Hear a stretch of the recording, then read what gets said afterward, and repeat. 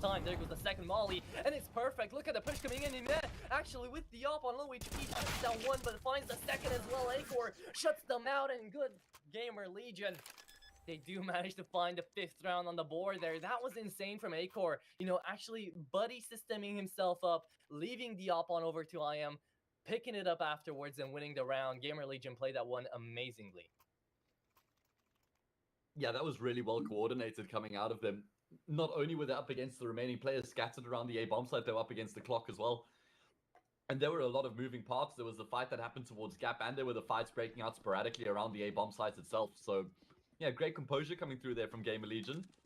They go up 5-4. Going to be another eco here for Apeks, who are up to max round loss bonus now, so they're able to afford some upgraded pistols. There's Kevlar sprinkled in there with some utility. But GAMERLEGION have the lead for the first time here on the map. They do indeed, and it's their T side, right, Hayes? So the more that they get here, the better it's going to be when they're moving into their own map pick and into their city side, right? So things are going to start getting a little bit scary for Apeks if they don't stabilize anytime soon. And I mean, hey, I'm a believer into the eco rounds. You know, hand cannons can do a lot, man. Never underestimate them, especially into a round like this. Because all Nox needed to do there was find the headshot onto Sui. He would have already had an AK. That would have been a huge up, right? So a single kill can really make a difference into these rounds.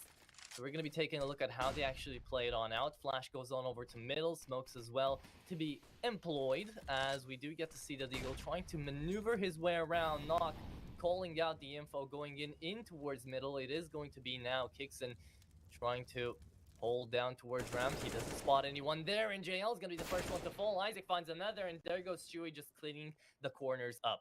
So yeah, that's going to be round number 6 for GAMERLEGION, and we are going to be taking a look at the eco. Not really getting as much as I guess some Apeks enjoyers would have wanted to, but it did go in a way, right? And we're going to get to see more and more aggression coming out of Apeks, which is interesting because I don't really remember Apeks being this aggressive. Do you, guys? I think it's kind of like taking aggression. JL does tend to be a player who likes to get into the front lines. You know, players like Stiko, Nork, and Jacob are more calculated, so it's not like they are out-and-out aggressive players, but guess when the moment presents itself, they're happy to try and employ that style. I was a bit worried about GAMERLEGION there with the strategy they were bringing into play.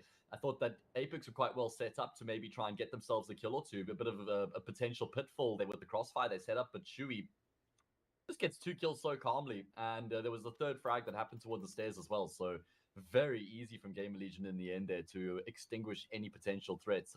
With that, they go clear by 2. Pressure onto Apeks. Yeah, they call a tactical timeout. They do indeed. They need to figure out what they want to do with this full buy, and of course they're going to be going in for. They don't have any other choices.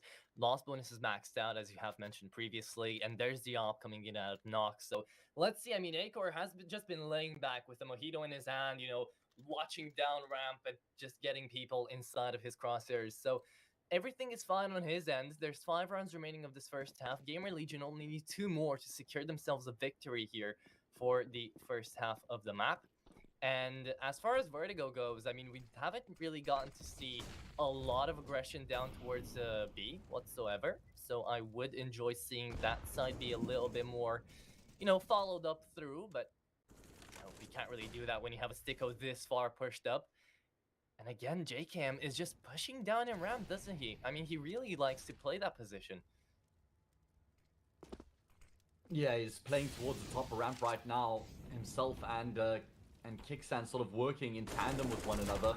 In fact, Jacob has rotated, excuse me, it's Kixan who's rotated out. Jacob was left there all by himself, and Still kind of takes up a bit of a forward position there behind the sandbags. Not sure if he was forced out by the molly or what exactly happened there, but he'll be the first player to fall in the round. Nade does chip Shui down. No, when a player spots it transitioning across to the cement, so the sandbags. So Apeks have a pretty good idea of what's going on right now, but are they able to recover the man down loss? Well, let's see. The smoke was good there for the molly. Now Sui's gonna actually try to work with it in a one-way, and he takes down, kicks him. That is beautiful.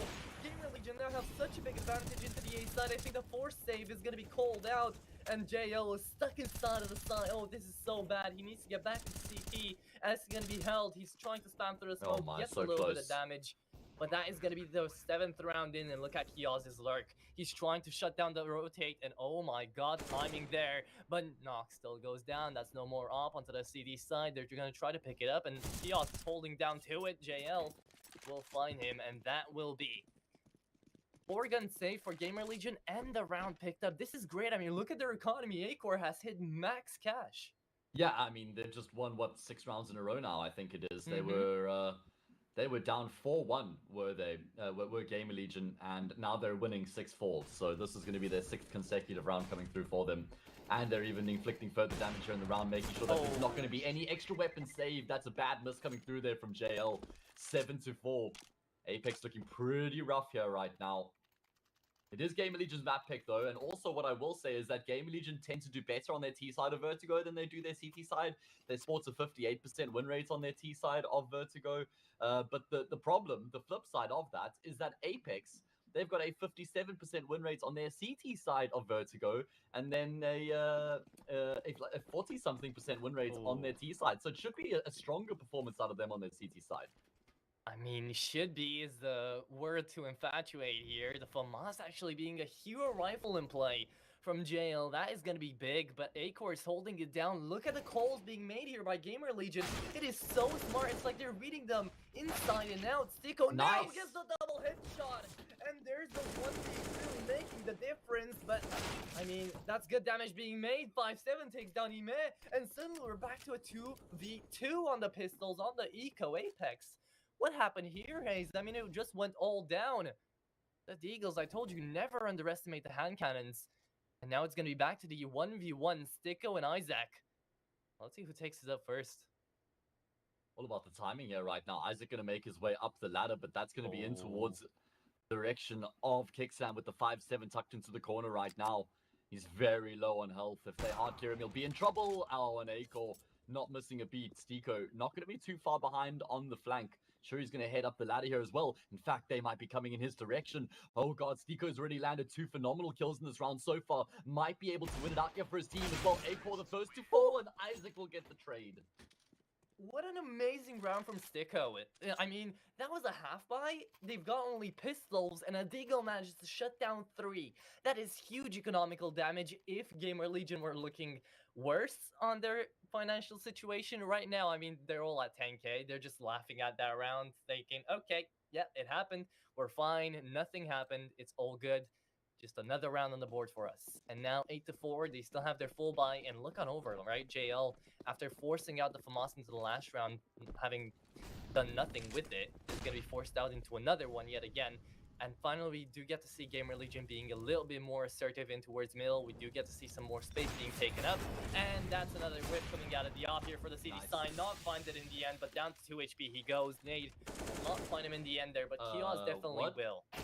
Yeah, look at how deep they are right now. Kioz, Shui making their way through. They've just torn Apeks apart from the inside out, Atro.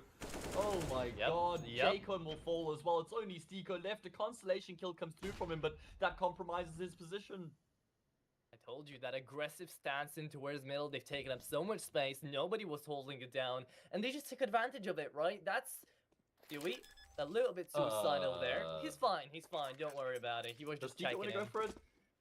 Because of that? Well, he doesn't have a defuse kit, so I wouldn't if I was him. But I don't think they can be as lenient as to not go for this. It's 8-4, and if they give any more rounds away to GAMERLEGION, then it is going to be really tough on their T side to try to do anything.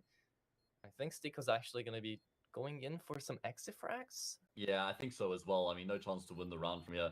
And the problem is, if he goes down with the rifle, that would be really rough. Spotted out by Acor. What is he even thinking at that point? There's no way to win the round. There's not going to be any gun in this next round as well.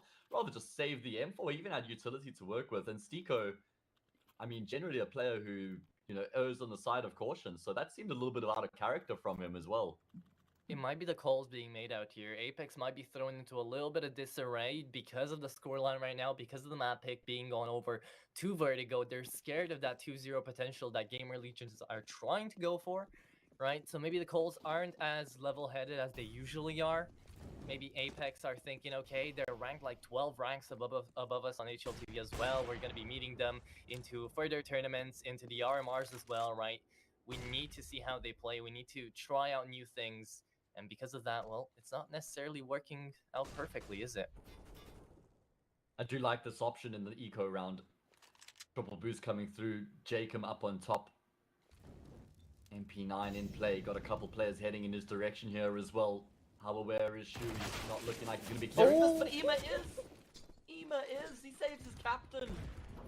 And Jacob is, he's just in tatters. I mean, I would be as well. That was a godlike flick coming out of Ime. There it is. The Romanian firepower, right? Pixen falls down to 9, and now Apeks are really looking tough on it. I mean, the pistols will just have to find another wondrous 3K to try to do anything inside of this round, but Stiko this time does not have the hand cannon, so he will fall. Akor gets shut down himself, but there's a spray down from Kios on the triple, and that's double digits already on the first half for Gamer Legion. What is going on here? And not only that, Atro, but they were down 1-4. So they've actually won the past 9 rounds to get to this point. Complete and utter domination coming through from them.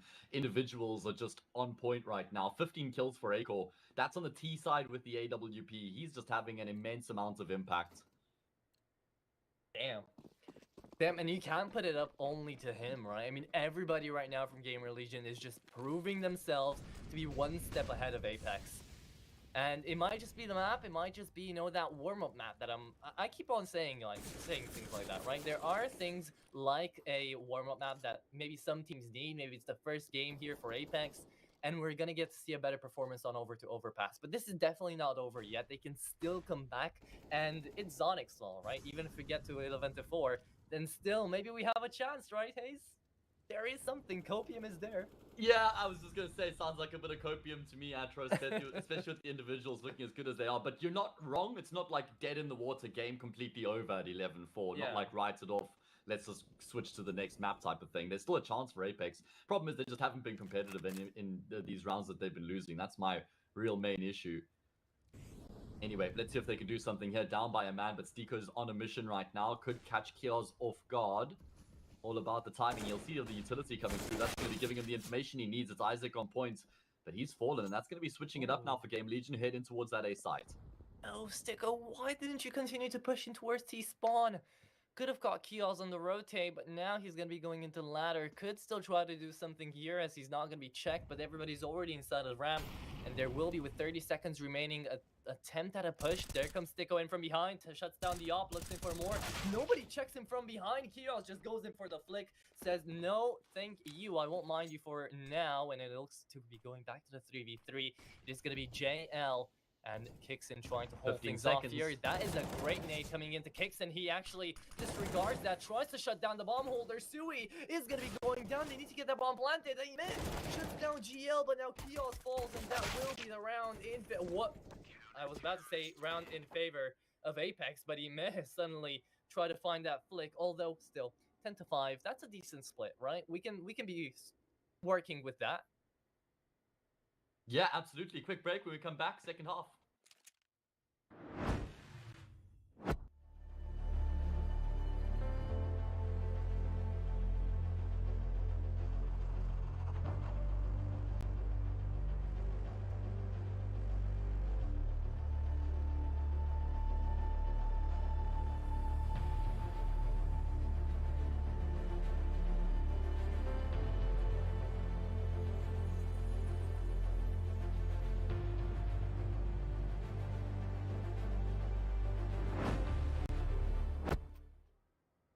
We're back. Second half of the first map. GAMERLEGION have been in complete control. Ever since they were down 1-4, they never looked back. Look at those 1x bet odds. Bet your top dollar that those are flipped again. There's no way that the odds are the way they're supposed to be, or as they are perceived on the screen right now. My name's Hayes, joined by Atro, mate.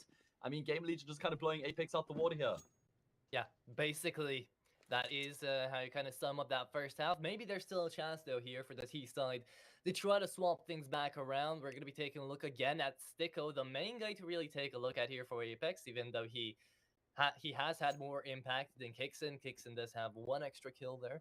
Everybody being pretty equal, though. If you take a look on over at both Apex's side and GAMERLEGION sides, they've all got kind of the same kills, kind of the same impact, and everybody's playing some good CS right now. So there will be an execution, a fake out in towards B, but nobody to actually be going in there to try to really make it happen and really make it look like it's a fake out. Instead, they'll be going in for the double fake. So maybe that works out. The double pump, exactly. They're going to have a couple players coming through from middle as well. And it's a very detached setup from GAMERLEGION over towards that B bomb side. Just Isaac who's playing from range. So this is going to be a pretty easy side play coming through from Apeks. Kios does trade out Isaac. I don't know if Isaac feels a little bit hard done by there. Maybe thought he was covered in that. That was almost a lineup, by the way, on the USP. Could have found the double headshot. Would have been really something to take a look at, but the bomb already planted.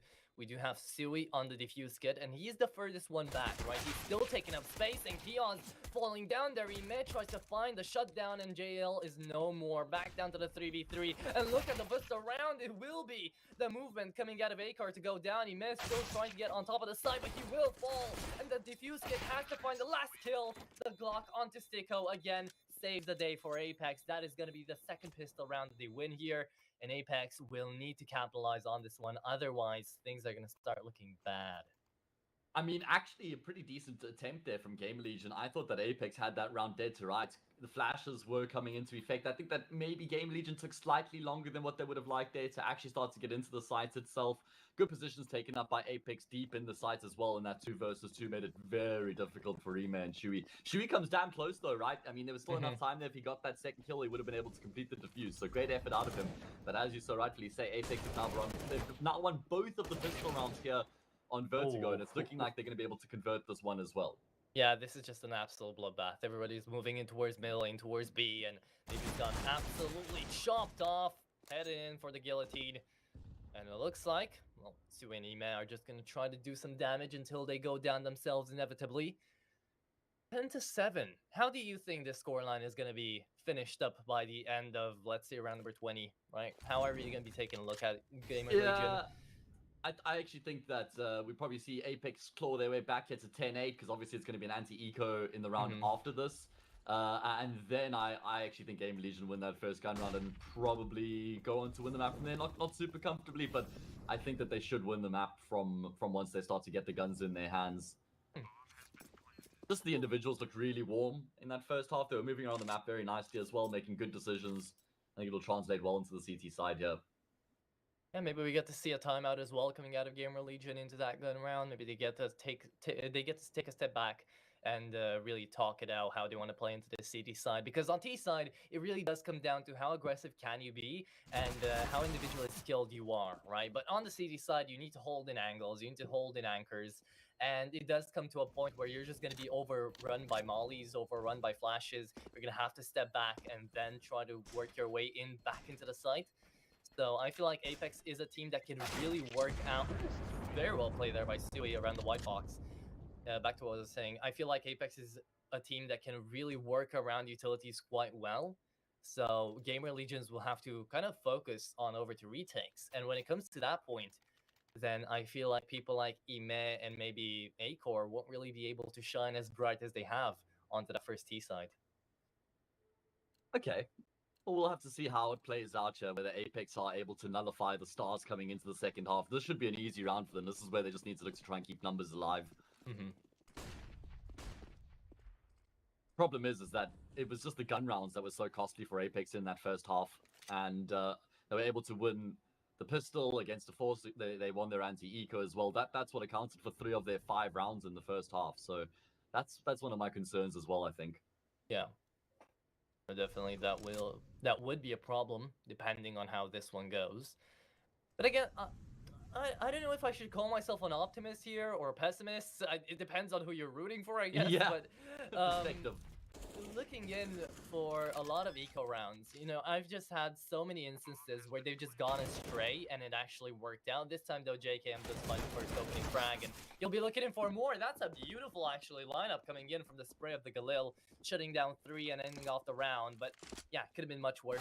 You know, could have been that Mac-10 finding exactly that kill.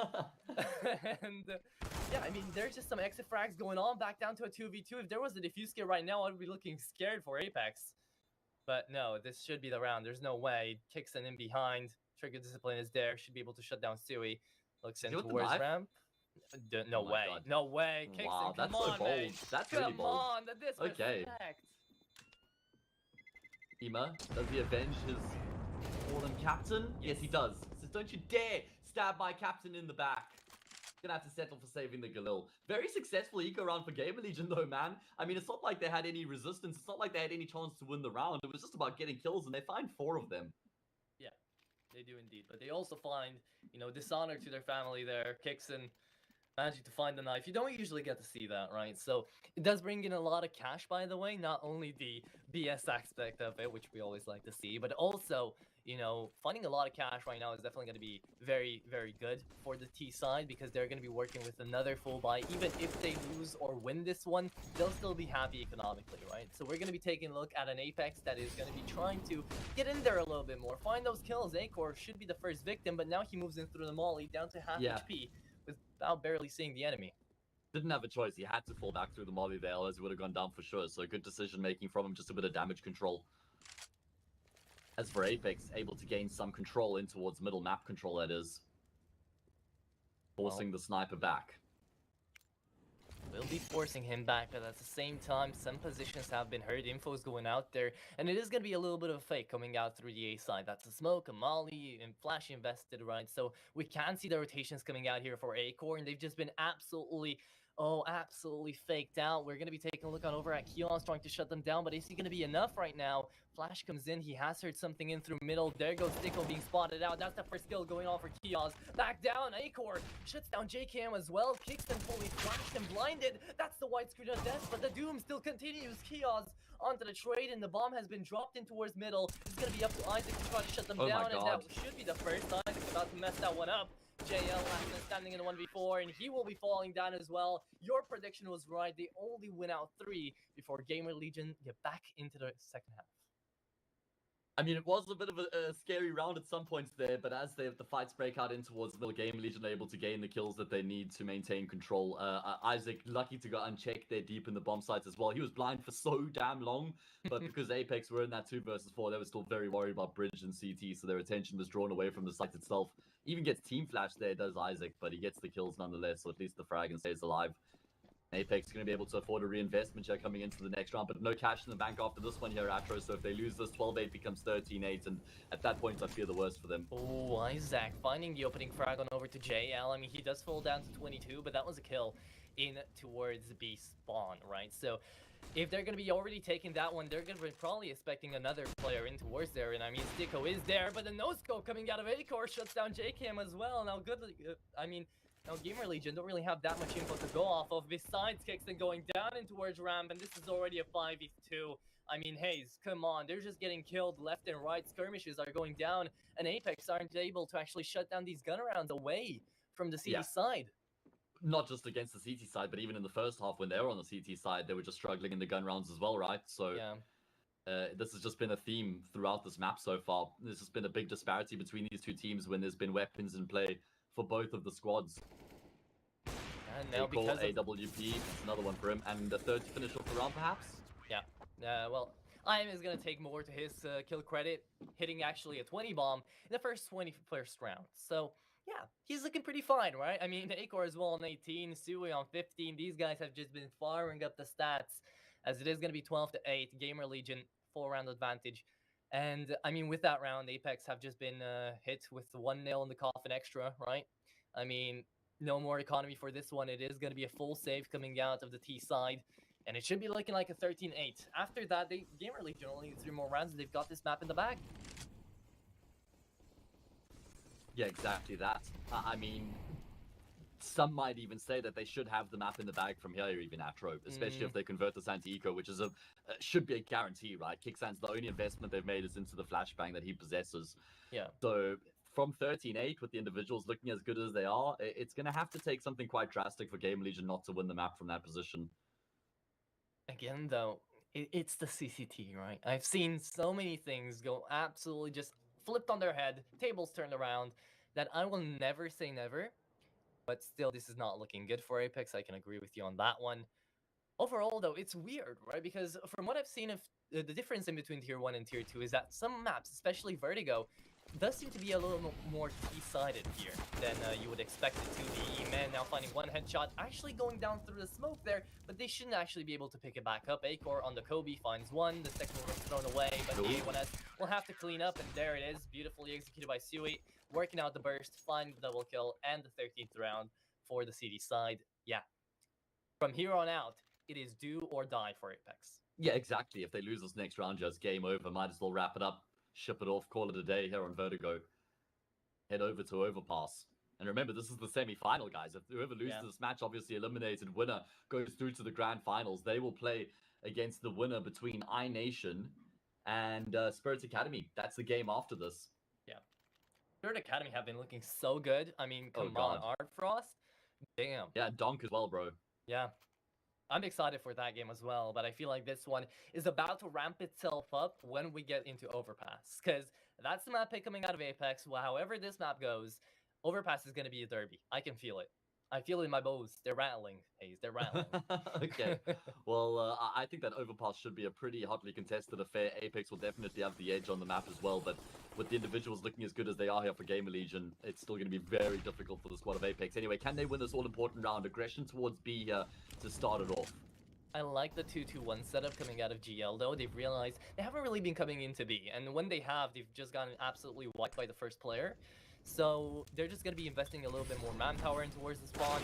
And yeah, that's a kill from JL already, right? So that's a good opener here from Apeks, but it should only be, you know, a force to the fake out. Something that gets Apeks going, and then they move in towards A. This should be picked up by Sui, as he is still alive, but he might be ultra focused in holding down towards that B point. God, thank you. Yeah, the B point. And into round number 22, I mean, Apeks, they're moving in slowly. They should have taken in the advantage. I feel like they should have played this one a little bit more aggressively. There is only Ime holding it down, but when I say only Ime, I mean it is Ime that's holding it down, right? A scary anchor to face right here, even into the 4v1. And we do have Sticko in towards middle. Might be the last saving grace out here for Apeks to try to find some off frags. We're going to get to see some action, and Sticko is no more. My God.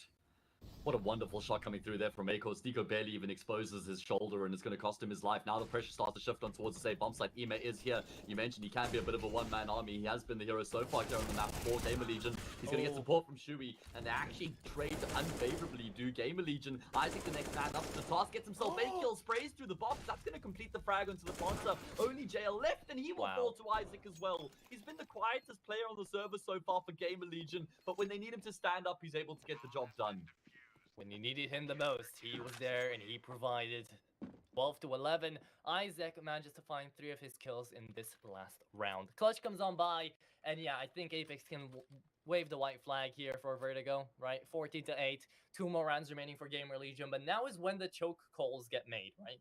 Apeks, they should throw in another tactical timeout in my eyes. If they really want to come back into Vertigo, they would need 8 more rounds, actually, in a row to be strung together. GAMERLEGION have done it before on their T side.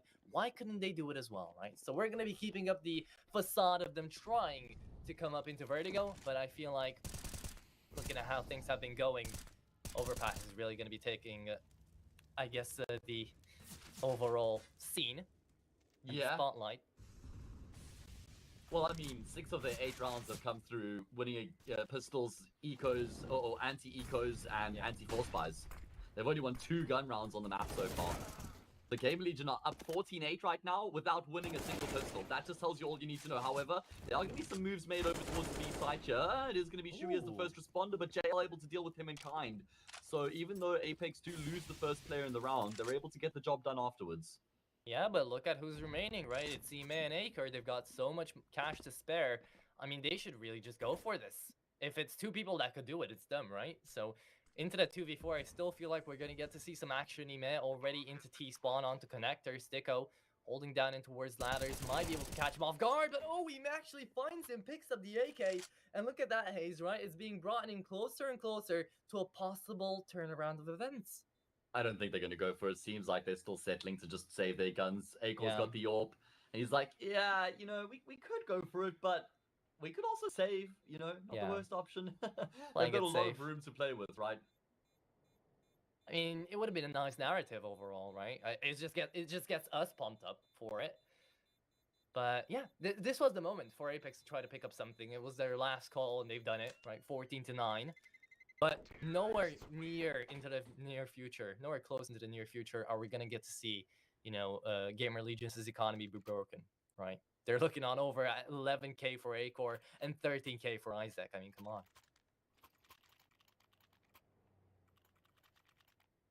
Yeah, there's a huge amount of money. GAMERLEGION have built up stacks of cash. I want to be friends with those guys, Atro. Yeah, heaps of green. I like what I'm seeing. All right, well, 14-9, Apeks finally able to win another gun round back. Still a lot of work to be done here, though, to sort of stake their claim on the T side of Vertigo. It looks like they're going to be approaching this next round with pace. GAMERLEGION not really well poised to deal with the side. It's only Ema over towards A. Yeah, but again, we have seen him actually hold off on a lot of clutches before, and he can at least buy up time until the rotations come on by. And look at how fast Kioz is on the rotate, right? He's already in CT spawn. He's looking to try to move. There's again that 2-2-1 setup that we've seen before, but now Flash comes in for Ime, which actually blinds him a little bit. Tries to keep hold of that ramp, but we do have Kioz already into CD. There goes Molly for headshot, and now Execution gonna be coming on by. That's the counter Molly coming in for the smoke. Ime falls down to half, and he starts spraying through the smoke. Sees and actually hears that the bomb is going to be planted down. Knock is going to be actually getting it on there. Kiosk falls to 30, and we're getting so much damage being dealt by GAMERLEGION. Are they backing away here? Are they actually not going to be going in for this one? They have a lot of util to play for. Kiosk spotted out JCam and now tries to shut him down. And there we go. That's the first kill, but it's going to be traded out for Ime. Isaac finds the second one, and we're going to be taking a look at even more of damage being dealt here by Knock into the side. We're gonna get to see Apeks trying to hold off on timings here, but they don't have too much time to work with Akor. On the no scope, Sticko's the last man standing. He has the bomb planted in for him, but only 18 bullets in the mag, and now they should be going in for the defuse. That's 15 on the board for GAMERLEGION. How well composed were they? That coordination in the retake was sublime coming through from GAMERLEGION. Incredibly impressive, man. I mean, they were just setting themselves up. They didn't start to panic at all. You were even wondering, are they going to go for the savior? Because they were still sort of like scuffling around CT there, setting themselves up. Everybody knew exactly what the plan was. They were waiting for Apex's util to finish. Then they deployed their own util. And it wasn't easy by any stretch. There were a lot of difficult fights for them to even close the gap and get into the site itself, let alone think about the bomb plant or the diffuse, should I say. Really well done there, though, from GAMERLEGION, just maintaining full control of the situation. They go up 15-9, and they have 6 map points here on their map pick. Yeah, indeed they do. Now Apeks, again, the actual last resort, I guess, onto their last tactical timeout. And yeah, I'm starting to not believe anymore, Hayes. Not gonna lie. You know, Okay. it's 59. I'm done here. Glass I'm half done. empty kind of guy now, Afro? Yeah, kind of. I mean, all right, welcome Thank to you, the rest thank of us you. who've joined us. I have joined the club, but I might not be fully out yet. I'm just one foot inside of the door right now. I'm just waiting to actually enter in, seeing how Damn, this you round really do goes. sit on the fence, man. Yeah. I mean, Just on the hedge somebody there. has to do it, right? As long as you're sleeping well at night, Atro. That's all I care about. Well, I Akor should be right gonna now. be looking in front with Deco to sleep. Ooh, close. There it is. Actually, fine JK, right? So it's still something. Still, actually, lullabied somebody on over to their deathbed, and right now, Akor is looking in to do it again for the second player down towards middle, and should be able to find it actually onto Sticko, but that's the off angle going in for ladder room, and there's the flash coming in as well. Double peek, and Off, Akor. good night, Sticko. That's his 23rd kill. He just hasn't stopped with that AWP. So many of his kills have been with the AWP as well, right? From that first half here into the second. My goodness. GAMERLEGION, from being 4-1 down, have just been in a league of their own since then. Sure, they've scuffed the pistols, but they haven't cared about that. The gun rounds, they've just been... Yeah, it's been one-way traffic. Definitely can see that again. Kiosk trying to shut them down. Isaac playing in the double up perfectly, and that should be the last 2 kills coming on by, but no, Kingston Knock do manage to find some more to be done with. There goes the nade, and there goes the flash coming in for Sui. The captain going in berserk through the molly. Actually decides to kill himself before the enemy can do it for him. Okay. Hey, I mean, you have to go go in. Challenger, right? With AWP, no A-core. Who else but the Danish sniper plucks him out the sky. And that's going to be the 16th round for GAMERLEGION. They closed the first map out in the process. That was a very impressive performance coming through from their Metro. Oh, indeed it was. And I loved how Vertigo started out, you know, the pistols again being consolidated every single time by Apeks. But that's all they could pull off. In total, they pulled out 6 out of 9 rounds just by pistols only, right? So that just makes me wonder, how is Overpass going to be played out and how will things go, Hayes? Because everything is looking a little bit uncertain right now. GAMERLEGION could honestly go for a 2-0 finish here into the semifinals. Yeah, the individuals looking like they're in some red hot form right now. We're going to take a short break. When we come back, it will be Overpass. So stick around to find out whether the semifinal gets closed 2-0 or whether we need a decider to split these two teams.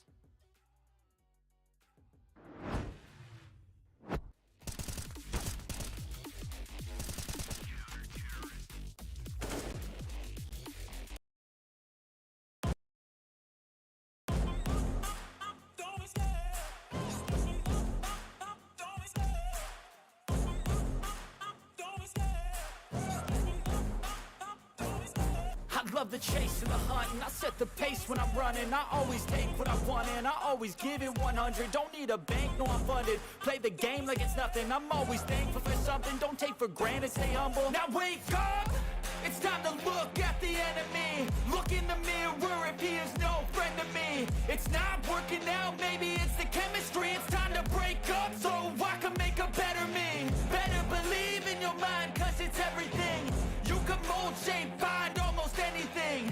All it takes is some time and some clarity to find your identity. It's mind over everything.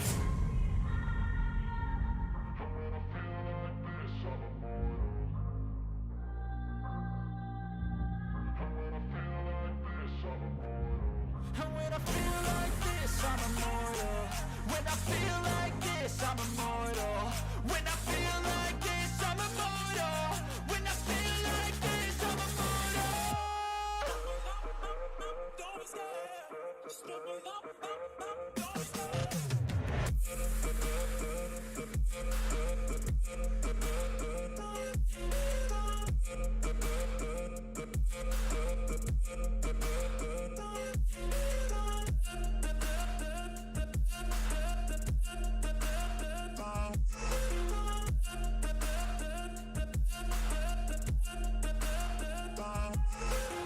I'm so gone, no I'm never turning back. I won't stop, I'ma fight until there's nothing left. It's so on, you're gonna be hurting bad. Cause I've been to hell and back. You don't wanna make me mad. I stay strong, you will never see me crack. And if you get in my way, you gonna feel the wrath. Gotta say it to my face while he's looking back. Mirror breaks after math, when I hate I attack.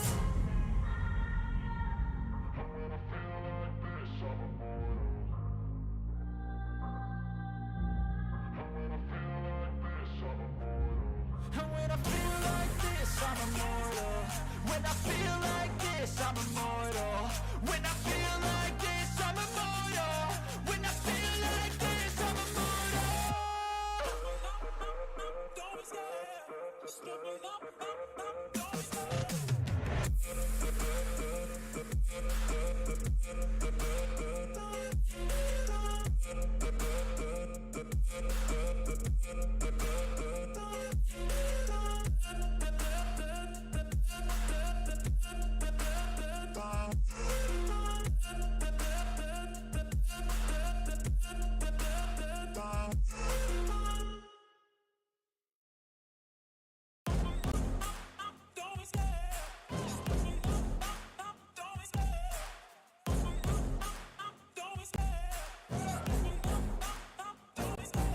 Love the chase and the hunt, and I set the pace when I'm running. I always take what I want and I always give it 100. Don't need a bank, no I'm funded. Play the game like it's nothing. I'm always thankful for something. Don't take for granted, stay humble. Now wake up!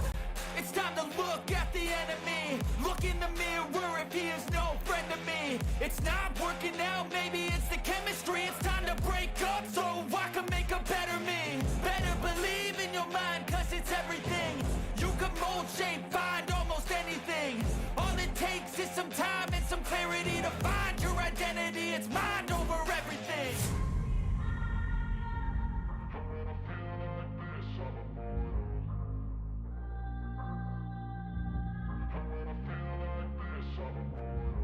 And when I feel like this, I'm immortal. When I feel like this, I'm immortal. When I feel like this, I'm immortal. When I feel like this, I'm immortal. Don't stare, just look me up, don't stare.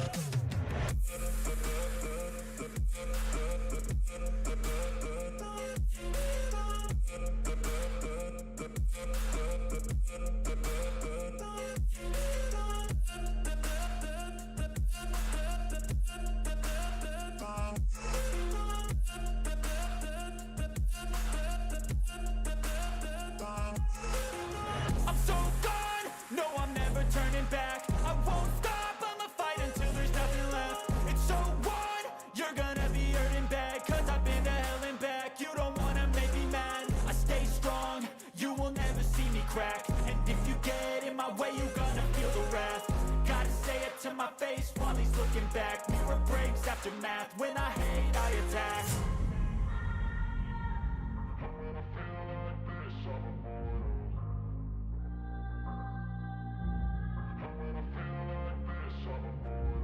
And when I feel like this, I'm immortal. When I feel like this, I'm immortal. When I feel like this, I'm immortal. When I feel like this, I'm immortal. Don't stare, just look me up, don't stare.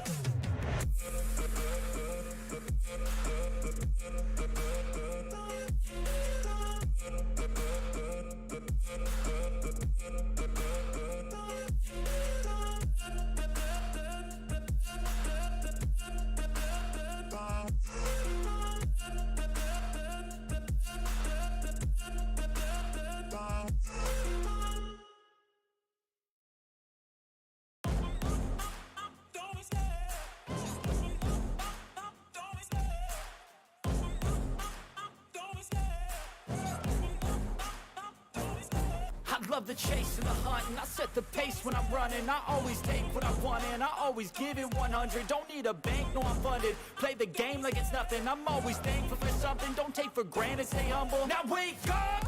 It's time to look at the enemy. Look in the mirror if he is no friend to me. It's not working out, maybe it's the chemistry. It's time to break up so I can make a better me. Better believe in your mind, cause it's everything.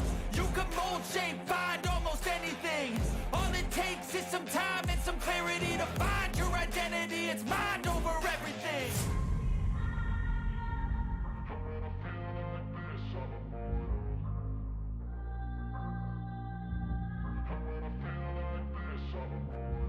And when I feel like this, I'm immortal. When I feel like this, I'm immortal. When I feel like this, I'm immortal. When I feel like this, I'm immortal. Don't stare, just look me up, don't stare.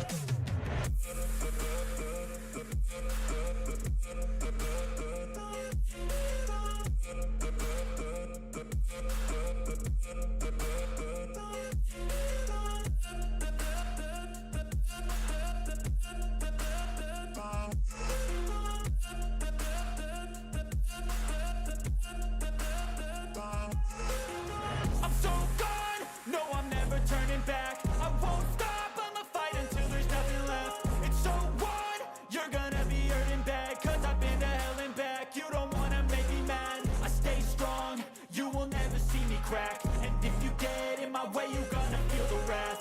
Gotta say it to my face while he's looking back. Mirror breaks after math, when I hate I attack.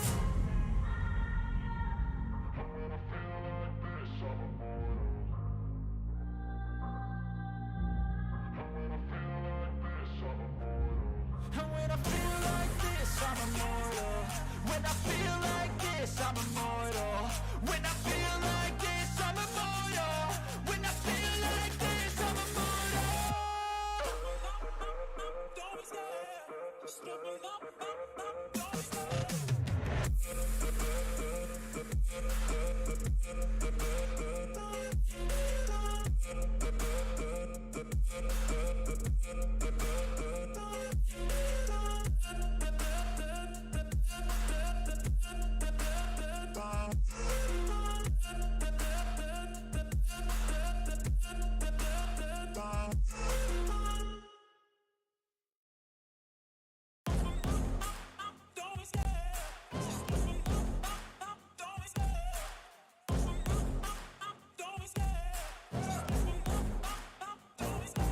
I love the chase and the hunt, and I set the pace when I'm running. I always take what I want and I always give it 100. Don't need a bank, no I'm funded. Play the game like it's nothing. I'm always thankful for something. Don't take for granted, stay humble. Now wake up!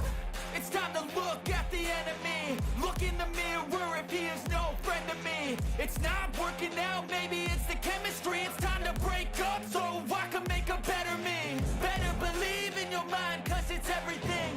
You can mold, shape, find almost anything. All it takes is some time and some clarity to find your identity. It's mind over everything.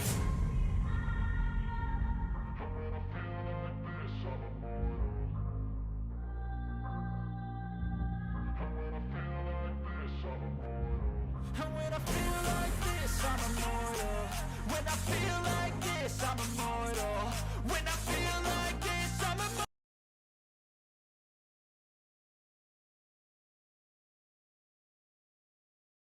Going to be getting into the second map, hopefully not going to be the last map. I mean, if the first map was anything to go off of, GamerLegion are in some sublime form right now. They won on Vertigo, what, 16-9, I think, Atro. Coming now into Overpass. It is the pick of Apeks. Are you expecting a different result? Yes, honestly I am. I mean, Apeks are an 81% win rate onto Overpass. They're looking quite strong on the map. But at the same time, GamerLegion have been on an insane form, and we should also be talking about history right now, right? Because Apeks have just come on to this best of 3, to the semifinal after losing against Budapest 5, right? So there is a little bit of discrepancy going in for their last few matches, and we should really be taking a look at that when it comes to their morale as well, because we've been seeing them really not be all together into the fights, especially on that T side. We're seeing some discrepancies going on when it came to pushes, when it came to flashes. We were seeing some late executes as well. So maybe they do get to hit that mental reset button now for Overpass and really get in their zone. But if they don't hit the flow right now, then I think they should start hitting the ground running, because it is going to be looking quite tough for them to actually take it on over to GamerLegion. I'm still actually a little bit worried here for Apeks, even though this is their map pick and Overpass has looked good for them. I'm still concerned. I think, you know, GamerLegion, they do pick Overpass in a few of the series that they play as well, so not at all like it's an unfamiliar map for them. And actually, as we do hear that the game is live, so we can get into Overpass itself, something else I'd like to bring your guys' attention to is the fact that a lot of the Apeks results are from last year, from when they actually had Mihu in the team. Since Kickstands joined, they've played the map 5 times and won it 3 times. So let's get into Overpass and find out what it has in store.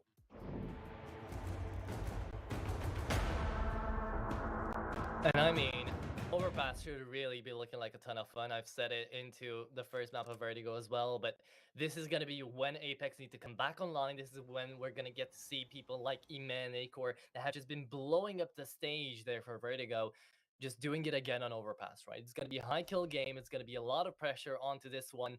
And look, I mean, Apeks have already got way more pressure than they should really take right now, right? Being 1-0 down already. So let's take a look at how things start here with Stewie already, the captain, trying to find some headshots. Doesn't actually manage to find and connect anything. Isaac, though, instead will be catching a bullet. Going down to 34, and there's the move around in from Toilets, and the jump in from JL. But look at that, Isaac. Did you see that flick, Hayes? Yeah, absolutely. How on earth did he find that second kill? That's absolutely insane from Isaac, because he was a dead man. They knew he was there. They had him boxed in. Damn. Don't corner a buffalo. I guess so. That is going to be the morale of that fight, but now because of that, it's back down to a 3v4, and having the man disadvantage in the pistol round is definitely not something that you want. If you're Apeks, GamerLegion right now are going to be happy finding out some info about, you know, the B-sided execution right now. Kios is going to have to hold it down, but Acor is already into the site, and we're going to get to see the headshot just being clean AF, and then coming in, Chaos is going to fall in from shore, but should it really matter right now? The Glock trying to do something, and it won't manage to actually connect anything more. Knock, they left in the 1v3, 15 seconds left to go, and that should be the pistol brought together by the CD side for GamerLegion. I mean, that was a very eventful pistol round. A lot going on there across the board. Isaac's double kill, though, was insane. I wonder if we get to see that in a replay or not. I mean, the second kill was absolutely fantastic. Just plucks the player out the air. Very quick flick coming through from him. Either way, they still had to finish off the round over towards the B side of the map. I'm going to be watching Acor closely. The form that we saw out of him on Vertigo coming into the CT side of Overpass, he's going to be devastating with that AWP once he gets it in his hands. He loves the CT side of Overpass. Apeks are going to have a tough time dealing with him here in this first half. And look at the call being made by GamerLegion right now. 2 A1Ss being bought into the round of FAMAS as well to be preparing themselves for that bonus buy, realizing that Apeks are not really the kind of team to go in for these force buys into the second round. A-Core manages to shut them down. That's just courtesy of the fact, that they shouldn't have bought into this round, and they didn't. So well played coming out of both sides there, kind of lining themselves up at the same time, but we'll overlook that fact. They did only have Glocks, so they couldn't do too much about it. Nock, the only guy that did actually invest a tiny bit into the round, is going to try to take up some space in towards middle, maybe finding a kill onto Emed there onto the MP9. But this should be looking like a round already done. But yeah, there's the headshot. Again, hand cannons, man, never underestimate them. Don't know about you, Hayes, but I have definitely had my fair share of Deagle headshots going, just absolutely switching up the game. Is that when you're in the server, Atro? Both in the server and casting, I have seen it way too many times. I don't know. Maybe I'm just cursed. Maybe I am. No, you're right. Listen, it's one of my favorite aspects of Counter-Strike because it just means that no round is ever completely dead when you have the hand cannon in play. So always entertainment. As we do see Kios's Jiggle peeking, spots up Kickstand close. I think he might have even seen Nork deep there as well. So it gets all the information, has the bomb under his control as well. Here's the footsteps from Nork, and we'll just finish it off. So just the one casualty in the round for GameLegion as they go clear by 2. Gun round going to be coming through here. And this is a good opportunity for Apeks, right? Because they're going to have AKs across the board. Where on the flip side, GameLegion going to have an MP9 and a FAMAS in play here. Yeah, exactly. And that is why I was surprised by the full buy on the rifles onto that second round. Going in for the A1Ss was a little bit extra coming out of GamerLegion, but now it's working out, right? They're going into the bonus buy, and they're saying, hey, we've got 3 rifles to work with. Ime has thrown away his MP9, so now he's working with an A1S too. And they're taking up aggression in towards middle right now, so they're trying to be the guys that are finding the fights, that are finding the skirmishes, that are trying to take these duels. There goes the molly in for the perfect position there onto the boost from Party, and Sui's moving in through the flash and through the molly, tries to find something, kicks and blinds his own teammates, but so does he blind the captain of GamerLegion. Brings us back to a 4v5, but that's decent damage being dealt on over by the suicide attack coming out of Sui there. Almost, 3 people are left down to half HP, and Stick One tap range. Yeah. Could be looking pretty good, especially as Emet tries to push up aggressively here. If JKM falls down, that is going to be a huge gap in here for Apeks. And now there goes the flash, there goes the first and the second. Almost came on through. A-Core manages to find a trade. And actually, Emet didn't even get a single kill out of that one. A-Core came in from behind, from tree, and manages to shut them all down. So this is going to be back to a 3v3. Kios should really be picking up an A1S right about now. And we should be getting to see... Oh, what's up? No, just looking at the setup right now, it's so awkward for GameLegion just because they don't have anybody on the B bomb site. And I thought Apeks was going to go straight into B, but they've just paused. They've taken their time. So it means that GameLegion have been able to rotate accordingly. A-Core is even now heading in that direction as well. Things going from bad to worse for Apeks. Yeah, again, that hesitancy comes in at a moment's notice in for Apeks, and we've seen that time and time again for them. There goes the nade, should be doing a little bit of damage, a little bit more, actually, coming in the second one as well. A-Core is going to Kobe that one down. And yeah, that should be the round. I mean, JL needs to pull off an incredible 1v3 clutch right now. He does have the AK, so he could try to do it, but he checks in ABC, and he will be absolutely demolished himself. So yeah, 3-0. GamerLegion's shut down the full buy as well. Things are looking grand here for the city side. Yeah, and you can't at all blame Apeks for the way that they approach the round or the fact that they do hesitate, because when are you ever going to expect that the B bomb site is completely open like that in a 3 versus 3, right? So very unfortunate for them. They did get the opening kill in the round there onto Shui. Set up towards long proves fruitful for GameLegion as they're able to get 2 for the price of 1. A-Core just continues to boss the server from Vertigo here into Overpass. Absolute beast mode going in for A-Core. He first found 24 kills into the first map, and now into the second one. He's already gotten 8, and it's only round number 4. 3 rounds have passed. We're into the 4th one. And this man has already, found 8 kills. That is insane in my eyes, because you don't get to see that much involvement of a single player going into the server and absolutely shutting things down. But he's found multi-kill after multi-kill to get these rounds in for GamerLegion. And hasn't even needed to use the sniper yet. Yeah. Pistol, rifle, SMG, whatever, you name it, he's been able to get the job done. And look at his position right now, number 3 on the minimap there. He is the one closing the gap as he does start to flank in towards the B side. Good kill there from Kickstand as they look to try and close the gap in towards the B side. Trade continues to come through. Shui will also be traded out. 2 versus 2 is the name of the game. Apeks going to be very happy with the position that they find themselves in right now. Oh, but look on over at A-Core. He's coming in from Monster, and he should be able to take down the guy that's been opening things up for the rest of this round. JKM finally falls. It's up to Knock in the 1v2. Spots out Imez, spots out the second one as well. Now he has to somehow shut them both down. Imez no more. There's only 3 bullets in the mag right now. The Molly goes in for Waters, and he doesn't reload. He doesn't have the time. He needs to check into pillars, and there's the peak, and there's the round in for A-Core. He's reached 10, and he's managed to find another double kill and another multi-frag. This guy is just going insane, and Apeks, even in such a good half buy, even in such a good eco round, they still don't manage to put it on the board. Yeah, and A-Core is just, I mean, he's averaging more than 2 kills per round right now. Yeah. How do you deal with this guy? I mean, just send everybody after him, I guess, but you can't even catch him off guard. I mean, yeah, it's difficult. And now he's got the AWP as well, so matters are only going to get more challenging here for Apeks, who have been able to afford another investment. Right, but, you know, speaking of that last round into the half-line, it was JKM finding a triple kill on the MAC-10, which was really making it for me. There goes the Molly as well for Connector, and Imez forced to push up aggressively, actually uses up the smoke. I think a little bit prematurely, don't think anybody would have spotted him there. But he will still try to get out in towards Waters, doesn't spot anybody out. He is being held on over by Kios, but now the captain goes down. So how do you deal with this? I guess Isaac is just going to find the trade, and Kios is going to find another. What is going on here? Apeks are taking duels and skirmishes, and they are just absolutely all over the place. Look at how proactive they've been here on their CT side. You can't keep A-Core out of any round. He's proven that already. But they are being so proactive right now here on their CT side. So many moving parts. Apeks really struggling to keep up with the pace right now. A-Core desperately calling for some support to come through for him. Who's edging in that direction. Stiko flies through the Molly though and will finally put A-Core to death. 2v3, a little bit of time to work with, but so much work to be done. That was such a ballsy play coming out of Stiko, and now he's going to be checking in behind as well, but JKM falls, and there's no more hope in for round number 5. I mean, come on, Hayes. This has just been an overwhelming victory for the first 5 rounds for GAMERLEGION, and we can't really say that it's been, you know, I guess a warm-up here for Apeks anymore, right? It's their own map pick, it's their T side. At least by now, we should have been getting to see one full execute, at least a few bomb plants, but no, they're just being extra hesitant. And right now, Stiko might just be going down. No, actually, he does take down Isaac. Manages to bring this back to 2v1, but with 15 seconds on the board, he doesn't get that bomb planted. There's no way. So he saves the op. Will there be a 4-man boost? Will there be something to be done here by the T side? Or are GAMERLEGION just going to end off running away with this one? Well, they'll be able to afford some sort of an investment into the next round because they've got that max round loss bonus behind them, so it'll be okay. They'll just drop the AWP across to Nork and have an AK dropped.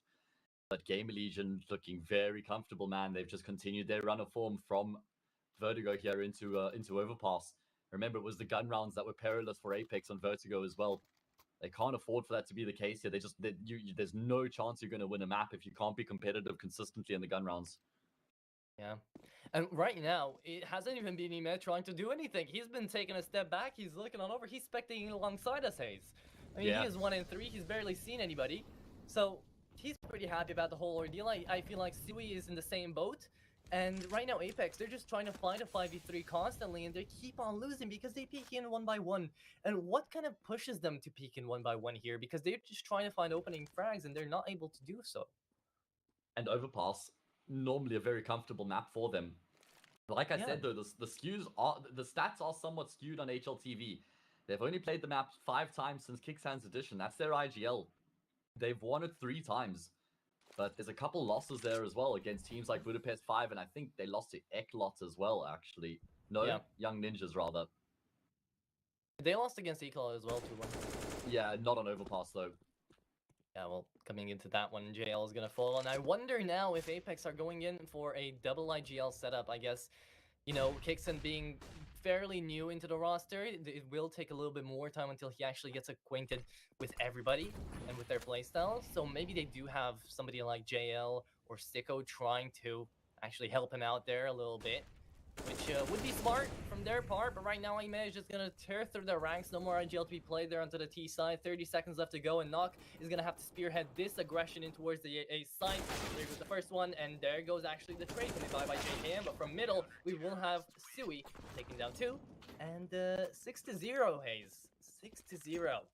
And a pretty disconcerting round there for Apeks as well. I mean, they were able to sort of close the gap and get into a position to execute into the A bomb site, but they never really put any serious pressure onto the site itself. They never really closed the gap that much. So near flawless defense coming through there from GAMERLEGION. They were in complete control throughout. Decision-making time now for Apeks. Do they force up? Will they go for a half-buy? I mean, it's just Kixan and JL who will have to settle for a Galil. So I'm sure we will see them invest coming into the next round here. But starting to look very bleak for Apeks. Obviously down 1-0 in the series right now. If you're just joining us, they lost on Vertigo 69. That was Apex's, GAMERLEGION's pick. We're now on Overpass, and if they lose here as well, they're going to be eliminated from the semi-final, and GAMERLEGION march on to the grand final. And I was not expecting a semi-final like this one, you know, into this West series that we've gone here for the first online series here for West Europe. I mean, we had teams like FORZE, GODSENT, Falcons, Illuminar. I mean, got them sprouting big as well, right? Tier 1 teams coming into this one, and we're getting a semi-final where it is just a one-sided affair coming in for GAMERLEGION, right? Apeks claw their way through thick and thin right now to get to this point, and now they're just not performing to the level that we were expecting them to be. Big nade there, chips away, and it actually does look like Apeks have decided to go for the half-fight. Keon's up close with the MP9, first point of contact, gets overrun by JL. Isaac is in trouble. He receives the same treatment. JL on a tear. Eventually will be cut down. The flash is so good, though. Shui's completely blinded up. Will fall victim to Kixan. And there's a great spring in the step here for GAMERLEGION. However, Kixan will actually overstep the mark there, which means he offers his life up to Acor. There's a big flank coming through from Ime. He gets the kill on Stiko. Now it's a 2 versus 2. This is looking more and more doable for GAMERLEGION. Oh, again, and again, we do get to see the double trouble duo now trying to find the clutch. It is going to be Ime and Acor. Ime falls down to 4 HP, but he finds the kill onto Knock, and now it's only JKM left standing 1v2, and he should be looking towards Monsters and CT at the same time, shuts down the main threat, and now Ime tries to go in for the defuse most likely. Now he doesn't even tap it. Will go down finally, a round on the board for Apeks. As it's been overdue a little bit, but we do get to see, you know, a tear in the momentum here for GAMERLEGION. Through the way of a half-buy as well, right? Which is just kind of ironic if you think about it. Not a gun round that Apeks win, but they are able to get it done regardless. Thankfully, JL, he wakes up when they needed him because he didn't have any kills coming into that round. It's his first 2 kills, and they're incredibly impactful as well with the Tech-9 charging up short, able to open up the site itself. Kixan gets a frag as well. Probably oversteps the mark there. Should have just reeled it in and locked in the site afterwards because he kind of keeps the door open after he dies to Acor. GAMERLEGION going to be forcing back in response, but it's not a pretty buy coming through for them here, Atros. So if they lose, the 6-2 becomes 6-3, and at that point, Apeks going to be feeling a bit better about themselves. Let's see if they can win here. Yeah, but again, you should be wary of every single buy. Look at Sui's position. If he finds at least 1 kill in towards long, he's already got a little bit of info, but timing is not in his fortune, and it looks like he might just go down here by the peak, but just perfectly, he dodges a bullet and a headshot. Now they've moved on through. Nobody has any info on these 2 guys pushing into A long. It is going to be a site completely empty in their eyes. GAMERLEGION now taking up a lot of space in towards connector, but nobody's there, and the bomb left in towards the B point. It is going to be this double man lurk around, which we don't usually get to see, right? This is something new being brought to the table, especially into a round like this one. Are Apeks going to be able to capitalize off of this position that they've got? Question is, how do they use this position? It looks like Nork is going to be trying to backstab in towards the B bomb site here so that he can open up so his team can come through for Monster. Good option. I don't think anybody from GAMERLEGION is going to be watching for this. There we go. He just sees them all running around the site itself.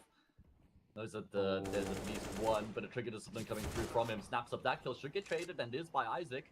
Isaac able to get out of dodge initially as well. Now it's Jacob on the A-bomb side. He's still not able to do anything with this position. Should be able to get the kill on the rotator, making his way up. All about the timing. Oh, he'll fall to Shui. And actually, they were heading back up in his direction. Acor's there now with the rifle. There's only 20 seconds left. Atro, Stiko, allowed to bypass. So is his teammate. Acor has them all lined up dead to right. Only going to be able to get the 1 kill, but Shui gets the second immediately afterwards. Only JL left remaining. Trying to charge forward with the C4, but he has no chance. Will deploy the smoke, but will fall to Shui regardless. What a crazy round coming out of GAMERLEGION, coming out of Apex's calls. I mean, you can definitely tell that there are some issues coming in with the calls here. The mid-round calls, I mean, it wasn't B completely empty at one point when they had it, right? Why didn't they go back? I mean, I guess JKM was inside of the side, but he went down to the Deagle. That was the moment they should have said, no, we're moving back.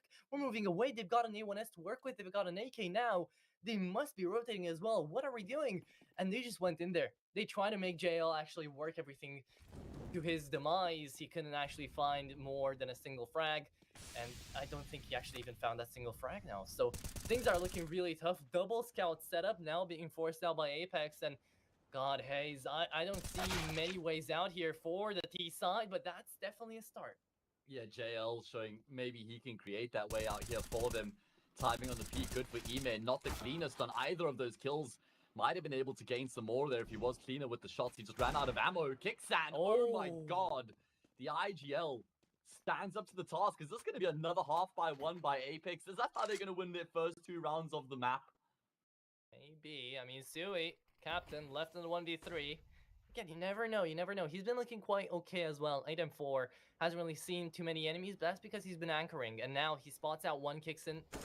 Doesn't know that he's there, but there goes Kixin, I guess. IGL versus IGL. The more experienced, well, I wouldn't say more experienced one, but the guy that's been in more teams is going to be shutting him down. There goes 7-2. Apeks, you know, they are technically 5 rounds away from equalizing this one out, but it's a start, right? It's a start, and it's a buy, and it's something to work with.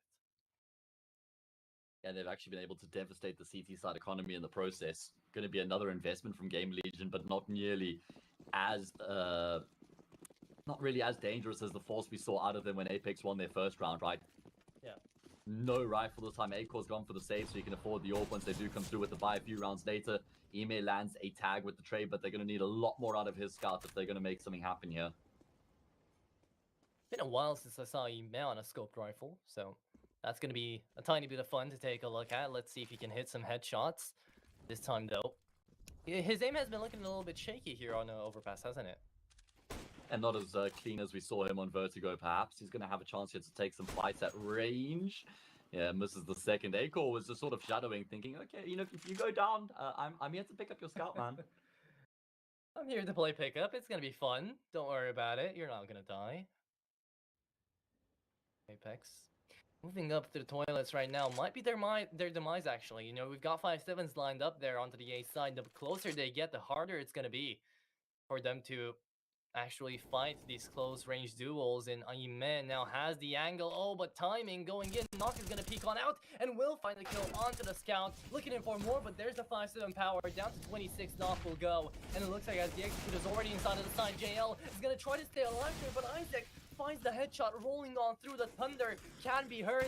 JKM down to 1 HP, needs to stay alive here on the AKA core side of the site. And there goes Sticko onto the first one. We need to get to see some trade-ups. And there goes JKM onto another. There goes Kixon on the last one, but Isaac finds the headshot. Isaac already on the double, and that could have been a triple kill for the CD side. Instead, though, JKM survives at 1 HP, and we only get to see 2 guns taken out there for that round. I mean, still just so damn messy, though. So messy for Apeks. It didn't look like it should have been that difficult. Just pistols, and it's not even like GAMERLEGION were getting frag after frag in quick succession there. Apeks is struggling to find their form to make sure that they get across the line cleanly. They will eventually get across the line, and like you said, they only lose 2 players in the process, but it looked a lot more difficult than it should have been. GAMERLEGION going to take a full eco here. Yeah, and now it should be looking like a definite round that they shouldn't lose any players, because if they do, right, if Kixon goes down here, he'll be dropped away a gun by Doc. And while the economy will still be looking okay, imagine if they lose 2, right? It would be horrible, but that's the worst case scenario, right? JL manages to find the double kill, and now Apeks, while playing this, I guess, a very spread out scenario, are just going to be trying to go in for kills. It is going to be up to Kixon to try to find that kill onto Isaac as well. He falls down to 44, but there's no issue here, as it should be 7-4 either way. And Apeks 7-4, right? After this one is going to be a full buy from GAMERLEGION. How are we feeling about what's going to be coming up right now, Hayes? I still have, I'm still in the GAMERLEGION camp here on Overpass. It just feels like they've actually made some mistakes in the rounds that they've been losing. I mean, 2 of the rounds that they've lost were obviously to half buys, where they maybe just they overextended a little bit, offered up too many fights, and then they lost 1 gun round and an anti-eco. So I don't think there's too much cause for concern. If they do lose this next round, though, that's when things start to become a little bit more touch and go. So this is the round that they need to win to maintain their position in the driver's seat in my books. And it's a perfect round to do it as well, right? Maybe minimal utility coming out of these guys, but Acor is on the op, and we do have a full set of rifles. Scary ones of that, right? You know, working out those A1Ss more and more. I feel like the meta has been shifting back to those, so it is nice to see GAMERLEGION being a little bit proactive about the changes. Although, We have yet to see a big change coming into the patch notes. Chaos is going to be going in for the peak there, but he's not going to be holding it. Could have actually found the kill for Kixen, but instead there goes the smoke for connector, and there should be a push anytime soon in towards this B side. Either it's a full investment of the manpower, or it's just a peak on out, quick in and out. We will have to wait and see. JL finds the first one. Chaos fully flashed. Sticko impressive on the nades. There we find the double kill there from JL, and now it's up to Xui to try to shut them all down. That's already the multi-fragger out of the equation. Acor is going to be falling back, and the AWP is trying to find an angle, but suddenly he's being forced back, and now GAMERLEGION, I think they're forced into the save here. They're way too much manpower down. Yeah, look at Emir's position as well. He's still towards bathrooms right now. The problem for Shui is that he's been boxed in towards Graffiti. Wide swung by Jacob. Trade should come through and does from Nork. Finally, we're actually starting to see Apeks, right? We're actually starting to see them pitch up on the server and show us what they're capable of. They're on the T side of their map pick as well, and this is looking a hell of a lot more convincing and compelling than what we saw out of them for the most part on Vertigo. This was a good round, and as you say, the utility usage absolutely on point there from Stiko as well. But remember that even though we're going to be taking a look at that second half and that CD side for Apeks, GAMERLEGION were looking on top-notch form into their T side of Vertigo, right? So if we're going to be seeing the same performance coming out here for Overpass, then I still think that GAMERLEGION are looking pretty good to try to take this one 2-0. How many rounds do you think that GAMERLEGION need here to feel like they're still comfortable going into the second half? 9-6, I would say that's the split they're looking for, right?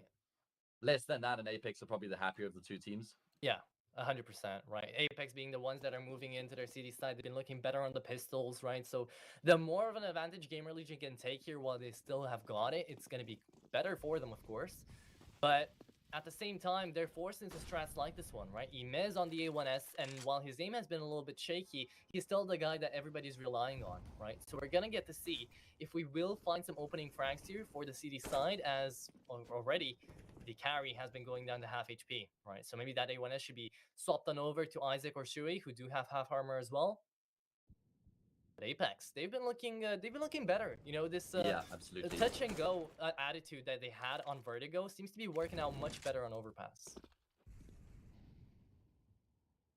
And they've actually been able to build up a decent amount of money in the bank as well. So even if they lose a round or two, they're probably still going to be able to afford some buys coming into the rounds after that. A chance here to just draw within one round. It was looking very rough here in the early stages of Overpass. They were down, what, 7-1? Yeah. But a good turnaround coming through from them. We're starting to see some teeth out of Apeks now. Yeah, looking like the Predators that they should have looked like, you know, a while ago. Yeah. But there's only 2 rounds realistically remaining out of this first half. This one not really being counted as there's only 30 seconds left to go. But you have to show us something, and at this time, that's going to be the first intake. That's going to be the first point of action being taken out here into connector, and it's going to be Acor with the kill onto JKM. If he picks up that AK, not actually being constricted by anybody else, that is already another rifle on the board for GAMERLEGION. Looking out onto the B side, there should be a retake happening right now. I mean, they don't have that much to lose. Only the pistol and the full buy should be coming out either way into the next one.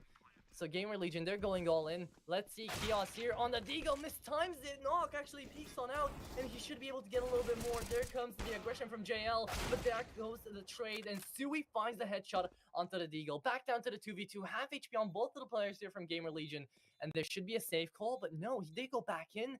They're trying to actually take this one out. No defuse kit whatsoever. Kixen gets spotted out. Acor shuts down Stiko, and they have to move in. They don't have enough time. Look on over Kixen trying to hold down both angles at the same time. But this is a huge. Has he got it? Surely not, right? I mean, there's surely not.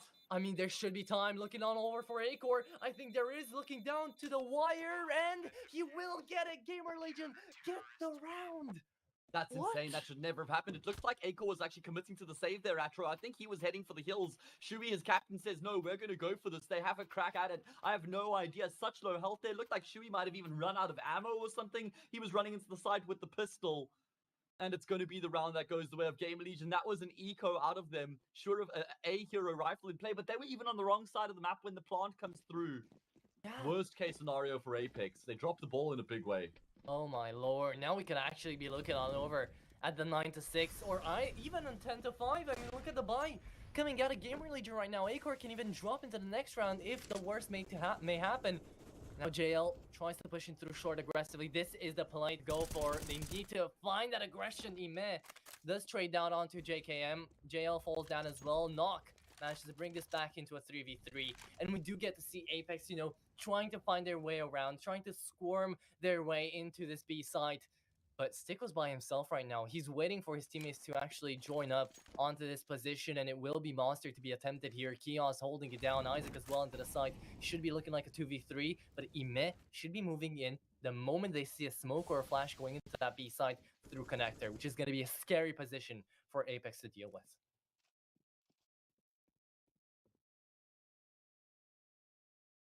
Really important round here for Apeks as well. If they win this, they pretty much lock in that 8-7 halftime scoreline.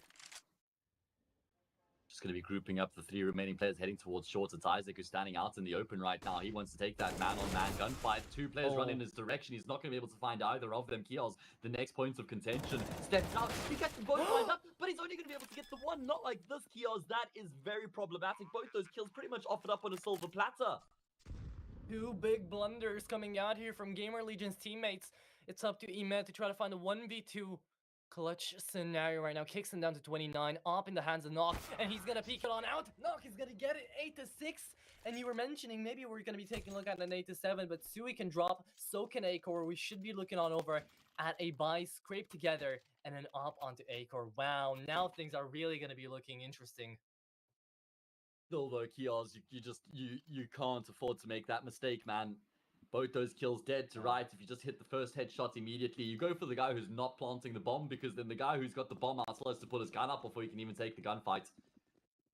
Kios fluffs his lines. Apeks draw back within 2 rounds here, and they make it that 8-7 halftime scoreline.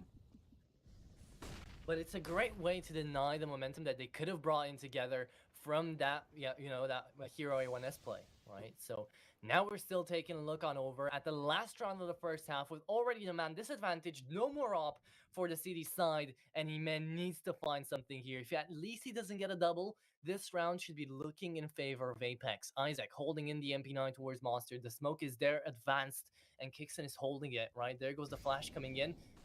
There comes Hellkeys as well. Remember to use code CCT, but Ime should still be looking on the off, and it misses. There we go. We do get to see a little bit of aggro, but Knock falls back. Good movement there from the op. We do get to see, Knock staying alive in that scenario. Ime has his position seen, and JKM shuts him down. Hayes, this is incredible team play coming out of Apeks from nowhere, from the left field.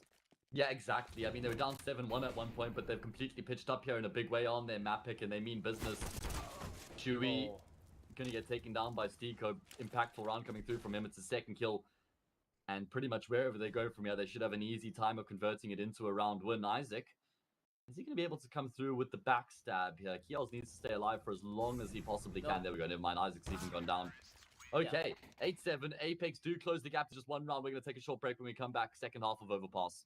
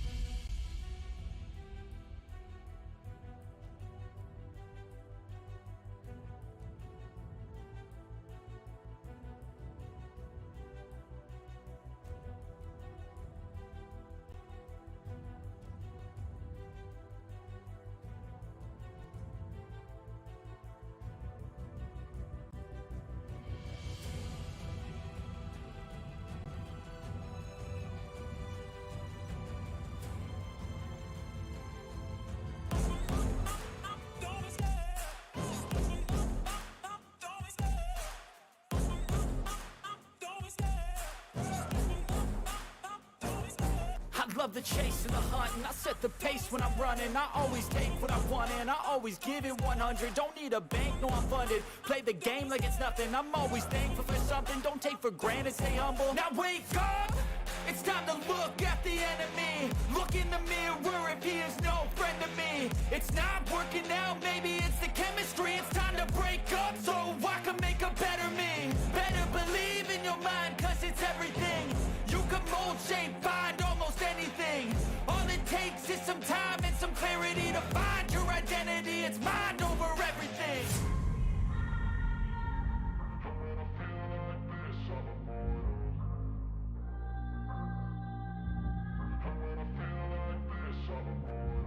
And when I feel like this, I'm immortal. When I feel like this, I'm immortal. When I feel like this, I'm immortal. When I feel like this, I'm immortal. Don't be scared. Just give me up. Don't be scared.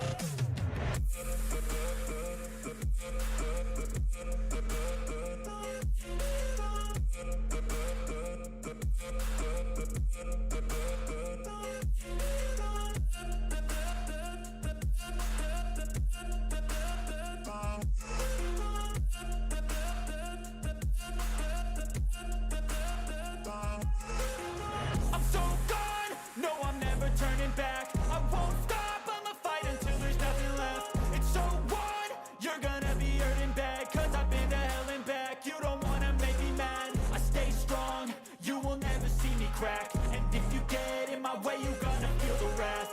Gotta say it to my face while he's looking back. Mirror breaks after math, when I hate I attack.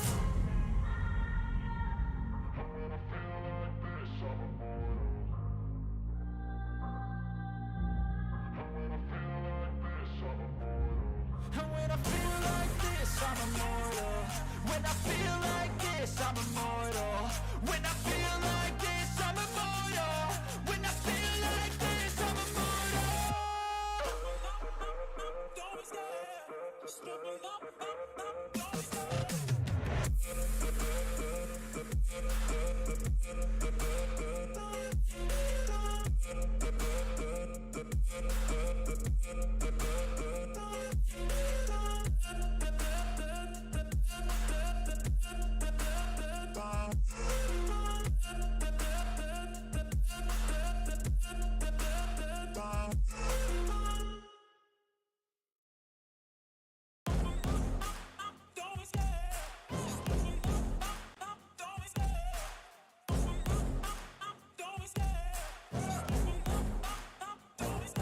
I love the chase and the hunt, and I set the pace when I'm running. I always take what I want and I always give it 100. Don't need a bank, no I'm funded. Play the game like it's nothing. I'm always thankful for something. Don't take for granted, stay humble. Now wake up! It's time to look at the enemy. Look in the mirror if he is no friend to me. It's not working out, maybe it's the chemistry. It's time to break up so I can make a better me. Better believe in your mind, cause it's everything. You can mold, shape, find almost anything.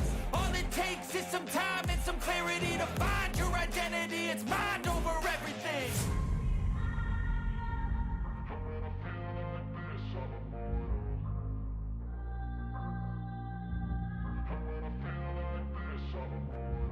And when I feel like this, I'm immortal. When I feel like this, I'm immortal. When I feel like this, I'm immortal. When I feel like this, I'm immortal. Don't be scared. Just give me up. Don't be scared.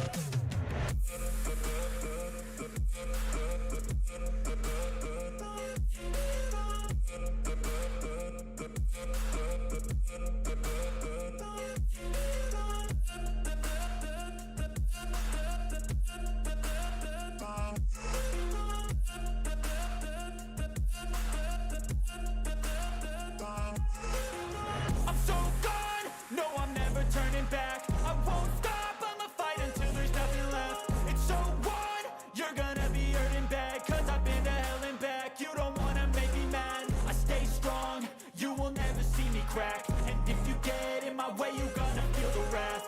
Gotta say it to my face while he's looking back. Mirror breaks after math, when I hate I attack.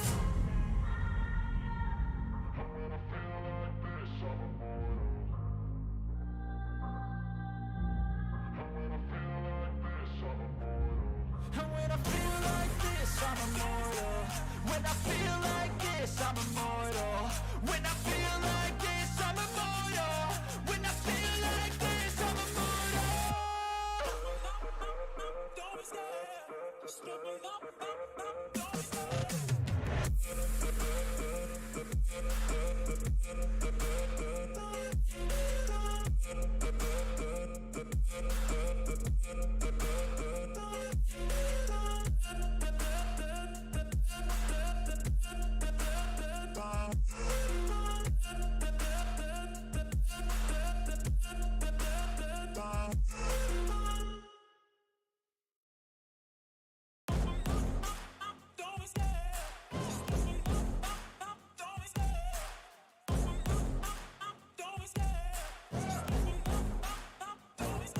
I love the chase and the hunt, and I set the pace when I'm running. I always take what I want and I always give it 100. Don't need a bank, no I'm funded. Play the game like it's nothing. I'm always thankful for something. Don't take for granted, stay humble. Now wake up! It's time to look at the enemy. Look in the mirror if he is no friend to me. It's not working out, maybe it's the chemistry. It's time to break up so I can make a better me. Better believe in your mind, cause it's everything. You can mold, shape, find almost anything. All it takes is some time and some clarity to find your identity. It's mind over everything.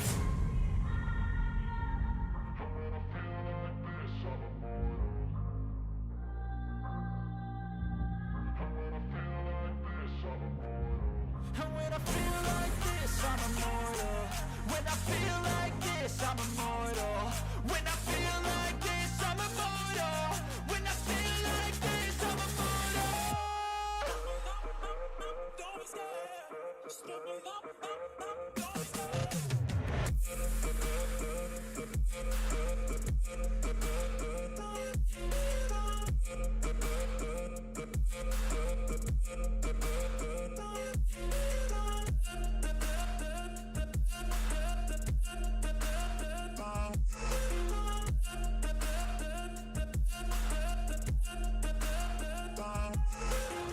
I'm so gone, no I'm never turning back. I won't stop, I'ma fight until there's nothing left. It's so on, you're gonna be hurting bad. Cause I've been to hell and back. You don't wanna make me mad. I stay strong, you will never see me crack. And if you get in my way, you're gonna feel the wrath.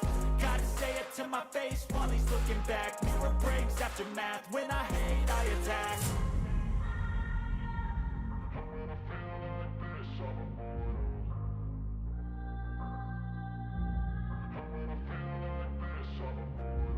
And when I feel like this, I'm immortal. When I feel like this, I'm immortal. When I feel like this, I'm immortal. When I feel like this, I'm immortal. Don't be scared. Just give me up. Don't be scared. Don't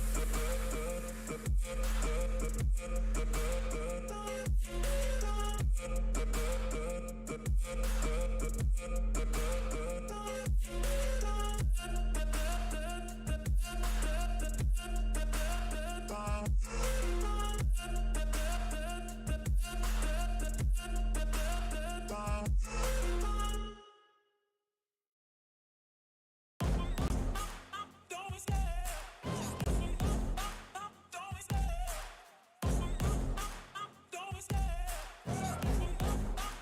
Don't be scared. I love the chase and the hunt, and I set the pace when I'm running. I always take what I want and I always give it 100. Don't need a bank, no I'm funded. Play the game like it's nothing. I'm always thankful for something. Don't take for granted, stay humble. Now wake up!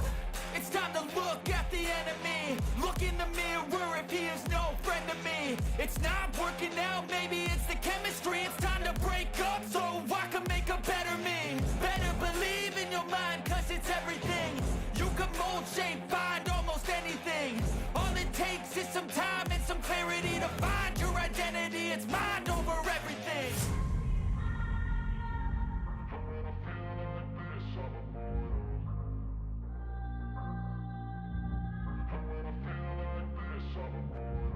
And when I feel like this, I'm immortal. When I'm immortal. When I feel like this, I'm immortal. When I feel like this, I'm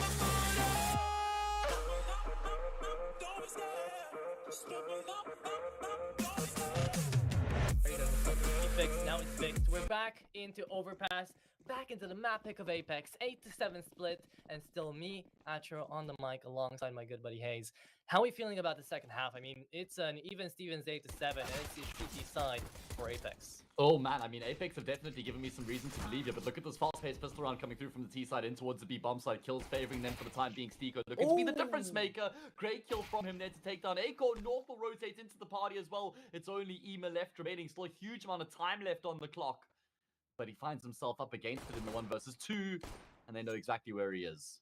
Yeah, they spotted out the bomb as well. Beautiful one-taps into this round. And it looks like both of the players, are they going to be rotating on over to A? No, this time Ema should be read like a book here. He doesn't have anywhere else to go, and he is going to be looking down to the 1v2. Glock in hand, though, maybe he does get a bit of a resurgence boost into his skills here for the second half, as he has been quite lacking into that first one, but I feel like he has been overshadowed by other people, so nothing too big to worry about right now. GAMERLEGION still have a round advantage. They're not looking to lose it. Yeah. The guy that they wanted to clutch is here. Maybe Acor, if he was in this position, we would have had a few more, I guess, hopes for him. But Ema is looking pretty good as well. Should get this ball planted either way. There it is. And actually planted in a favorable position. Yep, Stiko and Nork both going to be coming back, but he's been spotted. God, that's so rough. Worst case scenario, Emo's going to have to brawl his way through this when they know exactly where he is. Stiko, the first man up, does get dinked. Emo desperately trying to dink down his teammate as well. He's only got 3 bullets, those Atro, and he will get overwhelmed and taken down. Pistol round looked a little bit bleak there in the beginning for Apeks, but it's Stiko who's really the man to rescue with those 2 quick kills. That's what regained control of the site itself. And Nork, he finds 2 to finish it off. Yeah, but it was kind of doomed from the start. I mean, you're taking a look on over at a post-plant scenario. I'm glad that Ema actually just got that bomb planted on over. Because if somebody were to hold on over to A, and that cash didn't actually flow into the banks of GAMERLEGION right now, we wouldn't get to see a fourth buy. We wouldn't get to see them trying to fight their way across to round number 17 here. We would just see Apeks taking down their pistol as usual, getting to double digits most likely, and afterwards really starting up the game. So there is a little bit more action here, and the MP9s are going to have to duke it out with the Galils. There's the MAC-10 on the board as well for Sui. We're going to get some action. And round number 17 is going to be a more important one that I feel like we can really think about right now, because both teams are in even Stevens 8-8, and whoever takes this one away will be bringing in a lot of momentum for their teams. Yeah, absolutely. This round for the lead and for the economic game as well. And it's going to be Kicksan who opens up that range there. Best Isaac. That puts Jacob on notice. He has a job to do here, patrolling the top side of the stairs right now. Well, they look to try and escape back through water. Options available right now. He's still going back to recover that C4. Needs to make sure he doesn't give too many audio cues away here. Oh, Jacob timing. Worst case, no, but actually able to round the corner. Kickstand goes down. J-Cam looking to try and fight his way through right now, running out of bullets. The support that comes through from JL flashes are really good, but GAMERLEGION just haven't been able to get these kills.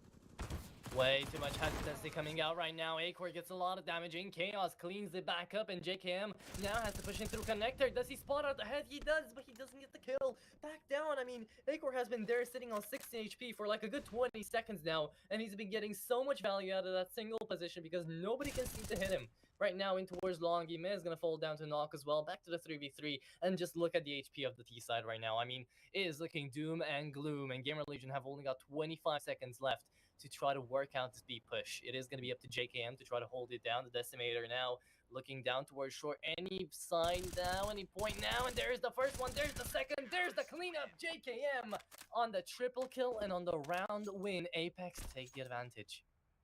Yeah, really good hold coming through there from Jacob. Just single-handedly able to lock it down and get all 3 kills to finish off the round. Gets absolutely chaotic in the middle of the round there towards lowers. I have no idea how all those players were able to stay alive for as long as they actually do from both sides.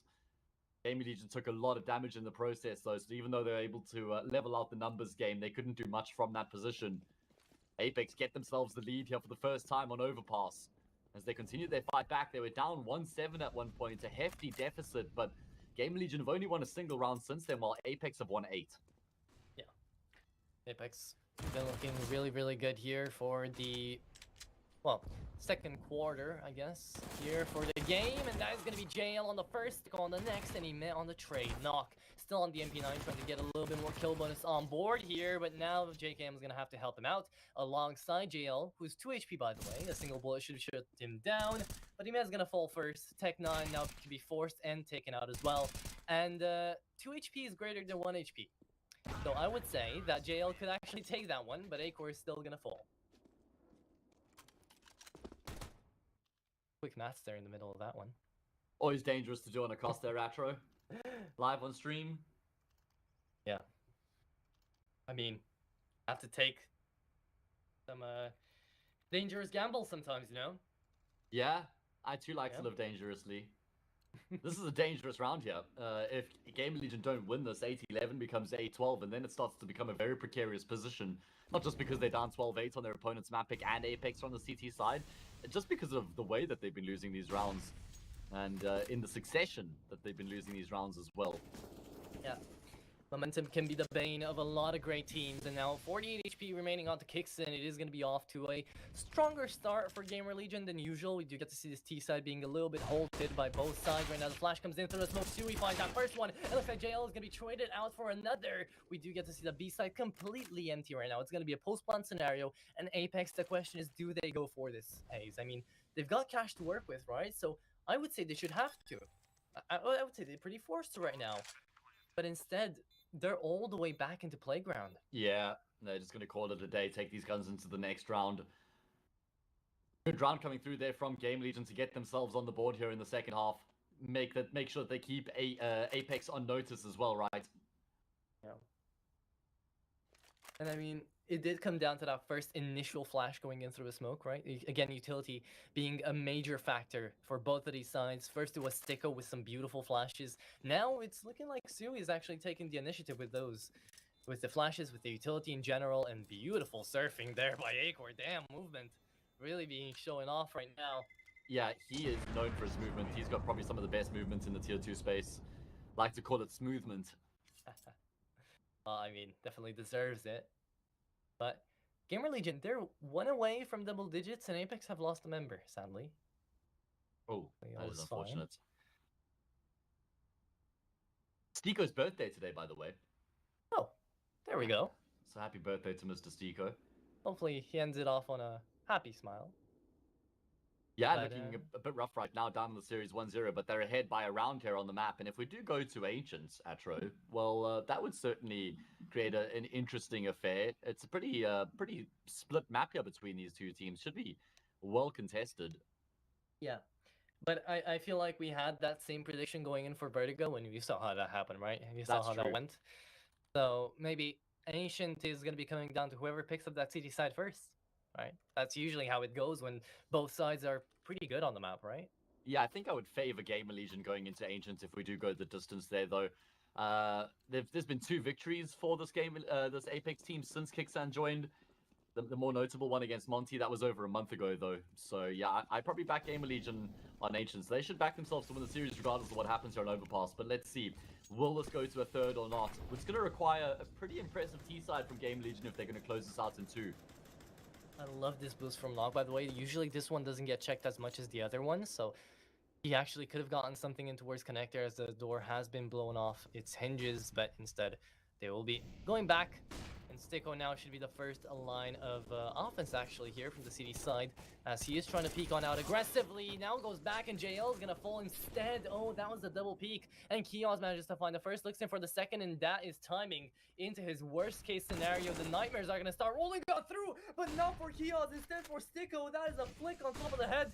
And now Kickson left to the side is going to be absolutely Kobe'd away. Kios on the triple, looking to make the ace. Kios finds the quadrant. This could be his round. Give it up for Kios. I mean, he's on 14 HP and he's looking for an op. Nobody knows where it is. He's looking on the hunt. He wants it so bad. You can see it right now. He's gonna moving into knock, and there we go. He spots him out and realizes that, please just miss your shot. Give me a chance to pull the gun out and have a chance at the ace. He was bloodthirsty there, and eventually he will taste blood.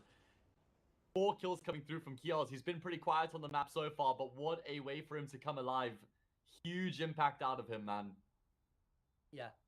And I would say this is the time to do it as well. Kios was looking like the guy that You know, Isaac was the reliable, consistent one, and now Kiosk is trying to take that title away from him. Isaac as well, just speaking about him, manages to clutch up the ace and get that op out of bounds again, right? So Apeks, they don't have enough money to reinvest into that one.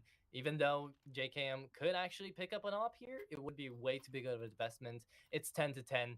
It's double digits for both sides. And from this point onwards, Gamer Legion can really just start to snowball.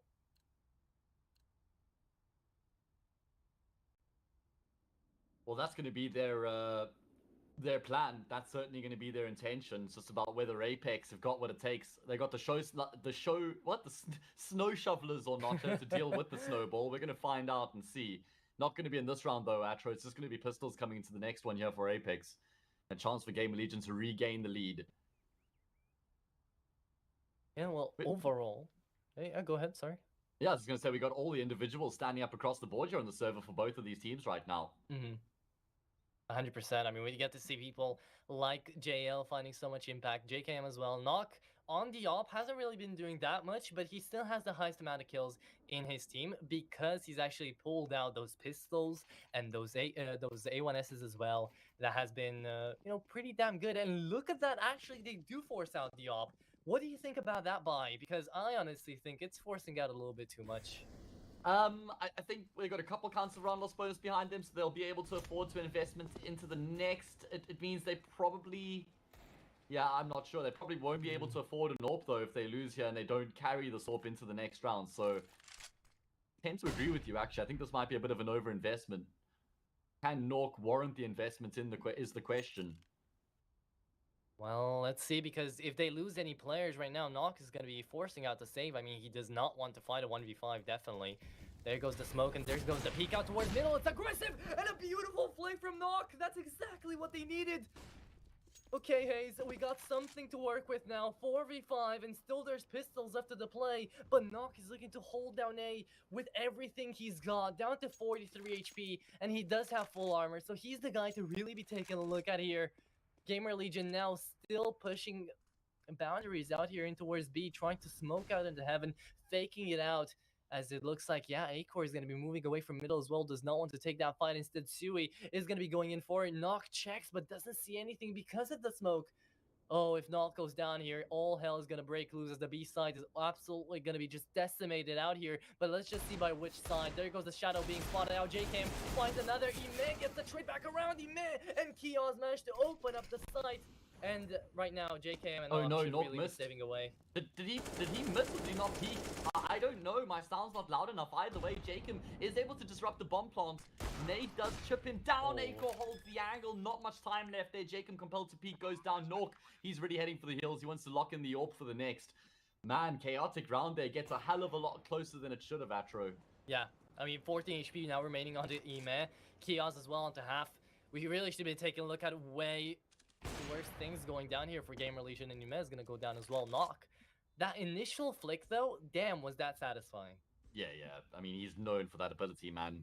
Incredibly gifted mechanically is Mr. Nork, the Swedish sniper. But Ime does a lot of work with the double kill there to open up the B-bomb side, complemented by Kiaz's frag as well. Yeah. 100%. Now, though, Gamer Legion, they're taking in the advantage once again, right? And this is T side of Overpass, second half, and they're already managing to break through the morale and the economy, both sides, which Apeks desperately need here, for the CT side here, right? So the more Gamer Legion are going to be able to put on the board, the less Apeks are going to start resisting, because we're getting to see them pushed up against the corner, pushed up against the wall, and you think that most of the time, teams, when they're pushed up against the wall, that pressure builds up and they start performing a little bit better. But Apeks right now, they've been performing to the highest capabilities from what I've seen. JKM as well, Knock, they've been working so hard to try to find something to play for. And they're still being shut down by the mechanical skill of Gamer Legion. Well, look at that. Talking about mechanical skill, look at Shu just completely overruns Jacob towards long. Great way for him to open up the round here for his team. There's going to be another fight here potentially towards tunnel. Stiko uses the frame to get the advantage in the fight. It does so much damage to Isaac as well. Nork looking to finish off the frag, and he absolutely does. Clips him through the stairs. absolutely massive. But the problem is, look at the way the minimap is set up right now for Apeks. They've got all 4 of their players over towards the B side of the map, and sure, they've been able to push through with the flank, but GAMERLEGION, they've realized that the A site is open for business. It is indeed. It is going to be, you know, a big lurk around the world as well, coming out of Kixen and JL, but is iMe going to be enough to try to shut them down right now? Should there be even an attempt at the retake? I don't think so right now, right? They're going to be losing way too much. They still have an op in play. Nox should really be just standing behind there as Acor finds the kill onto Sticko. They still pushing aggressively. JL manages to find the double kill, and that was the best case scenario. This could have gone from worse to horrible, but now Acor is the one to hold it down. Finds the first, finds the second. Acor is still left alive. Oh my god, Acor gets so much damage into Kixen as well. Down to 20 HP. AK gets brought out. Acor into the 1v3 clutch saves the day for GAMERLEGION, and oh, how that could have gone horribly wrong for both sides. I could have, but GAMERLEGION, oh my god, Acor's just insane. I love how ballsy he is. I love how much confidence he has. You're absolutely ruthless in the clutch. Look at the follow-up here onto JL, who was charging forward with his pistol out. They didn't expect to have to take the fight. Acor then holds the angle for Trickstime pushing out a block. He knows he's legged him, so he switches up to the AK straight afterwards, and he finishes off what he started. My god, Acor, you are insane. He is. He's reached 21 kills, and he caught him off on timing there. So now, with this half-buy coming out through from Apeks, if they don't magically win with this Deco and the MP9, then it should be all over, 13-10. But no, still, we're still in the game. We do get to see a kill coming out of one Deagle from JCam. But it's 4v3, right? And the P250 Deagle MP9 combo should not be enough to shut down this round. They're still going to try for it, though.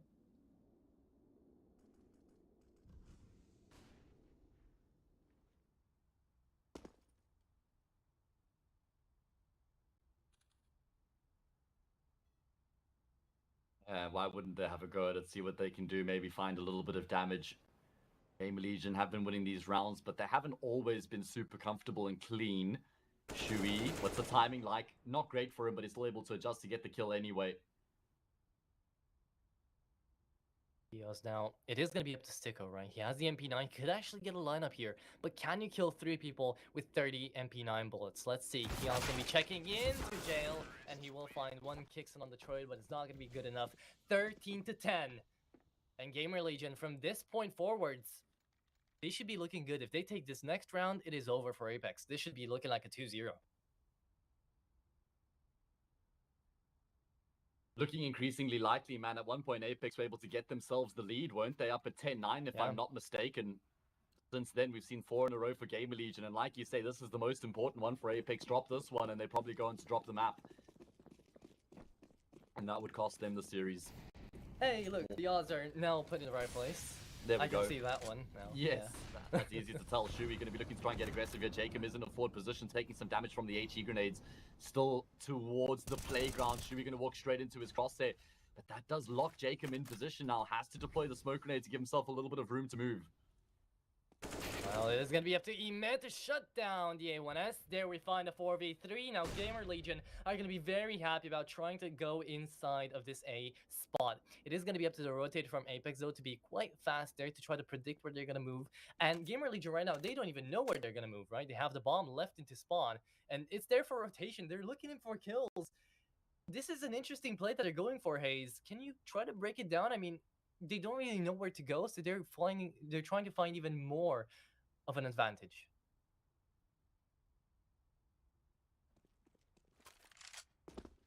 Doesn't look like it's going to be GAMERLEGION heading in towards the B site here, which is exactly what Apeks would have wanted with the way that they're set up right now. 2 players over towards that B bomb site. GAMERLEGION going to be making their way through Monster, taking contact right now, not giving any obvious information away, not giving any cues away as to what's going on here. Kios continues to edge his way forward. Util now starts to come in. That's going to give the game away. JL drops a flash of his own. That's for Sticko to peek. Gorpov gets the first and the second. Wonderful flash there from JL. Makes those easy pickings for Sticko. Yep. Isaac and Acor now left in a 2v3. 15 seconds left to plant that bomb as well, so they have to move in fast. Isaac trying to peek out from short spots. How Stico gets the headshot now in towards Waters. It is going to be JL going down as well. The Flashmaster now doesn't have anything else to work for. Knock left into 1v2.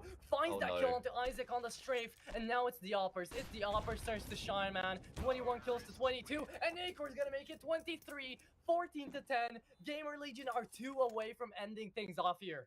Oh, and Apeks shouldn't have lost that round. Not after Stico's double kill there with the back of that perfect flash out of JL. They get themselves the man advantage. They know exactly what's going on. There was barely any time for Gamer Legion to rescue that situation. Isaac does a phenomenal job, it must be said, in getting the kills to open up the sights initially, but then Acor is the one to polish it off with his AWP. Apeks call a tactical pause. No surprise. They have to discuss the situation and talk about how they're going to recover. Yeah, and we were talking about snowballing at one point, right?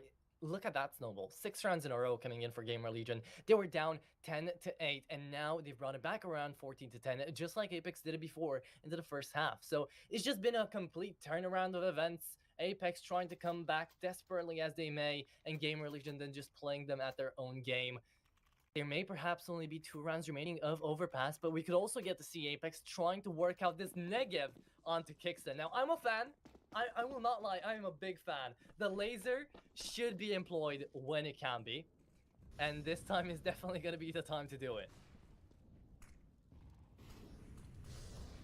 Well, let's see if Kickstone could do something with it. It's not a gun I've ever actually seen put to good use on a map like Overpass. Door opened up, JL slams to death. He's had a very tough time of it in the series so far. I was singing his praises in the early stages of Vertigo, really hyping him up, but unfortunately hasn't been able to live up to that expectation. Shui times his peak to perfection onto Nork. It's looking bleak right now for the side of Apeks, Atro. Yeah. I mean, honestly, the moment you saw that Negev being brought out, you knew that this was game over already. They're waving the white flag, and Kioz is just taking it in stride, finding the triple kill, ending it off. God damn, 15 to 10, and what a way to pick up the Negev. There's no way he keeps it. Oh, no, he's gonna do it. He doesn't even care at this point. Gamer Legion, they've got this in the bag, and they're just gonna play around for it. They're fumbling with their food, but at this point, does it really matter, Hayes? Does it really matter? I mean, this is where there's that fine line between having fun and you know, being serious and competitive. And for a lot of people, it's important that you realize that you're still playing a game, right? That you're still doing this to have fun. And that brings out the best out of them. So I guess I like to see this from Kios. 15-10, though. It's not like this is a guaranteed win here for them. Maybe not. I guess we switched sides here. We switched camps in from the first map, but now Isaac is definitely going to start it off brilliantly for Gamer Legion. JKM trying to... almost taking down nice. Isaac. Now finds Sui as well. This is great, actually, for Apeks, but he needs to do just a tiny bit more. There goes the smoke to replenish. Ime finds Stico, and now that Negev isn't even going to be Oh my god. Jacob caught 3 nades that round. Acor finds JL. It's only Nork left remaining, and there's surely no chance. This is just so rough for Apeks. It's so difficult to watch as well, Atro, because they got 10-9. They gave us a lot to get excited about, but they've just fallen completely to the wayside since then. And with the way that things are ending off here, think about it. This was a semi-final game to qualify in for those grand finals, to get even more points to the CCT, get a nice little big prize over there. But Gamer Legion are going to take it home. There we go. 16 to 10 after a 16 to 9 victory. Gamer Legion, pretty damn good. Good form. Yeah, absolutely. Phenomenal form coming through from Gamer Legion. Absolutely deserved of that spot in the grand final, man. What a performance coming through from them. It was clear sailing. It was easy. It was an easy game on Vertigo, pretty much. They're winning 16-9, even though they lost both of the pistols, and they didn't win any of the forces after that, by the way.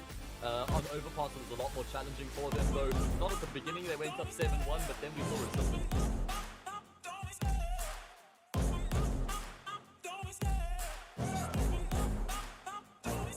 I love the chase and the hunt, and I set the pace when I'm running. I always take what I want and I always give it 100. Don't need a bank, no I'm funded. Play the game like it's nothing. I'm always thankful for something. Don't take for granted, stay humble. Now wake up! It's time to look at the enemy. Look in the mirror if he is no friend to me. It's not working out, maybe it's the chemistry. It's time to break up so I can make a better me. Better believe in your mind, cause it's everything. You can mold, shape, find almost anything. All it takes is some time and some clarity to find your identity. It's mind over everything.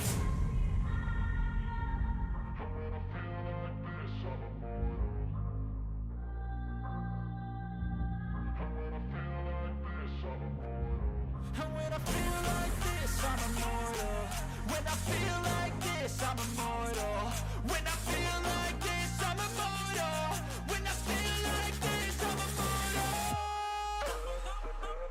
Don't be scared. Just double up, don't be scared.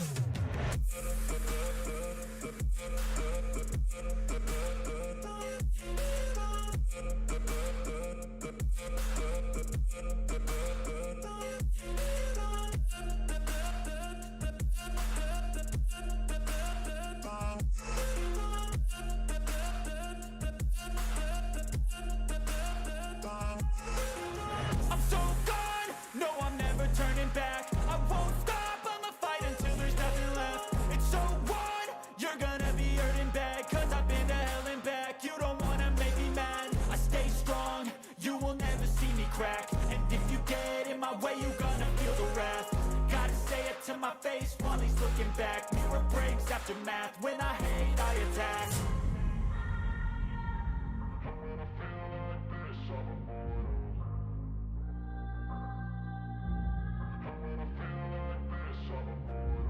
And when I feel like this, I'm immortal.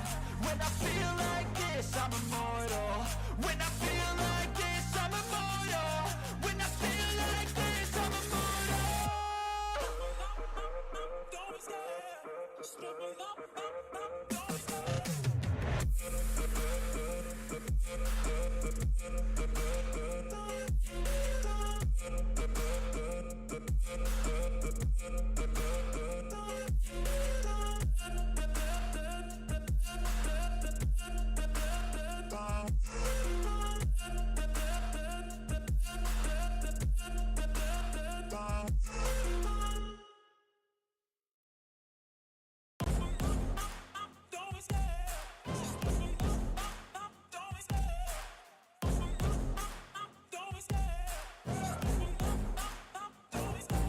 Love the chase and the hunt, and I set the pace when I'm running. I always take what I want and I always give it 100. Don't need a bank, no I'm funded. Play the game like it's nothing. I'm always thankful for something. Don't take for granted, stay humble. Now wake up! It's time to look at the enemy. Look in the mirror if he is no friend to me. It's not working out, maybe it's the chemistry. It's time to break up so I can make a better me. Better believe in your mind, cause it's everything. You can mold, shape, find almost anything. All it takes is some time and some clarity to find your identity. It's mind over everything.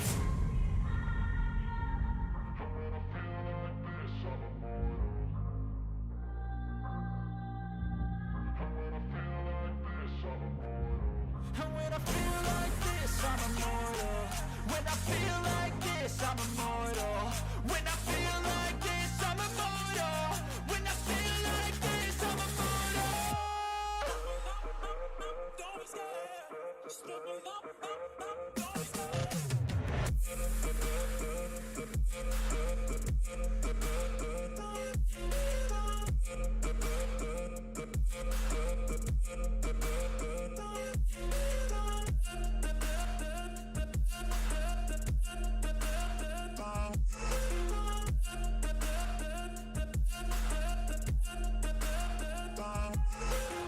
I'm so gone, no I'm never turning back. I won't stop, I'ma fight until there's nothing left. It's so on, you're gonna be hurting bad, cause I've been to hell and back. You don't wanna make me mad, I stay strong, you will never see me crack. And if you get in my way, you gonna feel the wrath.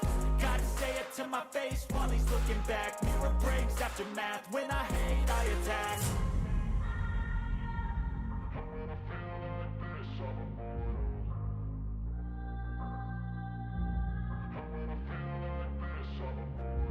And when I feel like this, I'm immortal.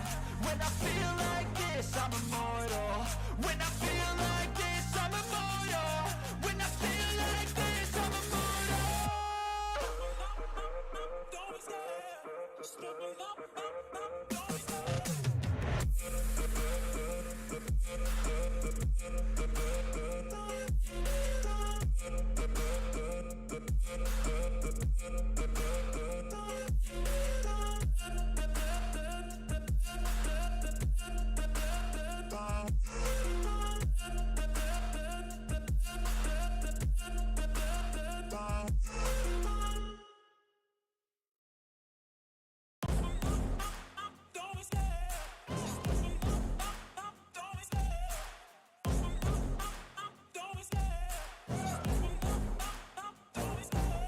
love the chase and the hunt, and I set the pace when I'm running. I always take what I want and I always give it 100. Don't need a bank, no I'm funded. Play the game like it's nothing. I'm always thankful for something. Don't take for granted, stay humble. Now wake up!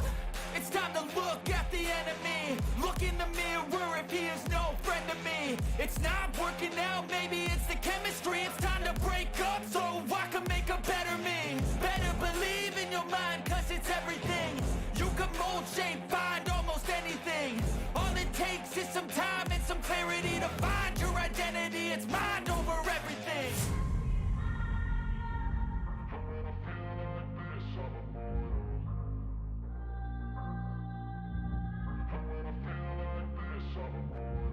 And when I feel like this, I'm immortal. When I feel like this, I'm immortal. When I feel like this, I'm immortal. When I feel like this, I'm immortal. Don't be scared. Just give me up. Don't be scared.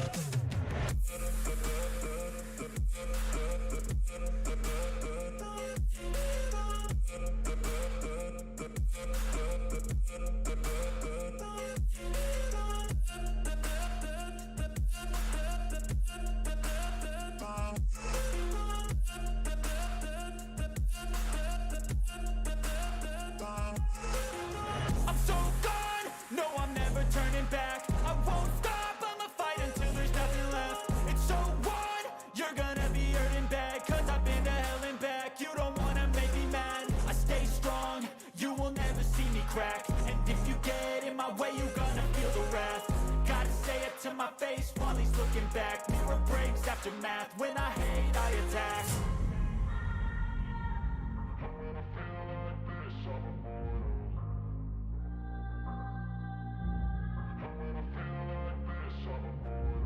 And when I feel like this, I'm immortal.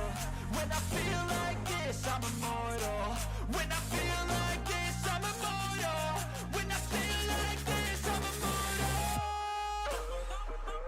Don't be scared. Just give me up. Don't be scared.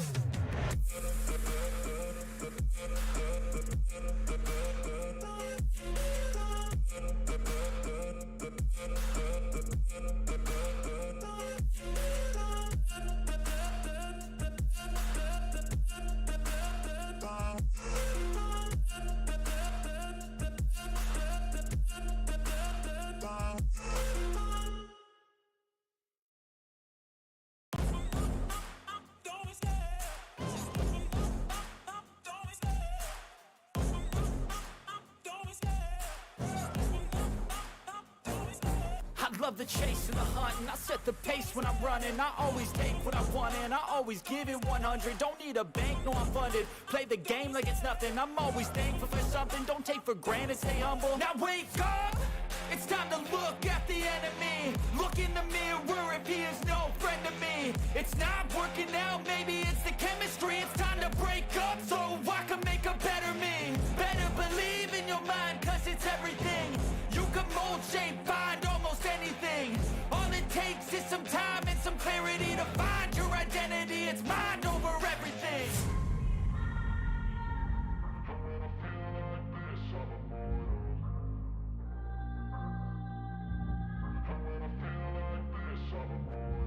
And when I feel like this, I'm immortal. When I feel like this, I'm immortal. When I feel like this, I'm immortal. When I feel like this, I'm immortal. Don't be scared. Just give me up. Don't be scared.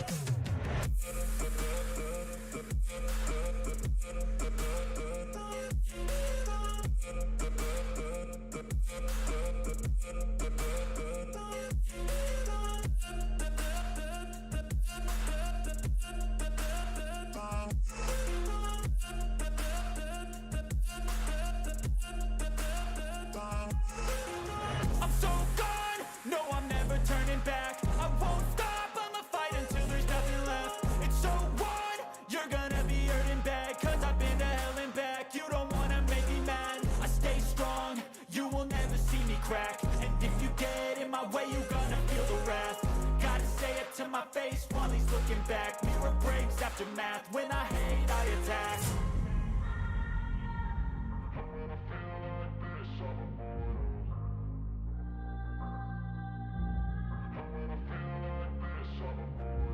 And when I feel like this, I'm immortal. When I feel like this, I'm immortal. When I feel like this, I'm immortal. When I feel like this, I'm immortal. Don't be scared. Just give me up. Don't be scared.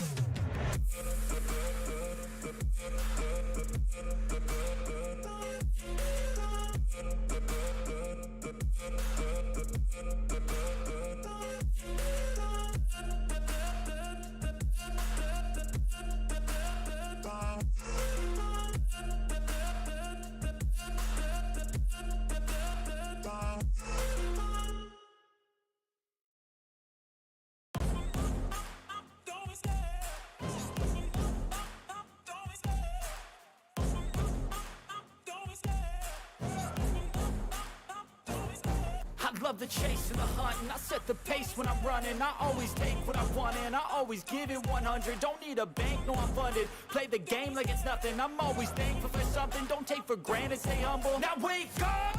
It's time to look at the enemy. Look in the mirror if he is no friend to me. It's not working out, maybe it's the chemistry. It's time to break up so I can make a better me. Better believe in your mind, cause it's everything. You can mold, shape, find almost anything. All it takes is some time and some clarity to find your identity. It's mind over everything.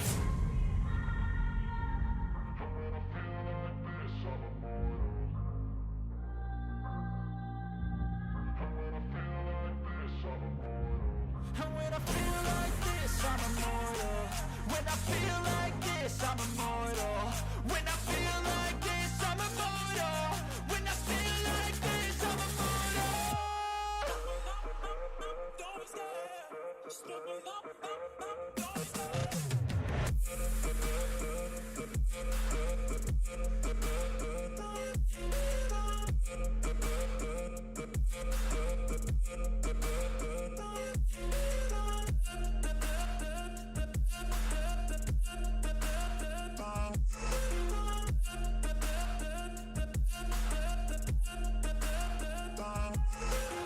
I'm so gone, no I'm never turning back. I won't stop, I'ma fight until there's nothing left. It's so on, you're gonna be hurting bad. Cause I've been to hell and back. You don't wanna make me mad. I stay strong, you will never see me crack. And if you get in my way, you gonna feel the wrath.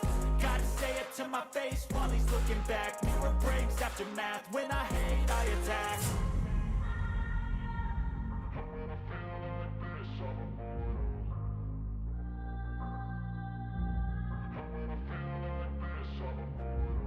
And when I feel like this, I'm immortal.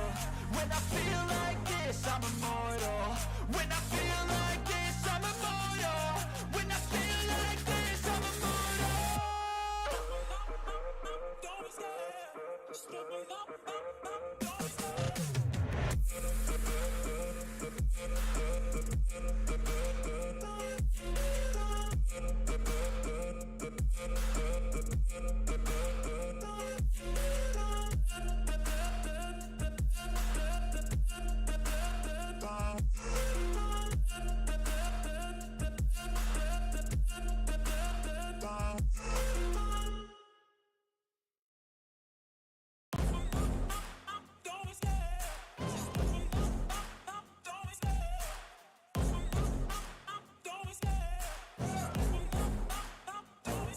I love the chase and the hunt, and I set the pace when I'm running. I always take what I want and I always give it 100. Don't need a bank, no I'm funded. Play the game like it's nothing. I'm always thankful for something. Don't take for granted, stay humble. Now wake up! It's time to look at the enemy. Look in the mirror if he is no friend to me. It's not working out, maybe it's the chemistry. It's time to break up so I can make a better me. Better believe in your mind, cause it's everything. You can mold, shape, find almost anything. All it takes is some time and some clarity to find your identity. It's mind over everything.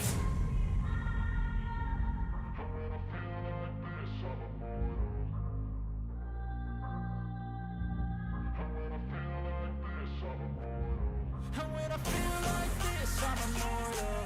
When I feel like this, I'm immortal. When I feel like this, I'm immortal. When I feel like this, I'm immortal. Don't be scared. Just give me up. Don't be scared.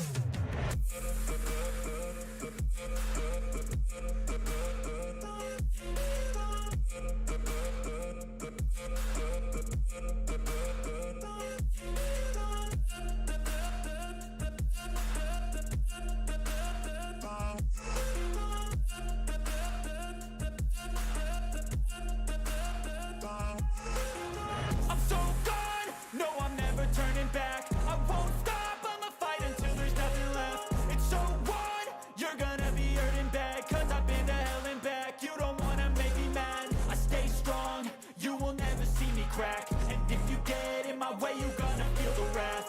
Gotta say it to my face while he's looking back. Mirror breaks after math, when I hate I attack.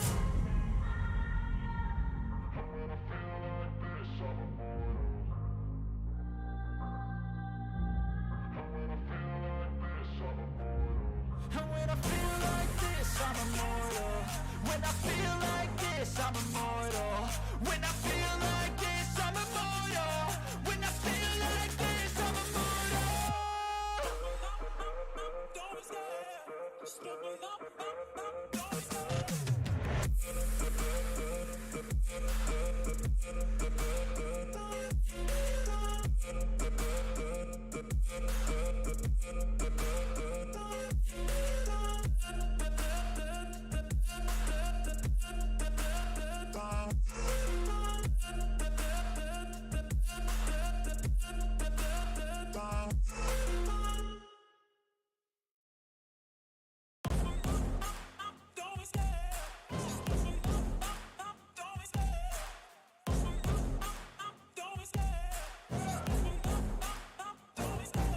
Love the chase and the hunt, and I set the pace when I'm running. I always take what I want and I always give it 100. Don't need a bank, no I'm funded. Play the game like it's nothing. I'm always thankful for something. Don't take for granted, stay humble. Now wake up, it's time to look at the enemy. Look in the mirror if he is no friend to me. It's not working out, maybe it's the chemistry. It's time to break up so I can make a better me. Better believe in your mind, cause it's everything.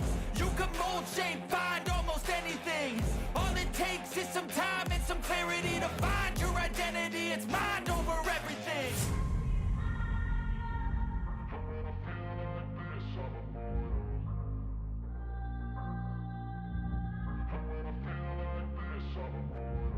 And when I feel like this, I'm immortal. When I feel like this, I'm immortal. When I feel like this, I'm immortal. When I feel like this, I'm immortal. Don't be scared. Just give me up. Don't be scared.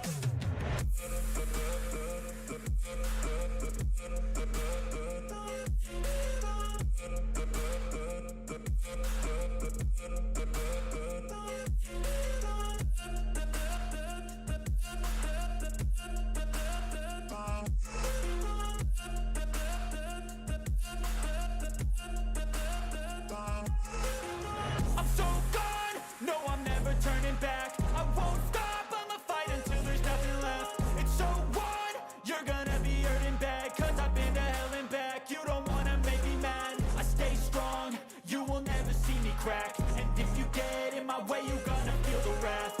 Gotta say it to my face while he's looking back. Mirror breaks after math, when I hate I attack.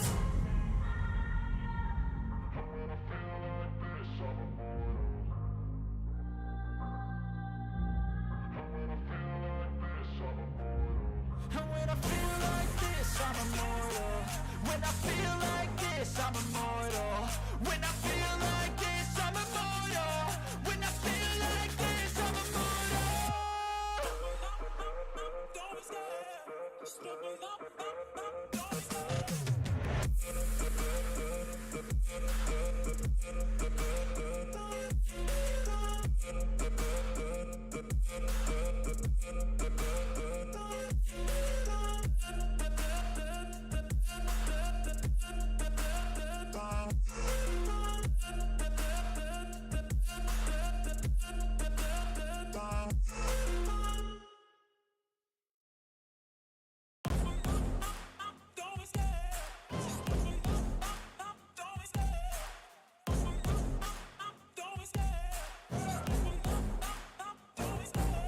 love the chase and the hunt, and I set the pace when I'm running. I always take what I want and I always give it 100. Don't need a bank, no I'm funded. Play the game like it's nothing. I'm always thankful for something. Don't take for granted, stay humble. Now wake up!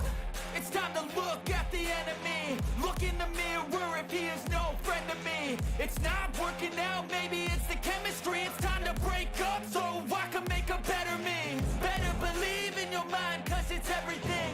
You can mold, shape, find almost anything. All it takes is some time and some clarity to find your identity. It's mind over everything.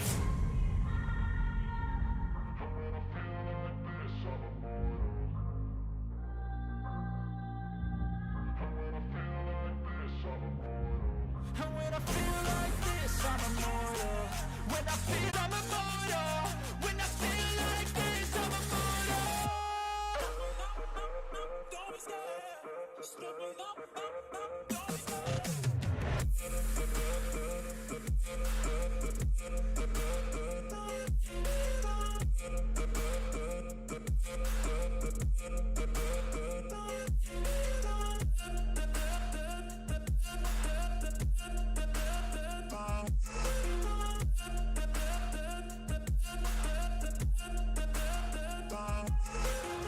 I'm so gone, no I'm never turning back. I won't stop, I'ma fight until there's nothing left. It's so on, you're gonna be hurting bad. Cause I've been to hell and back. You don't wanna make me mad. I stay strong, you will never see me crack. And if you get in my way, you're gonna feel the wrath. Gotta say it to my face while he's looking back. Mirror breaks after math, when I hate I attack.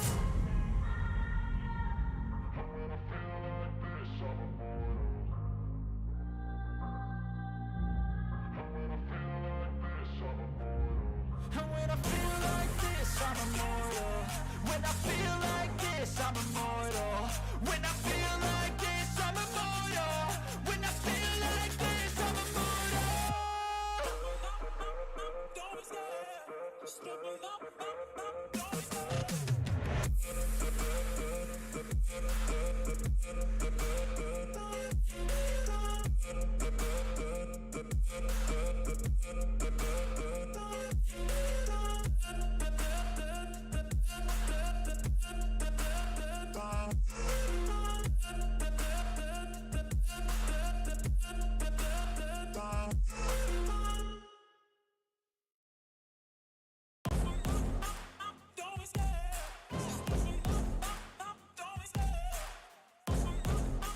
scared. Don't be scared. Don't be scared. I love the chase and the hunt, and I set the pace when I'm running. I always take what I want and I always give it 100. Don't need a bank, no I'm funded. Play the game like it's nothing. I'm always thankful for something. Don't take for granted, stay humble. Now wake up! It's time to look at the enemy. Look in the mirror if he is no friend to me. It's not working out, maybe it's the chemistry. It's time to break up so I can make a better me. Better believe in your mind, cause it's everything. You can mold, shape, find almost anything. All it takes is some time and some clarity to find your identity. It's mind over everything.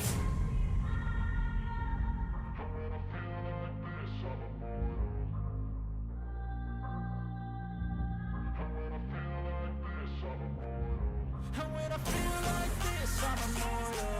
When I feel like this, I'm immortal. When I feel like this, I'm immortal.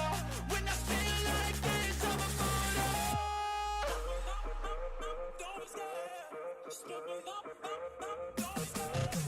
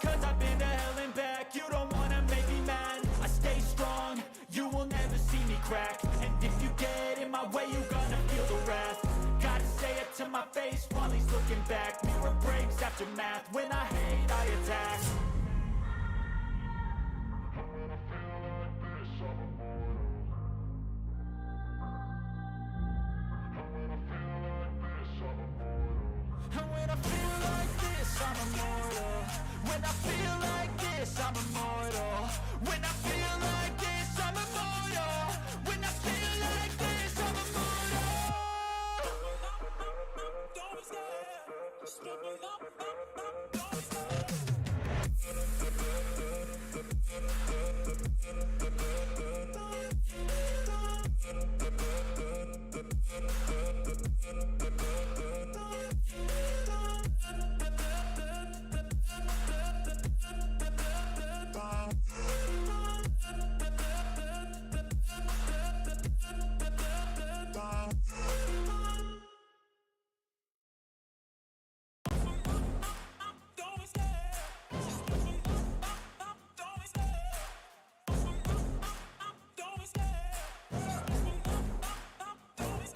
I love the chase and the hunt, and I set the pace when I'm running. I always take what I want and I always give it 100. Don't need a bank, no I'm funded. Play the game like it's nothing. I'm always thankful for something. Don't take for granted, stay humble. Now wake up! It's time to look at the enemy. Look in the mirror if he is no friend to me. It's not working out, maybe it's the chemistry. It's time to break up so I can make a better me. Better believe in your mind, cause it's everything. You can mold, shape, find almost anything. All it takes is some time and some clarity to find your identity. It's mind over everything.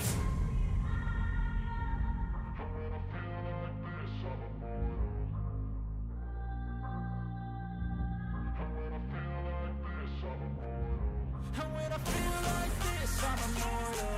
When I feel like this, I'm immortal. When I feel like this, I'm immortal. When I feel like this, I'm immortal. Don't stop, don't stop.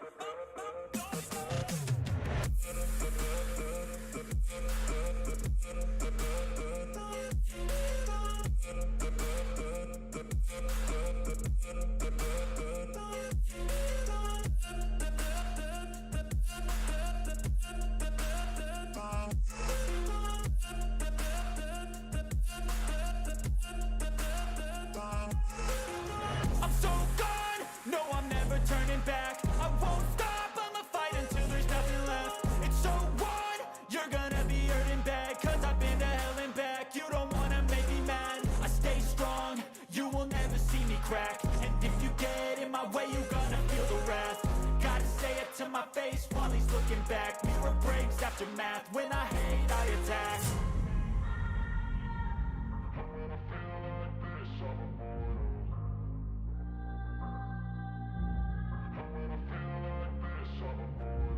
And when I feel like this, I'm immortal. When I feel like this, I'm immortal. When I feel like this, I'm immortal. When I feel like this, I'm immortal. Don't stop, don't stop.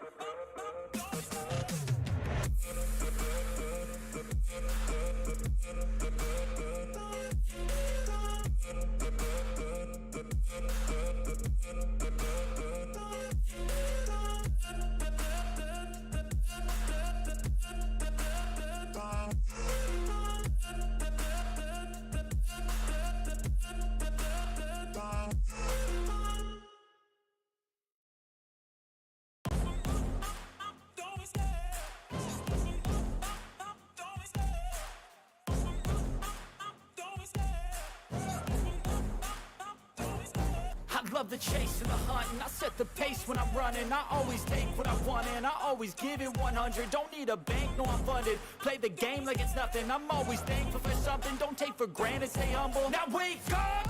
It's time to look at the enemy. Look in the mirror if he is no friend to me. It's not working out, maybe it's the chemistry. It's time to break up so I can make a better me. Better believe in your mind, cause it's everything. You can mold, shape, find almost anything.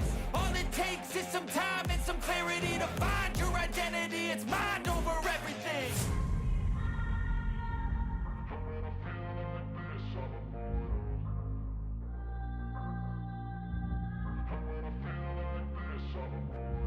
And when I feel like this, I'm immortal.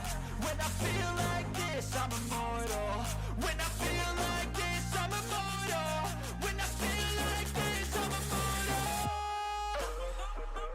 Don't stop.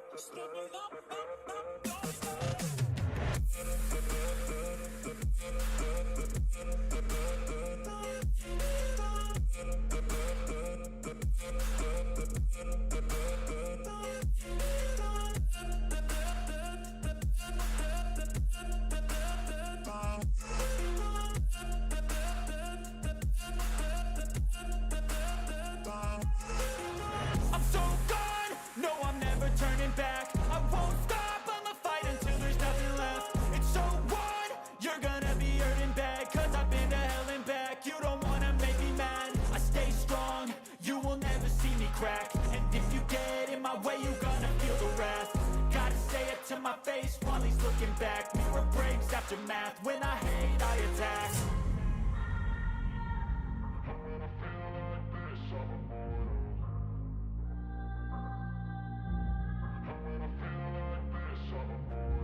And when I feel like this, I'm immortal.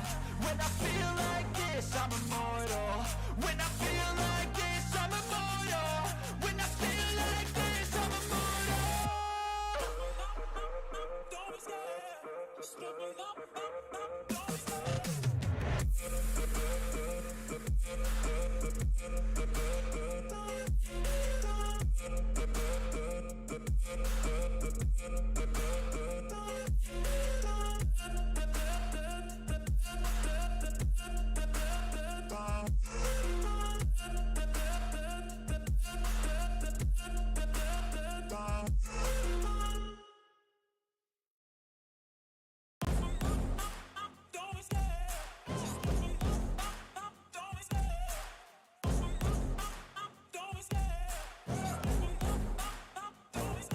I love the chase and the hunt, and I set the pace when I'm running. I always take what I want and I always give it 100. Don't need a bank, no, I'm funded. Play the game like it's nothing. I'm always thankful for something. Don't take for granted, stay humble. Now wake up!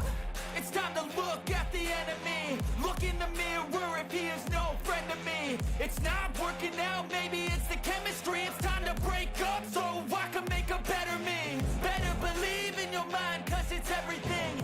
You can mold, shape, find almost anything. All it takes is some time and some clarity to find your identity. It's mind over everything.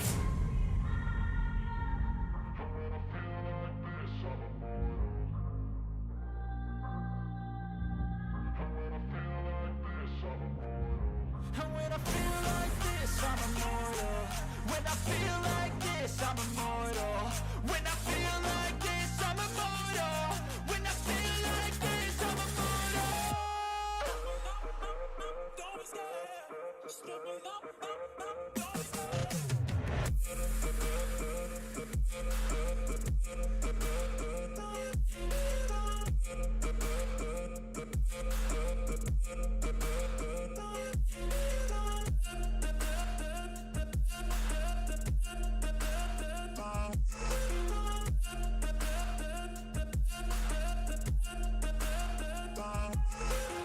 I'm so gone, no, I'm never turning back. I won't stop, I'ma fight until there's nothing left. It's so on, you're gonna be hurting bad. Cause I've been to hell and back. You don't wanna make me mad. I stay strong, you will never see me crack. And if you get in my way, you're gonna feel the wrath.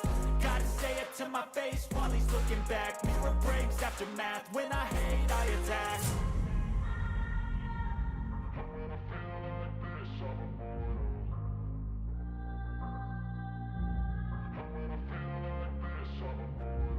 And when I feel like this, I'm immortal. When I feel like this, I'm immortal. When I feel like this, I'm immortal. When I feel like this, I'm immortal. Don't be scared. Just look it up. Don't be scared. Don't be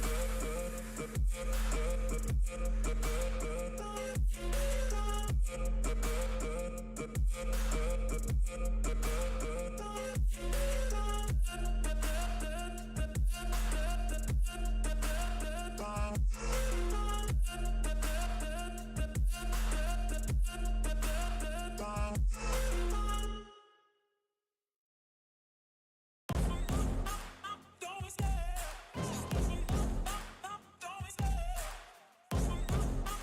Don't be scared. Don't be scared. Don't be scared. I love the chase and the hunt, and I set the pace when I'm running. I always take what I want and I always give it 100. Don't need a bank, no, I'm funded. Play the game like it's nothing. I'm always thankful for something. Don't take for granted, stay humble. Now wake up! It's time to look at the enemy. Look in the mirror if he is no friend to me. It's not working out, maybe it's the chemistry. It's time to break up so I can make a better me. Better believe in your mind, cause it's everything. You can mold, shape, find almost anything. All it takes is some time and some clarity to find your identity. It's mind over everything.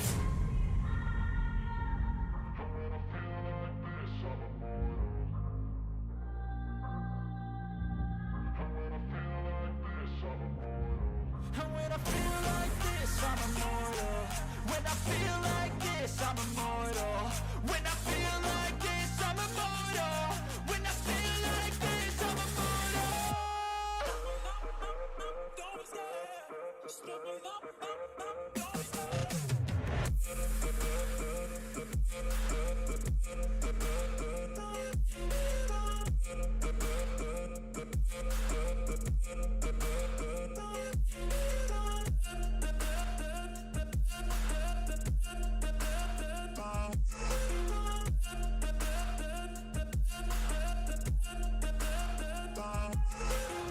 I'm so gone, no I'm never turning back. I won't stop, I'ma fight until there's nothing left. It's so on, you're gonna be hurting bad, cause I've been to hell and back. You don't wanna make me mad, I stay strong, you will never see me crack. And if you get in my way, you gonna feel the wrath.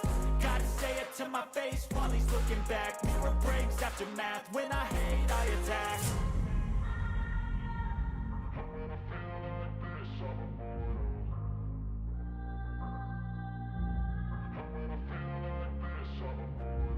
And when I feel like this, I'm immortal.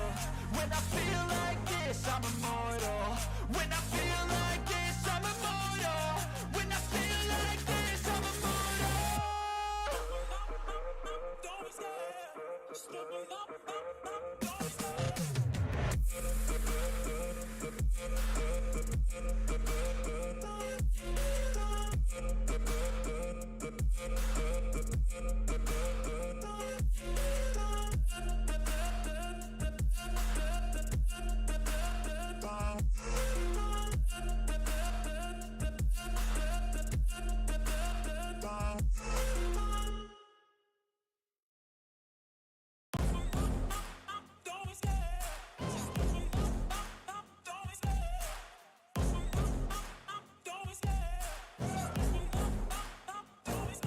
I love the chase and the hunt, and I set the pace when I'm running. I always take what I want and I always give it 100. Don't need a bank, no I'm funded. Play the game like it's nothing. I'm always thankful for something. Don't take for granted, stay humble. Now wake up!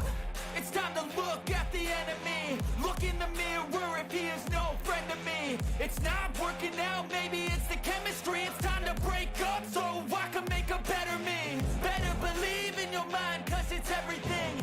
You can mold, shape, find almost anything. All it takes is some time and some clarity to find your identity. It's mind over everything.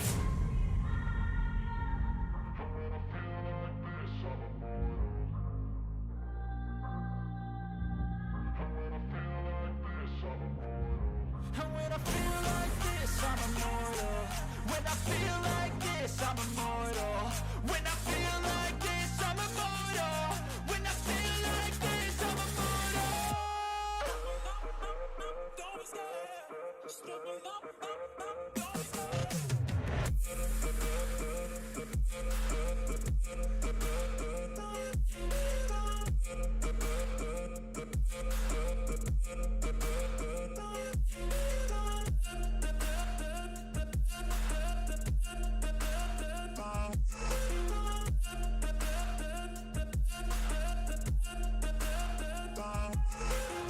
I'm so gone, no I'm never turning back. I won't stop, I'ma fight until there's nothing left. It's so on, you're gonna be hurting bad, cause I've been to hell and back. You don't wanna make me mad, I stay strong, you will never see me crack. And if you get in my way, you gonna feel the wrath. Gotta say it to my face while he's looking back. Mirror breaks after math, when I hate I attack.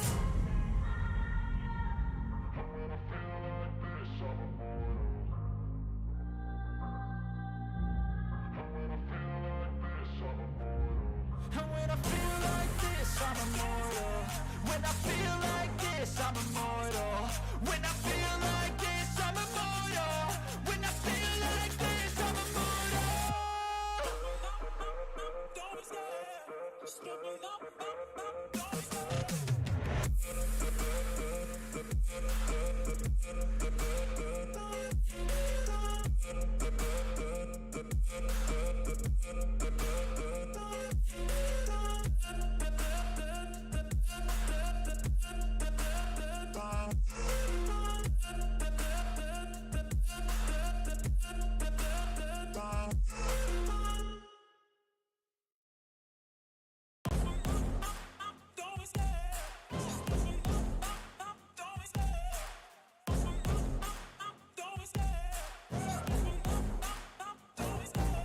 love the chase and the hunt, and I set the pace when I'm running. I always take what I want and I always give it 100. Don't need a bank, no I'm funded. Play the game like it's nothing. I'm always thankful for something. Don't take for granted, stay humble. Now wake up!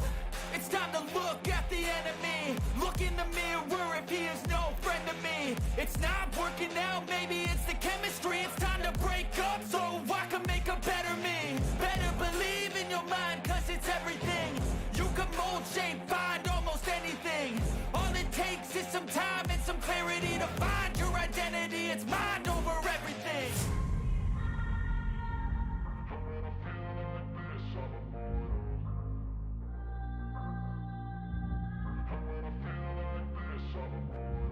And when I feel like this, I'm immortal. When I feel like this, I'm immortal. When I feel like this, I'm immortal. When I feel like this, I'm immortal. Don't stop, just step it up, don't stop.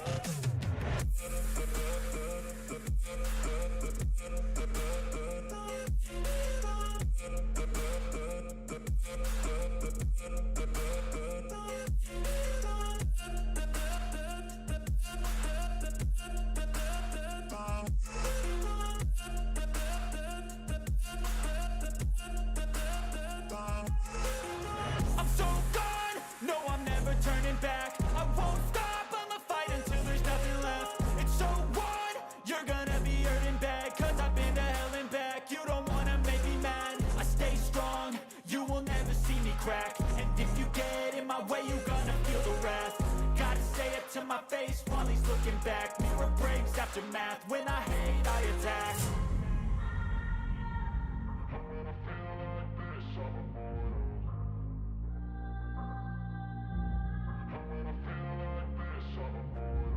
And when I feel like this, I'm immortal. When I feel like this, I'm immortal. When I Welcome feel back. like... We are here for the second semi-final of the day. We already booked our first team into the grand final. It was GAMERLEGION who were able to overcome Apeks in a 2-0 fashion. I casted that game. Do have a new face alongside me for the second semi-final. It is Exner, the worldwide man at the moment. Man, you've been traveling and yeah, getting some studio events under your belt. Yeah, we just finished up the Central Europe multi-finals. That was a lot of fun there, and obviously Eternal Fire coming away with a big win. That was super sick to see those guys, rise to the occasion there. I think we got two more teams that are looking to do the exact same thing here in Spirit Academy and iNation, man. Because these guys, I didn't really come into this event expecting that these guys would be in the semifinals. I think it's a great accomplishment that these guys have made it this far. iNation have been slowly improving, slowly building confidence over this year so far, the entirety of 2023. And man, I gotta say, what they're doing right now is absolutely incredible. And Spirit Academy alongside them, they've got some individuals that are just so incredible to watch as well.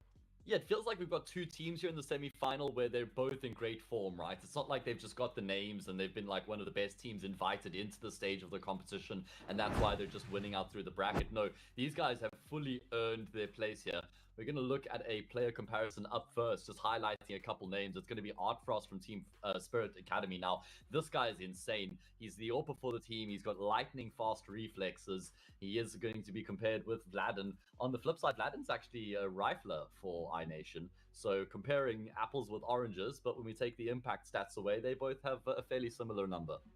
Yeah, I mean, I'll just say if you wanted to compare like a rifler to rifler comparison here, Vlad to Donk would be absolutely perfect right there. That would be a sick comparison. But Art Frost, yeah, I think that what they have so well here on Spirit Academy is this lovely little 1-2 punch. They've got an excellent AWPer who's able to kind of facilitate the entry players like Donk here. He has the ability to kind of stand further back in some of these executes because of the power of the rifle of Donk. And so, you know, a lot kind of relies on him just landing some nice shots, plucking people out as they overextend on certain executes. And on that CT side, he's a very impactful force as well. So obviously Spirit Academy working with so much here. But on the other side of things, Vladden here, man, again, in this year, he has been such a key to these guys, you know, not only showing an improvement here in this event, but also, you know, making it to that RMR. Vladden has just been putting in massive amounts of work. Yeah, when you look at that impact number 1.15, that's almost equal to the AWPA of your opponent's team. And that just speaks volumes as to how much he does with the rifle. He's so much fun to watch as well. He's very explosive. So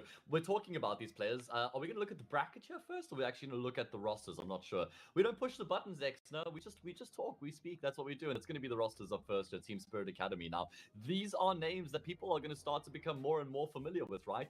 Sotfik is probably the most established player. I mean, he's actually 28 years old. So by far and wide, the oldest player in the team, but all the other parts in the squad are far less experienced and just incredibly mechanically gifted. You did touch on both players, both Donk and Artfrost, and I must say, I got to cast Donk the other day in their matchup against Big, and I was blown away. Yeah, I mean, just truly stunning stuff coming through from these young players, right? The ability to keep their composure for these guys, the ability to show their strength here is so exciting here. I mean, again, they just continue to find incredible talent over there in the CIS region. So I'm really hoping to see these guys get a chance to continue to work with not only Spirit Academy, but you know, if there ever is any chance for move-ups, man, Spirit have got so many opportunities to just call upon these names. Yeah. Again, I think Spirit are in a pretty good form. They didn't do the best of work at the Central Europe multi-finals, but they can surely do some work in the future. By the way, Donk, just going to blow your mind here, is 16 years old. Yeah. So insane, right? You were talking about potential promotions to the main roster. He's someone they're going to want to keep on their books. Either way, iNation, Spirit was opponents. the youngest team at Central the multi-finals. Oh yeah. Yes, they were the youngest team, and they were coming into it as the favorites. They didn't win, but I definitely peg them as the favorites. Yeah, Patsy and Siren, you know, just finding those individuals. Lots to talk about there, but to talk about here as well, iNation, we see the names on our screens. This team have been very impressive, the squad from Serbia. You've got Vladin, Choiv, Dragon, Kindo, Depression, the Orpa. The thing is, they just don't have any weak links, right? Choiv is the IGL, probably the player who struggles the most in terms of that individual level, but all four of the other players can all actually sort of assume a star player role when they have to. Yeah, there's so many different options here to work with here for iNation, and that's a big asset for any team. If you're able to, you know, have a player step up in an individual moment, that's such an incredible, you know, feat, and that's kind of what has brought them this deep. So I think we do have the vetoes here ready for you as well, because we should be hopping into the game. And of course, we see Vertigo picked out first here by Spirit Academy. Not too surprised to see this picked out by them. It was a map that they've been able to build their foundations on. Haven't really lost it as of recent, so they're going to continue to pick into that. Anubis actually picked out by iNation, and these guys, out of all the teams right now, I feel like they're putting in the most work on Anubis so far. 9 maps played here. They've been playing it constantly in the RMRs and in this event to try and get, you know, their start in this this team here, and so far it's worked out really well for them. Yeah, that's true. I mean, Anubis definitely a powerhouse of a map for iNation. Vertigo is the pick for Team Spirit Academy, and we'll talk more about that, but the game is live, Exner. So let's get into the opening map here of the second semi-final. Who will book themselves a spot against GameLegion in the grand final later today? Let's find out. Exciting stuff.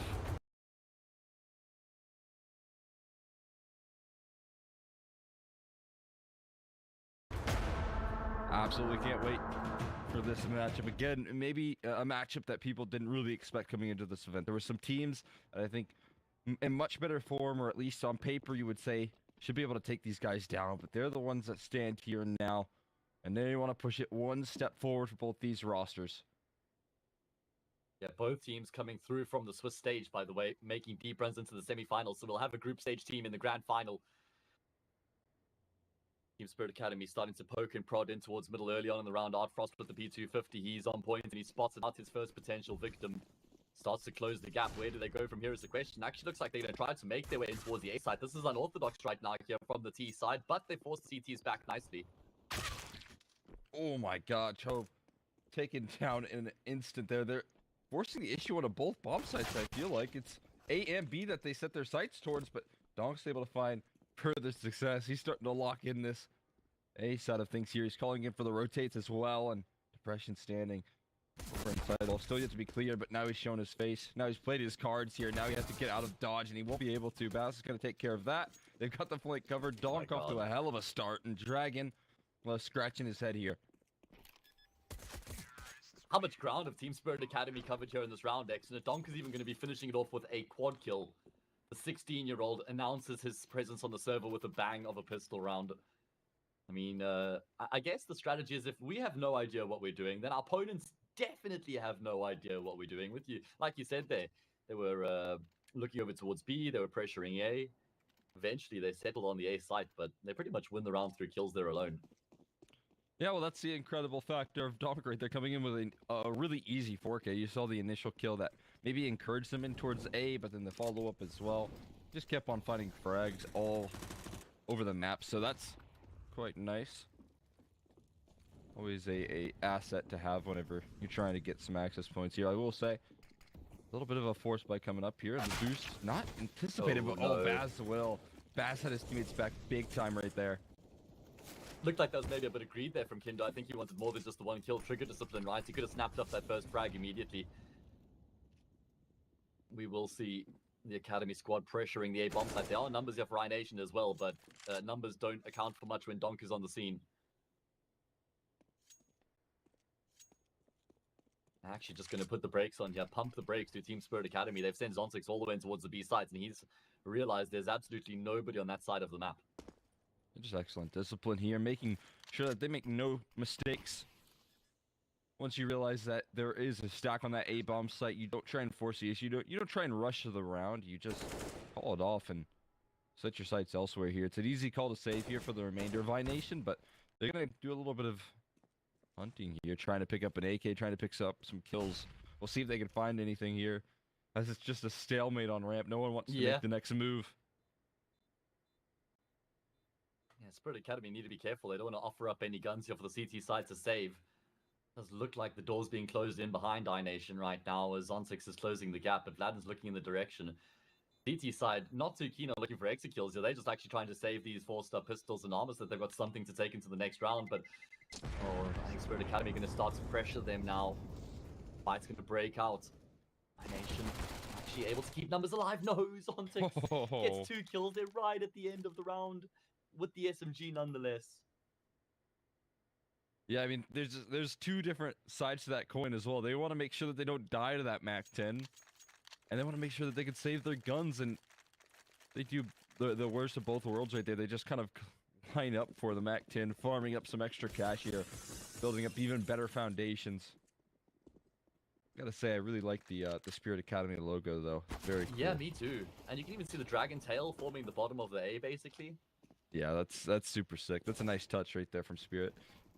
And a nice touch with the MAC-10 again. I mean, farming up some sweet cash as he found another entry over towards that B side. Team Spirit Academy do pick Vertigo coming into this matchup, but don't let that fool you. It's actually a great map for iNation as well. They've won it the past 4 times that they played it. 3 of those 4 times, they needed all 30 rounds or more, though. Has included wins over Sprout, Into the Breach, Nexus, and FTW. So it's not like Vertigo is a punish pick against the Serbian team by any stretch of the imagination. Spurs Academy also in great form on the map. They've also won it the past 5 times. Wins over Falcons, Tricked, Copenhagen Flames, and pretty one-sided wins at that as well. Yeah, This team is scary, man. It's definitely going to be something to fear for sure throughout this series. So I was getting a little bit giggly at that smoke that I saw on the crossbar. I don't know if you saw that one, but they somehow landed it on top of one of the like pillars. Oh, on top of like the Goethe, the like, metal construction pillar. Yeah, I mean, I don't think you could have replicated that if you tried, but yeah, it's pretty sick. By design, man. If that caught your attention, it certainly caught the CT's attention. Right? Yeah, you just look it up, and then all of a sudden they're swinging in your face. That'll certainly suffice. Again, a lot of effort on the hunt here. Kind of leave the bomb on its own. So that was probably the reason, or very likely the reason, BNE lost that 3rd map, Vertigo. Left that B bomb site. I don't know if you saw that ninja defuse that took place. Yeah, Grand I did finals. Actually. Yeah. Absolutely wild. Devastating, right? Luckily, same doesn't happen for Team Spirit. They'll be able to keep the wits about them. I even saw Devil Walk going on and tweeting about that situation afterwards, just kind of like letting the fans in on a bit of information as to what happened, you know. Yeah, I saw that as well. That's got to be so brutal. Not a fun way to lose a round, that's for sure. I saw on the mini map people starting to chase, and I was wondering if they heard him, but it was an unreal moment for sure. You don't see it often anymore, right? It's kind of become a thing of the past, really. And it's just because it happened so much that teams just learned their lessons, and there's a lot more discipline now. Yeah, it's one of those things you can only get away with in matchmaking or something. And it heavily relies on your team, your enemies making a mistake, right? Yes, yeah. I mean, and people just don't really make those mistakes anymore. Exactly. Counter-Strike's become a much more defined game. Yeah, polished, right?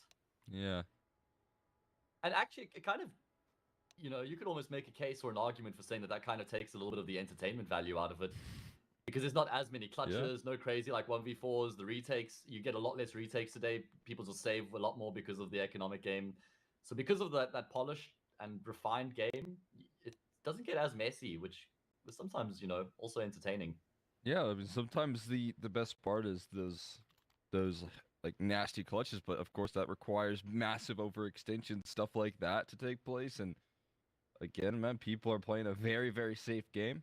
I guess there's kind of a push and pull to that as well, because you can play around too safe, and that could be costly as well. Yeah, true. But yeah, teams, everyone's locking it down, man. Everyone's got their hours. Everyone's watching the best plays, the best players. Yeah, Stratus, they were the ones who started to redefine it all, and then Outsiders just made everybody start saving on the T side. So the game's gotten slower and slower. Either way, we are picking up the pace here once again as we're back into the action, thrust into the first gun round of the map. Is going to be Zontix, who opens up with the kill. So good start to the map, and the gun round here for the team who have picked the map. Utter patience here on the bottom of ramp. Not a lot of utility tossed in from the CT side to really prioritize deep control, but it wouldn't have mattered anyways because Spirit are just playing so incredibly slow right now that they're waiting out that utility. A little bit of movement's being made though on towards middle. This could be massive. Double up in the ladder room. You know that they're going to try for a flank, but you also know that this is commonly watched as Kendo finds a kill on a donk. Will they be able to make their escape out? There's the coverage. That realization comes through, but it is going to allow them to scale in towards B. So it's a man advantage here for iNation, pulled back, but they still have to figure out a way to close this round out. Yeah, and they need to win this round, right? Considering they're in the 4 versus 3 right now. They've got utility, no kits though. So that could prove to be problematic. Vladimir did die towards B, so I'm not sure if he dropped one somewhere, but iNation need to get a move on, and Zontix is looking to close the gap. Look at how proactive he is here in the post plant, not sitting back and waiting. No idle hands here in this post plant. Oh man, Depression unfortunate not to get the kill there onto Oddfrost, and he loses his life afterwards out to Zontix. Still a lot of work to do here for iNation, being kept at bay. Really good flash there means that Oddfrost can't do anything about the player pushing into the side, spots him out, loses his life, low HP. It's all on Baz now. Galil in play, but there's no time. Yeah, there we go. They're gonna have to head for the hills. Oh my god, no kits right there. No time to get that round even attempted right there. So the easy 1v2 clutch, and I gotta say, man, Zontix right there, he did everything in that round. Just buying so much time. He threw that smoke down deep CT. He finds that first kill. He completely strikes hesitation in iNation right there, and they could not even attempt to retake. Yeah, they were locked out of that one, man. Great work out of Zontix. And a man down. Somebody had to make a play, right? Somebody had to take the responsibility. And he's the guy who grabs the round by the scruff of the neck. So really solid work out of Zontix. What a run it's been from Team Spirit Academy here so far. They drew big. The highest ranked team coming into the playoff bracket here in the CCT West Europe Series playoffs. And they drew big in their opening game in the round of 16 matchup, and they just casually 2-0'd them. I had the pleasure of casting that game. Then afterwards, they have to go against Falcons, another one of the higher ranked teams, and they clean them up 2-0 as well, 16-10, 16-4. These guys are just in some remarkable form right now. Looking absolutely stunning. Unstoppable. They continue to show their ability here in the server. Ramp control here going to be high priority for both teams right now. A little one-way smoke, a little gap in it. Depression wise to this gap here. He's going to try and play off of it. Always a risk though, always a bit of a liability. That's flashbang coming on through, forcing him out of position. And now it looks like Spirit Academy going to start to make their ascent up the ramp. But they are ever so patient about this one, making no mistakes, making sure that they wait things out, make sure to strike at the right moment.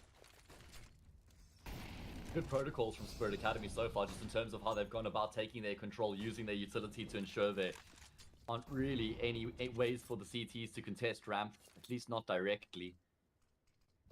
And after showing all that presence, does look like they're now going to double back and head over towards the B side of the map. They have still left Sotfik over towards the bottom of ramp there to maintain the presence. 45 seconds left on the clock here. Spirit Academy edge closer and closer.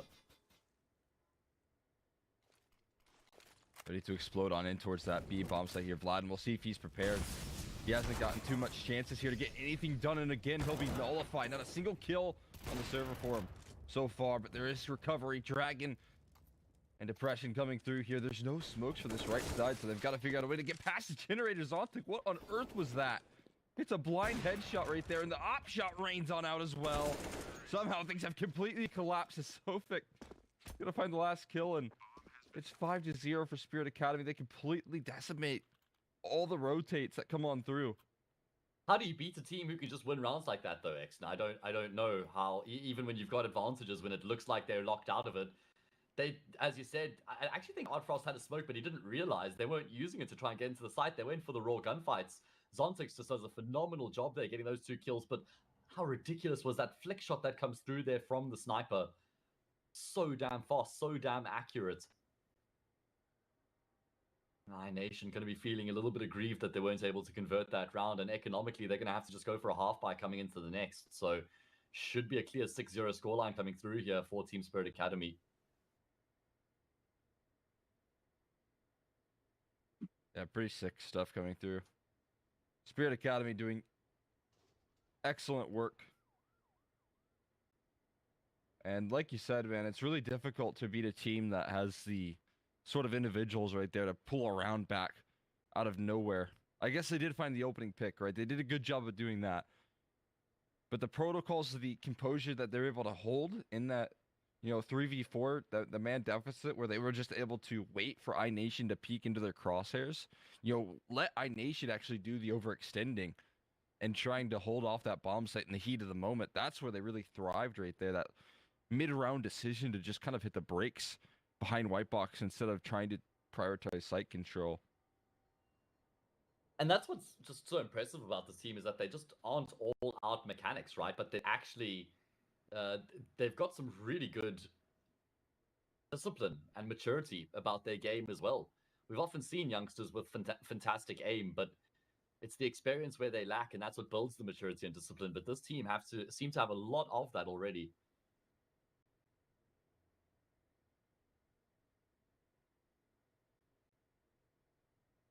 Very exciting stuff. I mean, again, Vladen over there on that B side, very, very difficult side. I think that's kind of a guarantee for anyone. There's no player that's going to tell you, oh, I love playing the B side of Vertigo, right? That's going to be one of the hardest roles in the game. Unless they're a psychopath. Yeah, you got to like pain a little bit, and you got to be very, very good at the anchoring right there. And Vladen, he has been over the recent months, right? He has been that player to lock things down, get a big multi-kill. So far, he's been left at 0. He's been denied every opportunity. And that's a big testament to Spirit Academy's execution power and the way that they're able to take space. They're utilizing the entirety of this map. We live in a different world here. I don't think Vertigo no longer an A simulator. You can see a lot of fights taken towards that side of the map, but you're not going to see teams just run up the ramp like the olden days here. Again, a more refined palette we have now in Counter-Strike, and teams are figuring out all sides of the map. Middle, B, they're all sides of the map that people are going to be using. And Vlad, he's getting tested a couple of times, and so far, he's yet to really pass some of those tests. Yeah, and that's completely uncharacteristic, as you say. Normally, one of those guys is able to do a fantastic job in that anchor role, but he's had a tough time of it so far here on Vertigo. 5-0. It is going to be a bit of a half buy here for iNation. Max round loss bonus behind them, so they can dig a bit deeper into their pockets. And it's just going to be Choi who's playing around the deep smoke here towards the B stairs. He got some support from Vladen as well. But guess who's on the opposite side of the wall here? It's Zontix, and he's actually caught a nade for his troubles. Well, I see him, here. right? They must not be here. Oh my. There's the alarm bells ringing right there.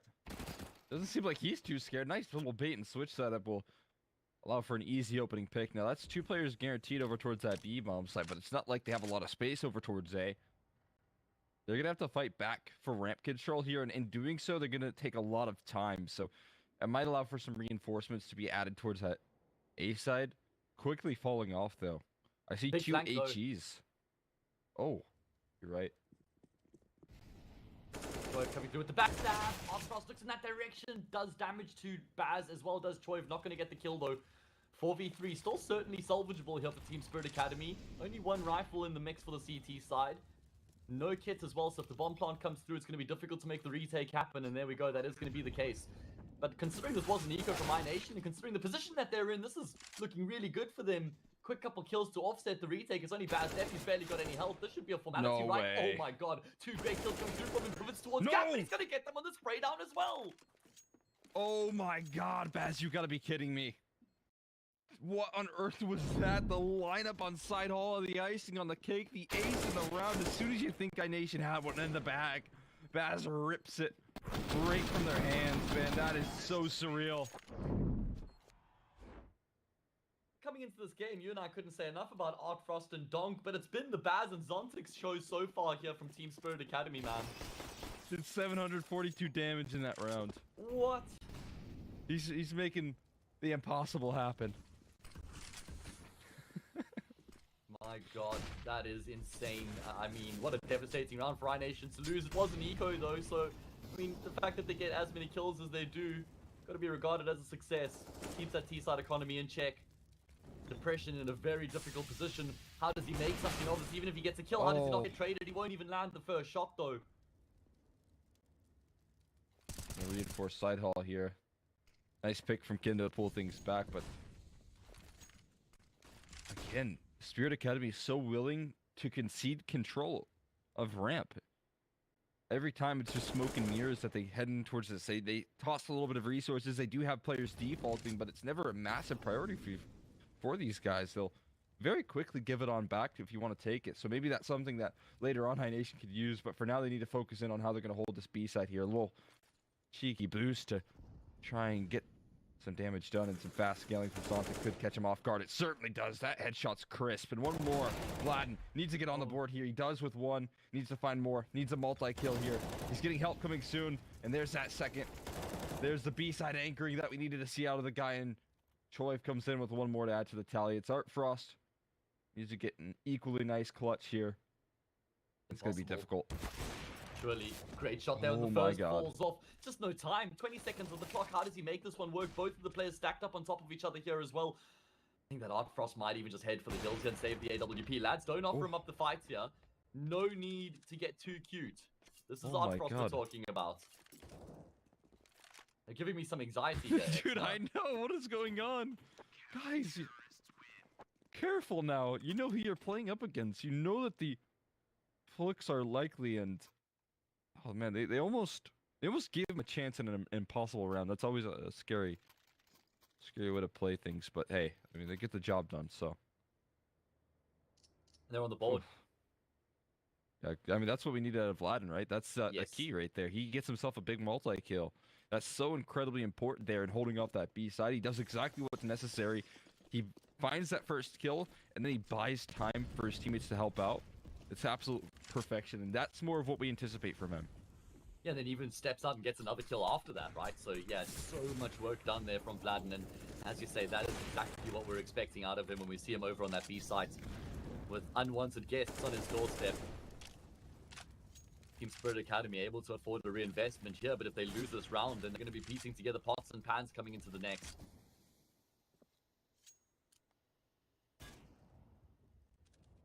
Oof, that's Pam. Heard that one. Right around the corner. Again, not a lot of priority here from Spirit Academy towards this A side. Instead, they just play patiently. What you setting Baz up here, cooking up Baz? a molly. Okay, Little yeah. side yeah, hall molly there. Yeah. Sotvik's going to take the first points of contact, steps out towards middle, spots Dragon retreating. Bit of info, and actually, oh, okay, that's going to be forced some moves to be made over towards ramp here. 1-for-1 trade, the name of the game, but Team Spirit Academy don't really have much to show for it right now. I think their hand is going to be forced to go back towards B, but it doesn't look like that's what they're going to opt for. 35 seconds. They're still standing behind a smoking ramp. Now, that's just going to fade, but think about the space that they have to retake here. There's so much ground that needs to be covered by these guys, and Depression tossing in a molly to buy further time. He's committed in the sandbags. There is no escape from this point on. Problem is, it's a kind of awkward position to try and fight the site, especially when there's players pushing up the ramp. Molly is going to force him out into the open. Great kill from him. In the meantime, Kindo gets a frag on the site, but there are trades up for grabs here. Bombplant going to come through. 2 versus 2 is the name of the game in the retake. Kitsin plays some utility as well. Dragon's on the flank, but Art Frost is on point.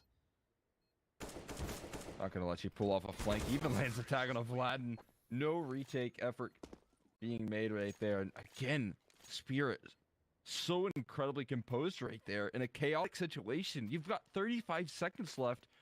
You have 2 players to take down on that A bomb site. They get the 1-for-1 trades on both sides of the map, the sandbags and on site, and they plant. They play the 2v2 to perfection, and again, these guys are young players, but they're making no mistakes. Yes, exactly. That's what's so remarkable. I wonder what a big role Sotvik is playing, right? The 28-year-old. He's been around the scene for a very long period of time, ever since I started watching Counter-Strike back in 2014/15. He was already involved and in the mix. He's 28, whereas Donk is just 16. That's a 12-year gap between the two of them. But, I mean, if it works in the server, then that's all that matters, right? iNation, they win a round, they lose the round immediately afterwards, economically reset. Tough times right now for the Serbian squad. Yeah, not really finding too much ground just yet. And that might need to change soon. Again, this is the map pick of Spirit, and they don't lose on it all that often. Not at all in this year so far. SHG though, gotta say, a little bit of chip damage can't hurt, and they've been able to make rounds like this at least close before. Yeah, true. Backs ripped it from their hands. That's actually insane. That was the 1 versus 4, right? So, wonder if iNation can try and get themselves in a similar position, but just a different result, different outcome. Are feeling things out right now. Baz is deep in towards middle, playing behind the generator. Means it's almost impossible for Dragon to get the kill, and guaranteed information for Baz. They're just going to exchange a bit of damage and then go their separate ways.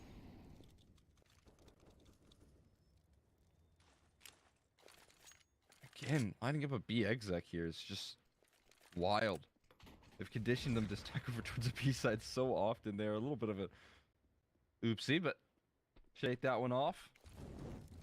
Regather yourself here, now lead into an execution. They've got the full exec coming on in, and so many low HP bars. Spam eventually starts to connect through the smoke. 2 easy entries right there, make it a 3rd. And it's just so flawless outside of the gun drop there. They make it look easy. Yeah, they do make it look easy. A few potential pitfalls there in the round, but they're able to deal with all the threats. And with that, Spirit Academy will go clear by 7 rounds, continuing their very strong start to their map pick here. iNation historically also a very comfortable team on Vertigo, but we just haven't seen that out of them. They do favor the T side though, 58% win rates on the T side compared to their 46% win rates on the CT side. But problem is they're going to need a lot more than what they've already mustered up. What do you think the bare minimum is here for iNations who still feel like they're in with a shot? You really can't lose the CT side, I feel. You need to get some CT side rounds. Now, obviously, I'll give them a shot here. Never want to count them out when we're not done with the first half, but things are getting out of control, and they need to stabilize as soon as possible. You think if they are able to walk in with a little bit of momentum?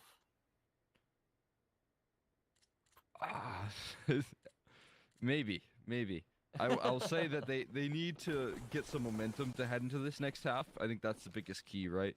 Okay. Maybe round count slightly less important than, walking away with like 4 or 5 rounds in a row. That would be nice. Yeah, I like that narrative actually. Just have them in a bit of a better mental state heading into the second half. compared to what they would be otherwise. Oh my god. Okay. Yeah, you and I both saw the same thing there.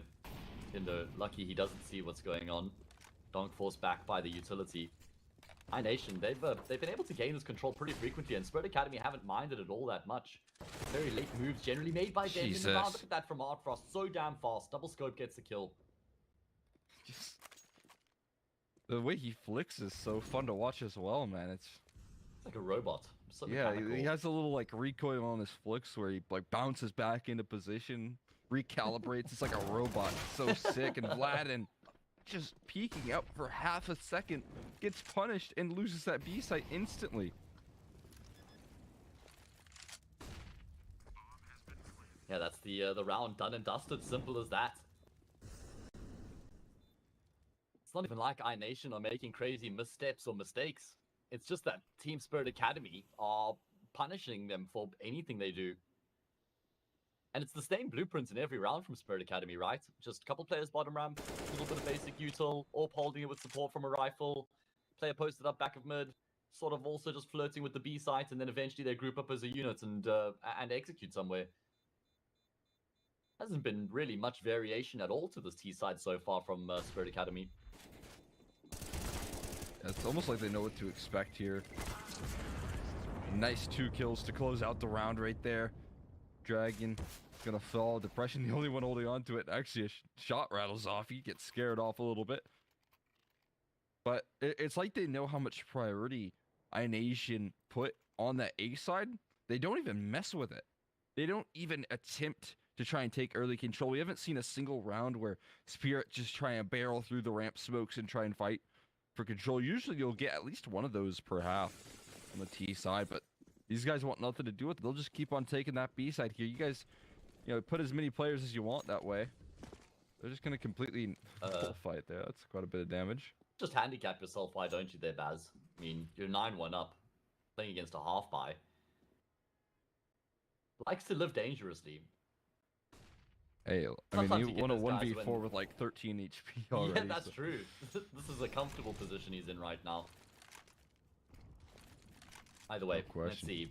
What can iNation do here? They've got a few pieces of the puzzle, right? I mean, an AWP, a few upgraded pistols, SMGs. It's not like this is an out-and-out full eco type of thing. There's some firepower here.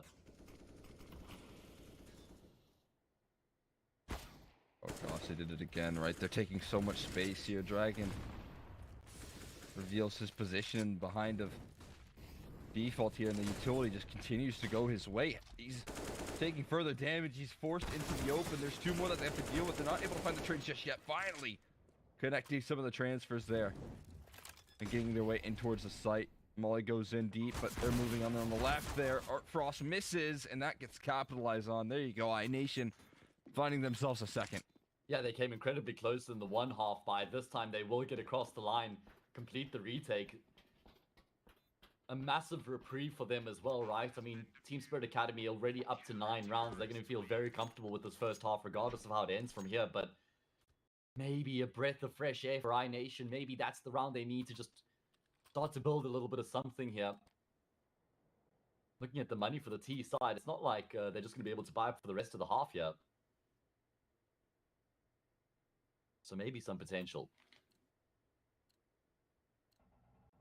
Yeah, again, you're looking at this one and you're thinking you can get 6 rounds here in total, best case scenario, but you also walk away with it 5 in a row. That's it's going to be very serviceable. But there you go. As soon as they lose a round over towards that B side, they start to pick up the heat a little bit towards A, taking fast ramp control, forcing iNation deeper and deeper off the angle here. And Zontix, he's been waiting for this opportunity to catch a little bit of overextension towards that B side, but the smokes are already down towards A. They've got the right side smoke in. These are actually the most forward positions we've seen Spirit Academy take up here this early on in the half so far, especially towards A. Zontix is still waiting for that flank to come through. His team has put a lot of pressure over towards A. Oh. The pressure and the AWP will go down. And that's going to be opening the A side for business. Great flash to force Zontix off the angle. He's been able to get around the corner though. Tries to jump back towards T-spawn and he will successfully evade Dragon. Not, but can't avoid his own molly though, like a moth to a flame. Okay. 4 versus 4. Exner, take it away. I mean, it's a long flight path back in towards that A side. But they do have a lot of utility to get this retake down, so it's not like they're completely out of this round here. But figuring out a way past Art Frost is going to be an incredibly difficult task as he waits patiently. That smoke can certainly facilitate. Popping some shots through the smoke here. They still have 2 players on side hall and landing the transfer. Bass able to do so much incredible damage. And that's allowed for everyone else to come in recovery. The Softic going to finish off the job right there, and they're going to get double-digit rounds. They immediately strike back. Oh god, even after Zontex just offs himself there, it doesn't make a difference. Team Spirit Academy still able to get the job done in the post-plant. It's happened both times now. After they lost a round, they win the round immediately afterwards. Just means there's no momentum gained for iNation. Looking at their cash here, I mean, yeah, I'm sure we'll see them invest. Depression can afford to drop an A1S here to his teammate, pick up a glass cannon if he wants, but it's not been a problem of not having weapons for the CT side. They've just been getting completely outclassed here against the Academy team. And there's no shame in this right now, because, I mean, Team Spirit Academy, they 2-0'd Big in pretty dominant fashion, at least on the first map. Listen, the first map against Big, Spirit Academy won 16-9. The second map, they were ahead, they were ahead like 15-5 or 15-6. They eventually won the map 16-12, so they've just been taking names lately. Yeah, I mean, again, looking unstoppable. And iNation, you know, when you come into this event, you look at some of the teams in the bracket, and you're definitely wondering about the strength. That Big roster going through a lot of changes this year. Obviously, they should still be able to take down Spirit Academy, right? But Falcons looking to do damage, and you'd expect them to punish. It's just not the case, and they've been able to test every one of these rosters here and just break them down. And they want to do that to iNation as well. You know, despite all the accomplishments this year that iNation have been able to get across the range, they want to break them down just the same. Gonna try and break down the defense here over towards the B-bomb side. Dragon lies in wait. He's got some support from Choi, who's over towards the bridge right now. Dragon's just waiting on the timing, hoping that he doesn't get mollied out of position. Doesn't look like Team Spirit Academy are looking in this direction. Dragon able to pounce. Not too keen on the transfer, though. So Sotvic will get the trade, but he in turn is taken down. Man advantage persists here for the CT side. Donk. I mean, if you wanted 2 people in the clutch, it would be these 2 players right here. Donk looking to toss his way through the smoke. It's gonna fade soon, and he's not gonna have a good opportunity, but he still nails the headshot, and then landing a shot right through the wall. Puts the Opera on notice of depression here. Kendo trying to make his move on in. He's spotted out, though. It's just a headshot. It's not the kill confirmed, and you need to make sure that you take down Art Frost here. He nails the no-scope. What on earth was that? Depression left shaking, running away, as he wants nothing to do with these 2 players remaining on Spirit Academy. I don't blame him. I'm casting this game and I'm scared of these guys right now, man. How does Art Frost do that? He's brought down so low, and he just steps out and no-scopes the guy. Not like he was on top of him either. 11-2. The misery continues here for iNation. My god. Is there any stopping these guys? I don't know. I don't know, man. Again, you just know that Art Frost is going to land that kill. As soon as you didn't fully finish the job, you land the headshot, that's nice, but you didn't land the kill, and you just feel like that's going to be the most, you know, costly missed opportunity right there. Just instantly know Art Frost is going to punish that fact. And that's exactly why you want him in the late round situations, winning you clutches. This round he tries to open up proceedings here, but he feels a little bit too much heat over towards that B side. He's not going to fully test it.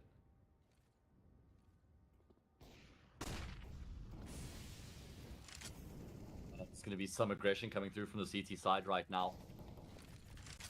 Zontex has support and actually is going to underarm the flash to charge his way forward. Will fall prey to Dragon though.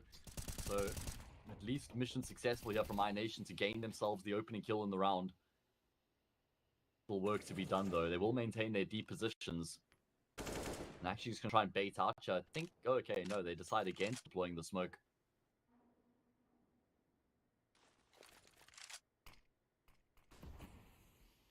Interesting way to hold B. A bit atypical, but it's definitely going to work right now for them. They needed something like this a play like this just to establish themselves. Their smoke gets tossed on in, just keep on recycling them. You can only do that for so long, but there's only 40 seconds left, Donk, though. He starts to take some names. 1 kill in, but a kill traded right back. Depression still stands inside hall. How do you get past this guy waiting patiently for you? No, he's going to just try to step out. That means that Frost will fall. Depression doing a phenomenal job. 2 kills before he goes down, which was inevitable. 20 seconds on the clock here for Spirit Academy to activate that C4, which they will. Sotfik at range goes down. They know that Baz has to be the man on the plant. There's the flank coming through, but he's not even going to be needed. Dragon with the multi-kill to complement the 2 out of Depression will be enough for iNation to find their 3rd.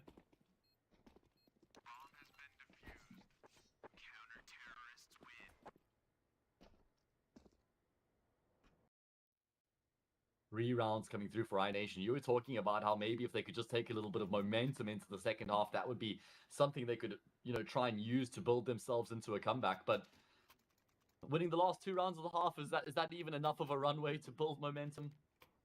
I don't think so. Not right now for iNation. They just don't have enough going for them. I think that that trend's going to remain true throughout the next half. They're going to be walking into the more difficult half as well, the T side. They got a lot of players that can find openings and entries, and they've got good firepower on this team, but it's not going to be enough here to really pull this one back, I wouldn't say.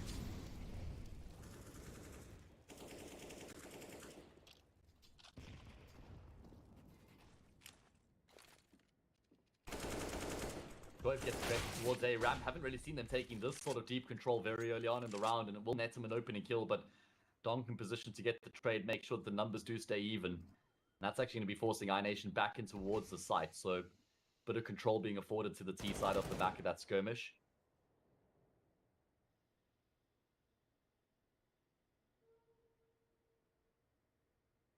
See if this one-way works.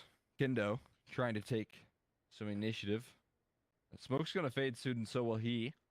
Betting on back, but Donk is quick on the chase right here. He stands close by, ready and wait. There's the smokes, there's the utility, there's the execution here towards that A bomb site. So how do they get past this? Depression's op is going to be the first line of defense. No flashes in, but that deep elevator smoke is going to completely nullify him. Utility Molly's tossed in as well, so they can't get anything done. Yeah, really good util usage. Great execute coming through from the Academy squad. Molly in towards heaven, make sure that they can't even deny the bomb plant. Sotfik just going to look to try and get himself on the edge of the building. iNation not taking Spirit Academy not taking up deep positions in the post plant here, man. They're trying to lock this one down from the site itself. They want to contest iNation. Don't even want to allow them to get in towards that bomb. Util over the top. Kits on all of the remaining players. Sotfik actually going to be giving up his position away early. Doesn't seem like it's going to make much of a difference, though. My God, very easy on the cleanup. Every single time iNation won a round, they lost the round immediately afterwards. Masterclass from Spirit Academy. We're going to take a short break. We come back. It's the second half. It might be a formality unless iNation have something up their sleeves.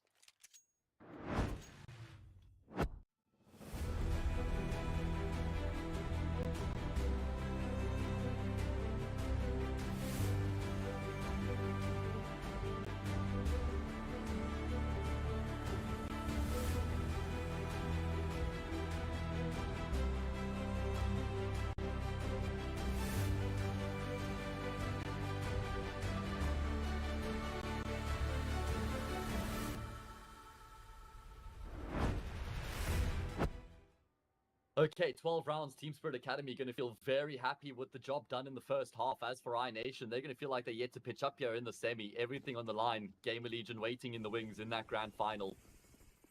1xBet heavily favoring Team Spirit Academy to win it from here. You as well, Exna?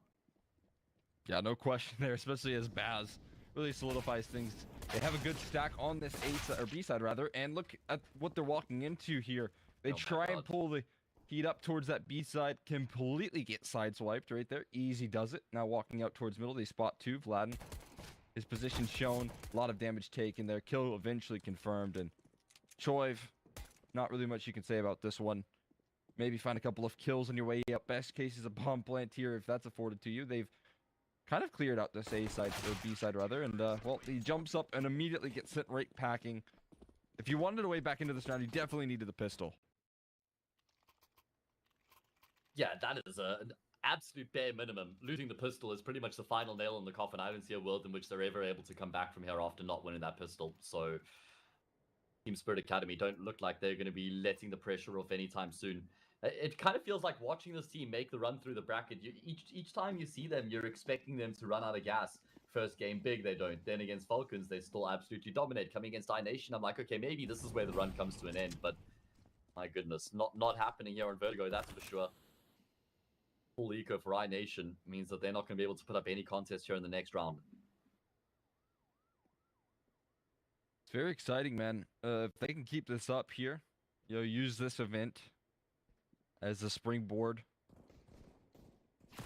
It can be like the next Aurora or something, winning every CCT here.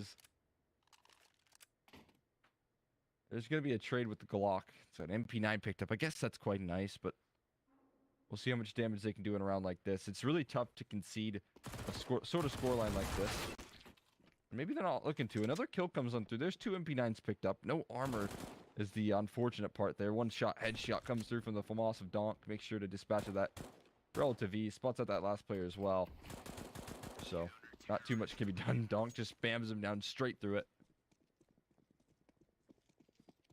Yeah, Team Spirit Academy, I mean, take a couple losses in the process, but they do win the round as we expected. This is going to be the sort of last opportunity for iNation to make something happen here on Vertigo. But it's not like, hey, you win the round and all of a sudden there's a completely different complexion in the game. No, it's still a very complex situation.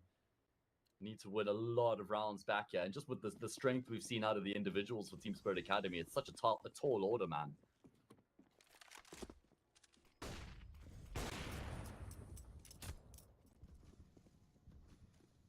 Very, very long path to recovery right there. His damage is already taken. Kendo put on notice. They're going to make the way out middle here. I mean, Donk is taking a very forward angle, but he has support. Look at the setup that they have. Just waiting, walking right into his crosshair. Another time to strike from above. Donk plays off the contact. Thumb is dropped in towards the middle. Goodness. Another kill comes through. They were incredibly prepared for that. Yeah, but what a beautiful 1-2 punch there between both Donk and Artfrost, though Vladden sinks his teeth into Team Spirit Academy. 2 kills coming through from him. Add a third to the tally there as well. Fights being offered up by Spirit Academy, and Vladden is happily obliged. They are going to get ahead of his molly, though. Depression, the next man up to the plate, waits on the angle, and he's going to lose his life. So means it's going to have to be an ace clutch out of Vladden here. Exner coming into the round, he had 5 kills to his name. At the end of the round, if he's going to have won it, he's going to have double that amount. Such a big ask, though, man. Only 24 HP. His first piece of the puzzle is this FAMAS here. He takes care of it. He lands another shot, but 5 HP left. Molly. Buy further time here. He picked up another one. Toss that one right where it needs to go. 25 seconds left. Plenty of time to move on in towards that A side here. And now it's all a big gamble. Zontix, though. Zontix is on the angle. Vladden's looking for it. No! Oh my god! How does Zontix time that peak so damn well? It's tucked in around the corner as Vladden is clearing him. He thinks he's home free. He thinks he's gotten to the A site. But Zontix says no. Times his peak to complete and utter perfection. Maybe using the audio cues there. And that just robs iNation of their hopes and dreams here on Vertigo. My god. You couldn't have timed that any better right there. That is completely stunning. What a nice attempt from Vlad, and I gotta say, maybe that can give him some confidence heading into some future maps, right? I think that's something to look forward to right there. Not quite closing it out, though. And the here and now. Utility tossed in towards ramp. Underhanding that HE, just getting a little bit of spin on that. Zontix waits for them to push through the smoke. That's easy pickings for one. Stands behind it for a second. What is going on here? Eventually will fall as he looks to hold his ground, but 2-for-1 trade, further damage done. That is something you'll take every day of the week. Oh man, good kill there from Dragons to at least bring it back into the 3 versus 3. iNation fighting for their lives. Artfrost looking to make sure they don't have any lives left remaining. So aggressive, getting into the faces of his opponent. Now on the cusp of finishing off this map with the flawless second half. Might not even drop a single round here. And it's Donk who's just out in the open right now, beating his chest. Wants the fights. Just exuding confidence right now is the 16-year-old. He's going to get the fights offered up to him as well. Not the cleanest. Won't get the frag. 2 versus 2. Round alive here potentially for iNation. AK retrieved as well. More guns being picked up. Art Frost, though, does stand in between them. Not fully committed towards the position in which they're scaling up. Art Frost looking to line up a couple of kills, but he splits the goalpost right there. Completely whiffs it, and does require a clutch to close this one out. 1v2. That doesn't look to stop him here. 1 kill coming through. 1 more under Dragon. He's 1 HP. Dragon, an incredibly difficult clutch, and he walks right into his crosshair. Zoptic to finish the job, and Team Spirit Academy, they close Vertigo out 16-3. My goodness, that is complete and utter domination coming through from Team Spirit Academy. Keep in mind, one of those 3 rounds that they lost was to a sort of a half-by eco as well, man. They were just in so good form coming through the entirety of Vertigo. Complete and utter domination. And that's a map that iNation pride themselves in as well. I know it was picked by Spirit Academy, but it's not a punish pick, Exner. No, none at all. That was just a comfort pick for Spirit. More than anything, right? They're picking into their own strength right there, and they certainly showed it over iNation. I gotta say, man, T side was absolutely flawless. The utilization of that B side, constantly testing what is kind of the star of the show right now in iNation, and punishing Vlad and just completely nullifying him here in the server. I think that's such a great start to the series for Team Spirit, because if they can bring that into the next map, no matter how good Anubis is for iNation, they're still gonna, you know, just kind of stun the confidence of Vlad in a way that he hasn't really been tested a whole year so far. Yeah, that's true. We are going to Anubis next, so hopefully for iNation, they're going to be able to change the situation around and maybe give Spirit Academy a taste of their own medicine. Before that, though, a short break.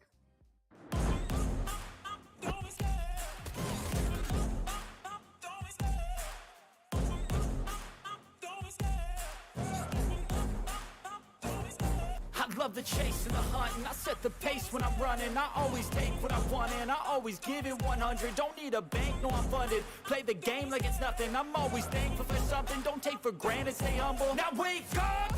It's time to look at the enemy. Look in the mirror if he is no friend to me. It's not working out, maybe it's the chemistry. It's time to break up so I can make a better me. Better believe in your mind, cause it's everything. You can mold, shape, find almost anything. All it takes is some time and some clarity to find your identity. It's mind over everything.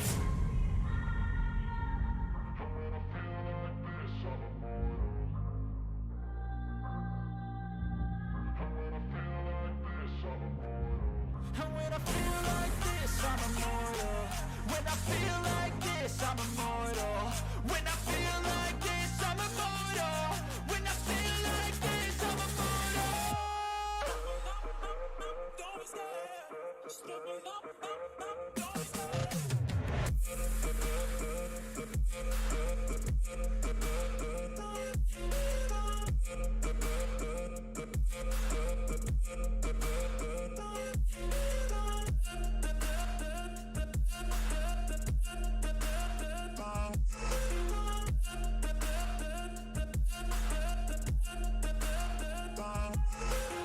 I'm so gone, no, I'm never turning back. I won't stop, I'ma fight until there's nothing left. It's so on, you're gonna be hurting bad, cause I've been to hell and back. You don't wanna make me mad, I stay strong, you will never see me crack. And if you get in my way, you're gonna feel the wrath.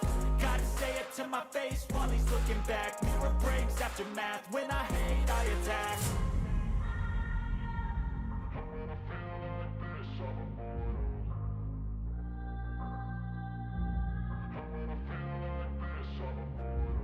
And when I feel like this, I'm immortal. When I feel like this, I'm immortal. When I feel like this, I'm immortal. When I feel like this, I'm immortal. Don't be scared. Just give it up. Don't be scared.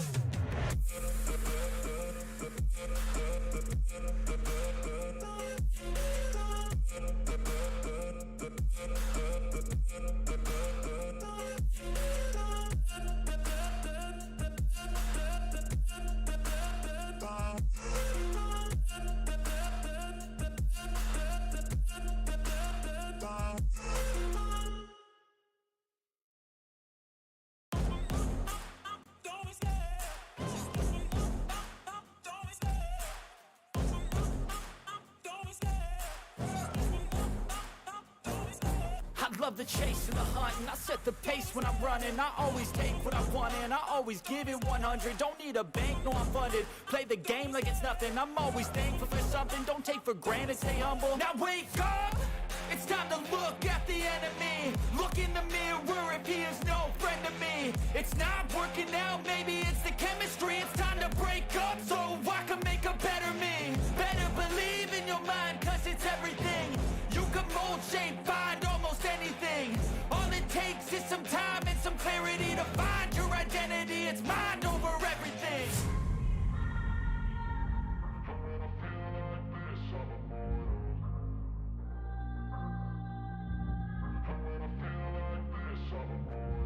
And when I feel like this, I'm immortal.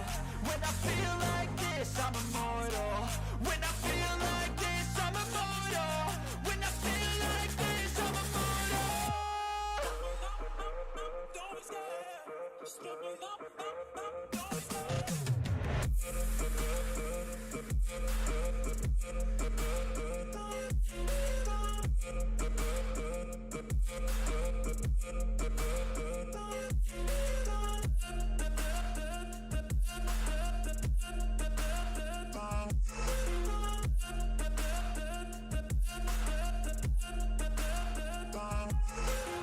I'm so gone, no I'm never turning back. I won't stop, I'ma fight until there's nothing left. It's so on, you're gonna be hurting bad. Cause I've been to hell and back. You don't wanna make me mad. I stay strong, you will never see me crack. And if you get in my way, you gonna feel the wrath.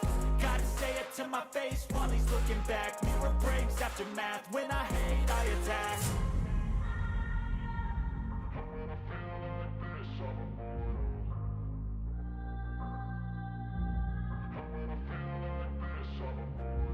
And when I feel like this, I'm immortal. When I feel like this, I'm immortal. When I feel like this, I'm immortal. When I feel like this, I'm immortal. Don't be scared. Just give me up. Don't be scared.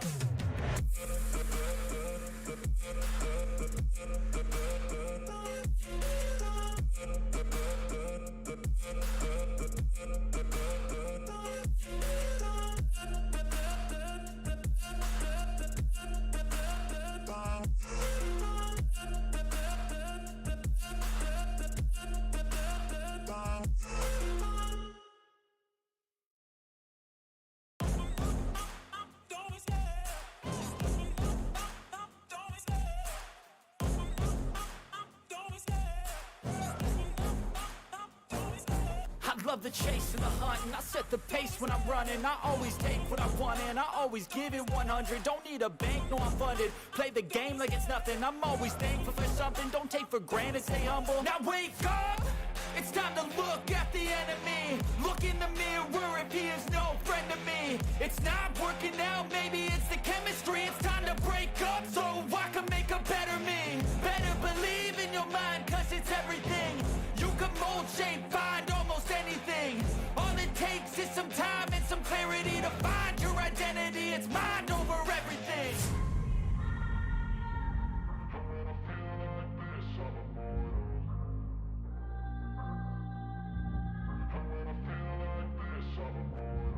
And when I feel like this, I'm immortal. When I feel like this, I'm immortal. When I feel like this, I'm immortal. When I feel like this, I'm immortal. Don't be scared. Just give me up. Don't be scared.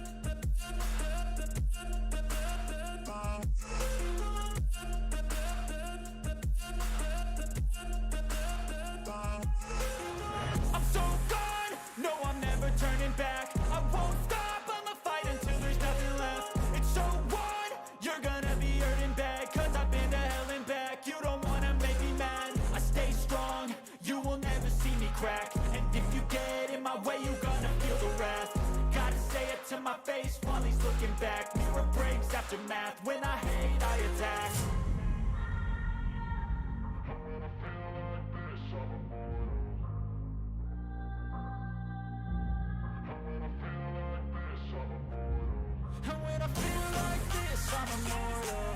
When I feel like this, I'm immortal. When I feel like this, I'm immortal. When I feel like this, I'm immortal. Don't be scared. Step it up, don't be scared.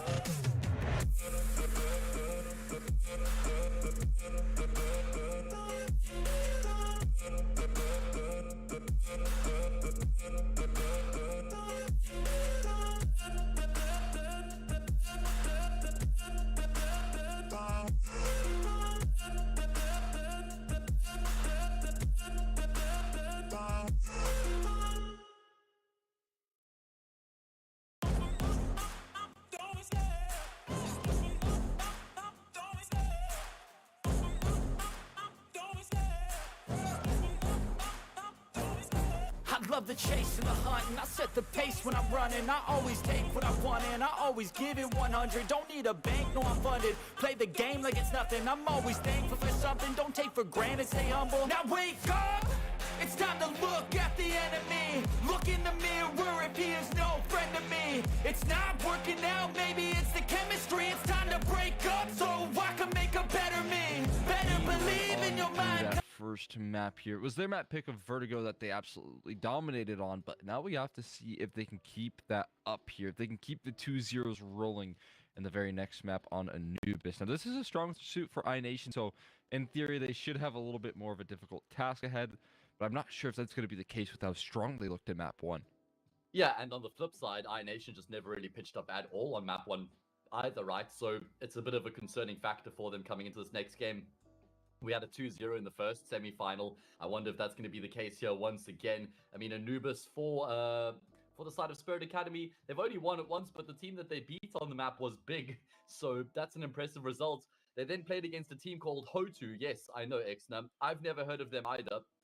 But this crazy Spirit Academy team managed to lose to them 19-15 just 2 days ago on Anubis. So who knows what to expect.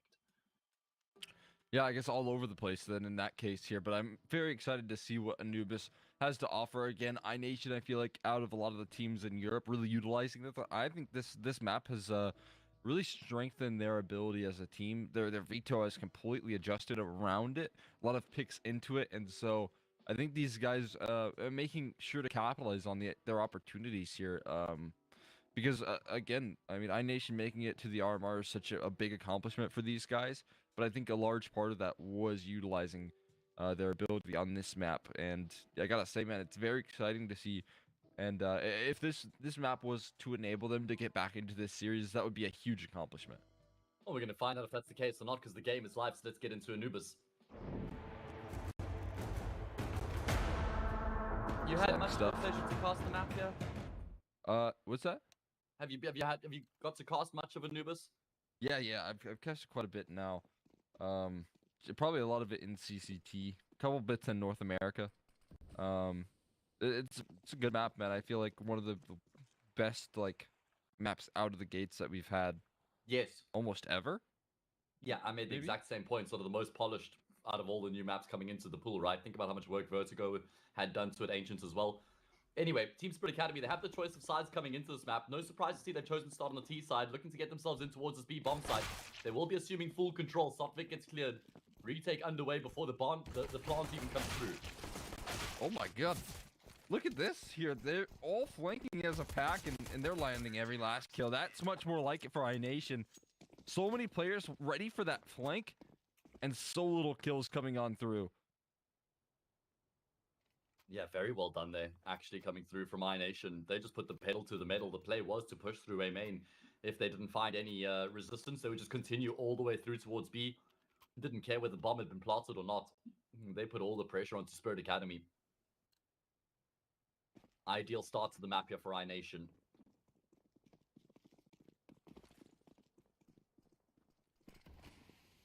Yeah, interesting to note as well. Of course, iNation picking into this one. Spirit Academy have elected to start on the T side. Yeah. And I think that's rather common nowadays. I saw Eternal Fire actually doing this a lot. Not only on this map, but on other maps as well. Seems like it has become the popular option on Anubis. Does kind of lean in towards being a team map, I would say. Yeah, definitely. That definitely adds an interesting aspect to the map pool as well. Having a maybe T-side favored map. Here's the Glock's doing lots of damage. 2 kills in. I guess that's kind of about as best as you could expect there. The FAMAS actually wall bangs him. And it's going to be 2-0 before the investments do come out. Again, 2 kills not all that bad for Team Spirit Academy. And make sure to punish some of the overextension. I mean, 2 frags considering the lack of an investment there from the T side. Very successful for them. As we do see the first gun round coming through, iNation just 1 round away from leveling up their entire tally from Vertigo. Those rounds all won in isolation as well. So for the first time in the series, they've actually been able to string together back-to-back rounds. Yeah, that's got to be such a good feeling. Finally not being on the economic back foot. They were really much so looking forward to this map. I can only imagine after Vertigo. After the drought that was. Now that they know that they can hop into a place that they have some firm foundation on. Yeah. And that their opponents are relatively weak on as well here. This is early spot out. They're walking into the crossfire, but Donk dismantles that. 2 kills coming through. 2 headshots on the transfer. 1 more to add to his tally. No, but Art for us stands as quick as ever on the trade. And that's all that matters here. Great spacing between the 2 of them. Art Frost coming through, making sure that even though Donk does go down, he's able to maintain full control of that A-bomb site. Bomb now rotating in that direction as well. You've got Sotvic, who's playing a bit of a lurk role right now in towards middle. And it will be a backstab from him as well. Dragon close enough to hear the C4 being activated, and it looks like himself and Troy are going to have a crack at the retake. Fresh smoke is frustrating, though.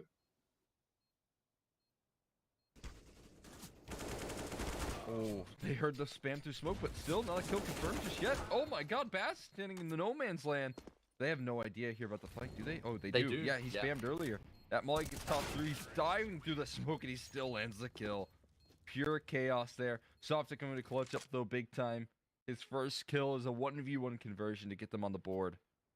I mean, I was still very worried there for iNation. So the fact that they get in such a good position is really impressive, actually.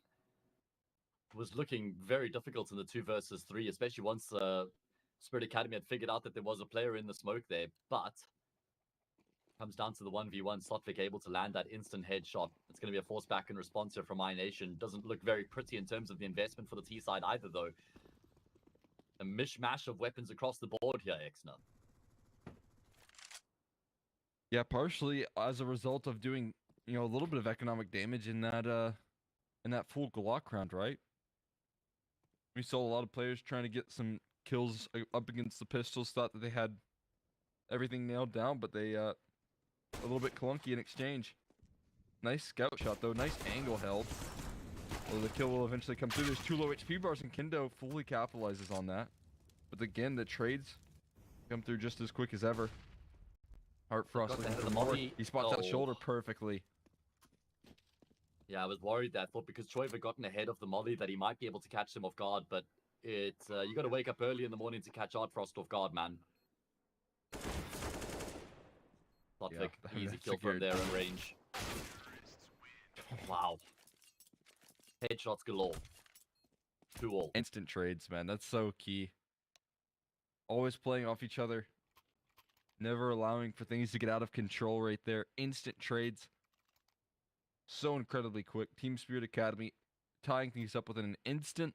And now we'll see how much they can get away with here on this T side. Again, they've got that momentum right back in their favor. They've given a quick reminder as soon as the guns come out to iNation what exactly they're up against. And it's got to be a bit of a terrifying prospect for them. Yeah, absolutely, man.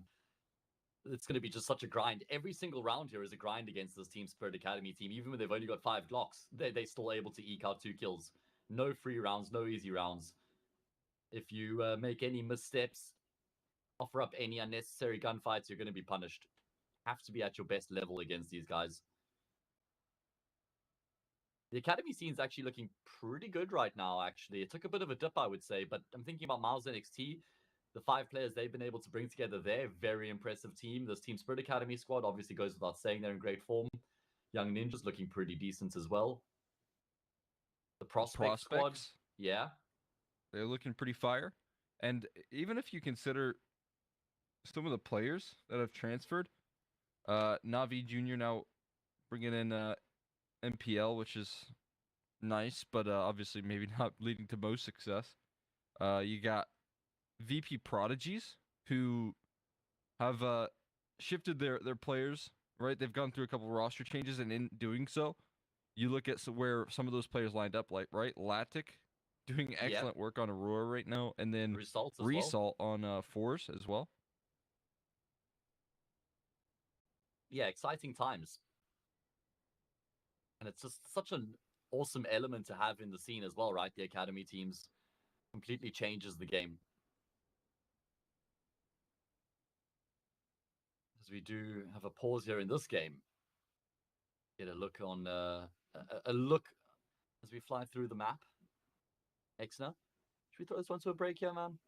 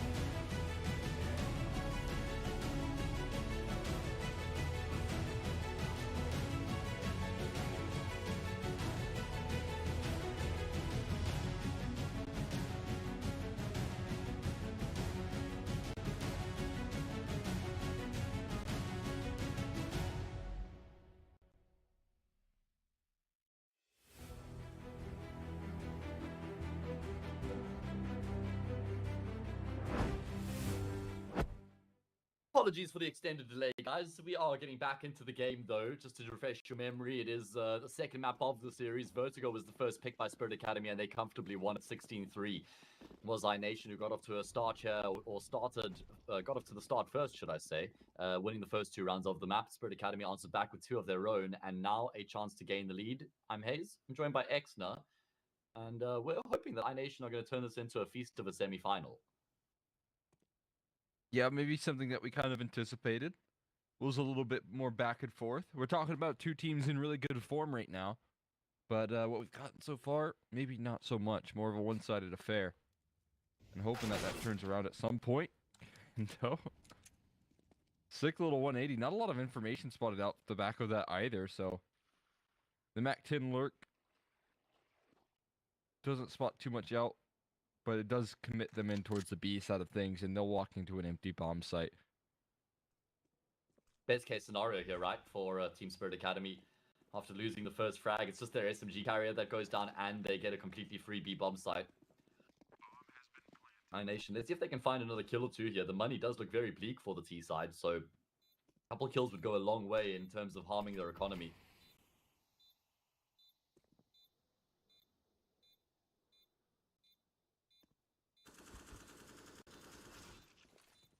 Ooh, there's another one. Comes through. Yeah, can they get one more? That would be really nice if they could at least get one more kill here. Gonna be difficult though at range. Yeah. I don't even know if Kindo wants to save this. I reckon just have a crack at it with the MAC-10. Unfortunately, not gonna result much, but still 2 frags, nothing to scoff at. Yeah, you'll take that in a certain sense, right? Do a little bit of economic damage. You scare them off a little bit, no big deal. Good attempt there from iNation. But here's where the real start comes on through, and it's piquing my interest here is the double up on the AUGs that we see. What is going on there? Interesting decision. Yeah, it's something that's become an increasingly popular option. Dragon uses it a lot. I think iNation are big proponents of the gun. And if you keep the A1S and not the A4, then this kind of gives you the variety, right? Between the silenced and the unsilenced rifles.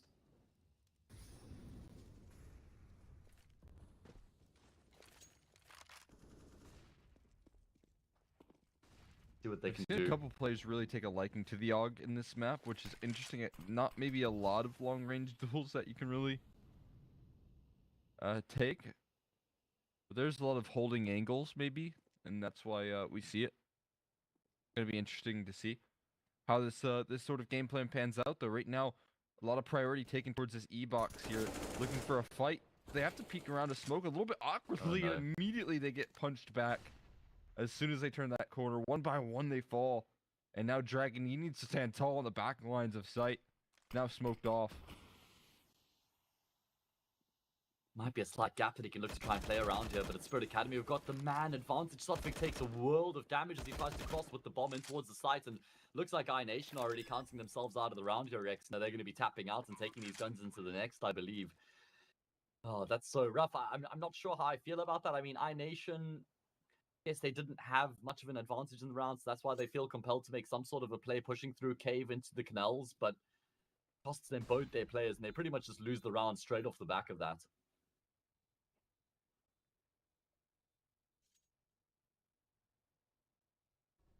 Yeah, that's an interesting decision right there, because you see that smoke lands kind of awkwardly in the back of E-box, and you still peek it.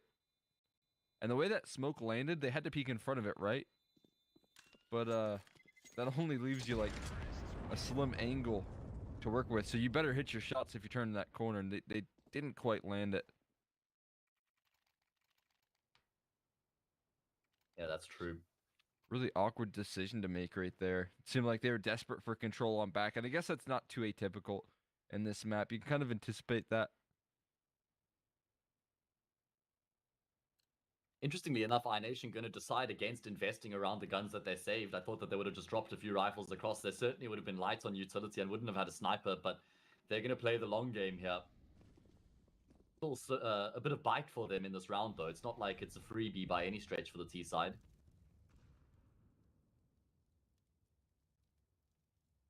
Similar T side here on Anubis compared to what we saw on Vertigo as well. Just Spirit Academy kind of just spreading themselves out across the map. Feeling things out. Quite a patient approach out of them. force a gunfight here or there and then take shape in the round. One of those Aug singing. The trade attempted. Vladen. He's an absolute turret right there. Doesn't move a muscle. And lands 2 kills. Peeking through, though. Softic will pull one back in their favor.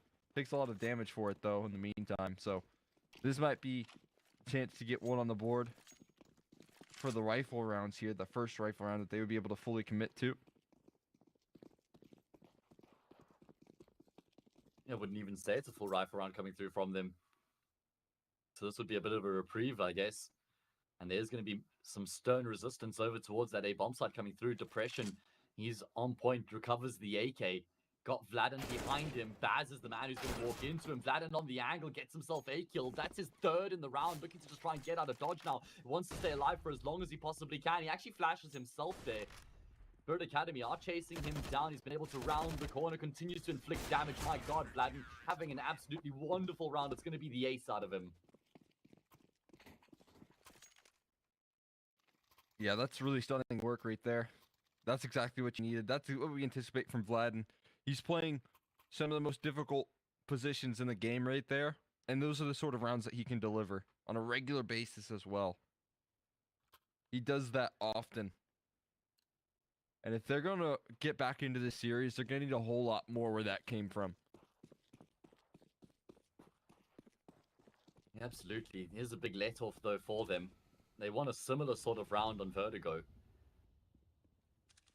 Spirit Academy not being as clinical as they would have liked. Means their lead slips to just a single round.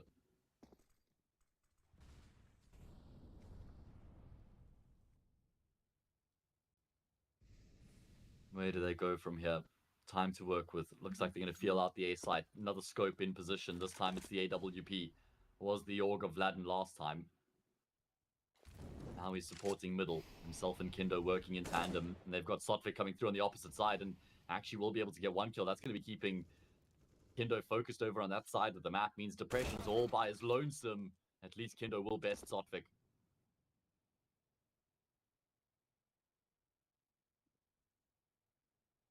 Patience from Depression here. The flashbang comes through just at the right time, though. And now he has to dance in between this pillar. He's good for 1, though. Utility still hasn't been able to flush him out. Misses that second shot, though. Donk is going to trade things out. Immediately out of the server.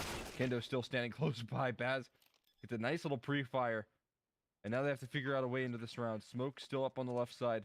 Or rather, the right side here. Art Frost turns his attention elsewhere. Baz still has to deal with this off angle, and it puts all the pressure on Art Frost in this 1v2. Flashman going to come on through.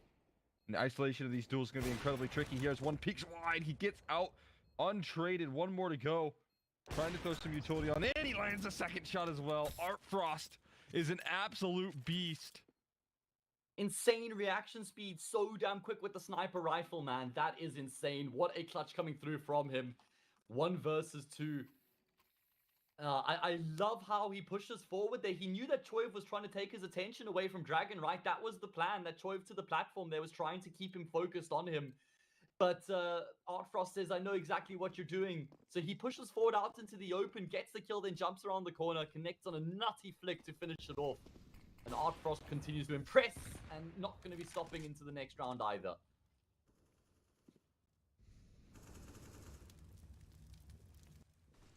Beautiful work. Opening up the round immediately here. And Dog. There's just no way. Peeks right into him. Peeks right into an Opper. You'd never favor him in that fight. What is that? Spamming Vladen right down through the smoke as well. Oh, nothing can go right for iNation. Okay. And Choiv. Another victim added to the tally here. Jumping up in the box. At least Dragon is able to walk away with something. But you know damn well he's not walking away with this op. They are on the hunt. Yeah, Art Frost already starting to close the gap in his direction. I don't think Dragon's ever going to be expecting somebody to be here already. Art Frost could even go for the knife if he wants. Don't think he will, though. No. Racks up another orb kill. And that's a really rough round for iNation to lose Exner because, well, now they're going to have to eco. So 7-3, the imminent scoreline. This first half starting to get out of control. Also, just keep in mind that they won the pistol, and then they won against 5 Glocks. That's how they won their first 2 rounds. Their third round that they won was essentially an eco, but to be fair, it was the org that they saved that got all 5 kills. Point in case is that they haven't theoretically actually won an out-and-out gun round yet here on the map. Yeah, I mean, and Vladen was responsible for that one kind of eco AUG round that they were able to win. Found himself a massive multi-kill to hold on to that A side. Exactly. Instantly put into a 5v3. That makes your job so much easier, but maybe another eco will get their heads back in this one. 2 kills coming on through. 1 more spotted out and towards middle. And it's going to be a bit of a gamble stack towards this B side. Unfortunately, again, though, perfect read from Spirit Academy. They're going to avoid the CTs entirely. They're just going to avoid his bomb, that bomb site that they're stacking. They're starting to realize as well that A is free of charge. So they're going to have themselves a field day in this round. Yeah, Bad's going to have a chance to maybe rack up some kills here. Kindo, his first victim. Couple players flanking in around through towards mid. What's the timing going to be like is the question. Actually, past like ships in the night. Unfortunately for Choi, not going to be afforded the luxury of life. This Spirit Academy team are so scary to play against. Just all 5 of their individuals just seem to be incredibly cracked. Obviously, Sotfik lagging behind the pack, but I guess the 4 other players are just all ridiculously talented individually.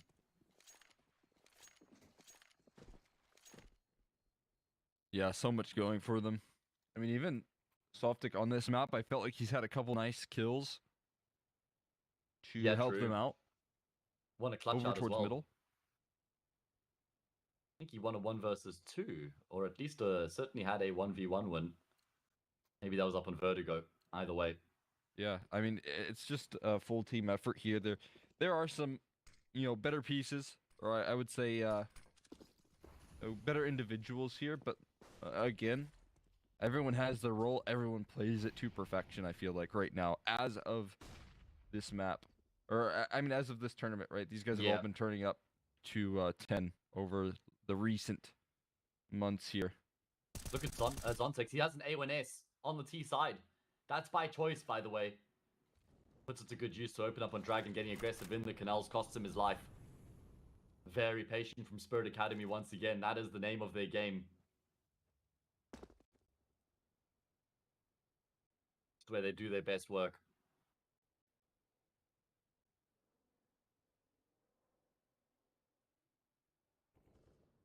Doing a whole lot of thriving right now on this T side.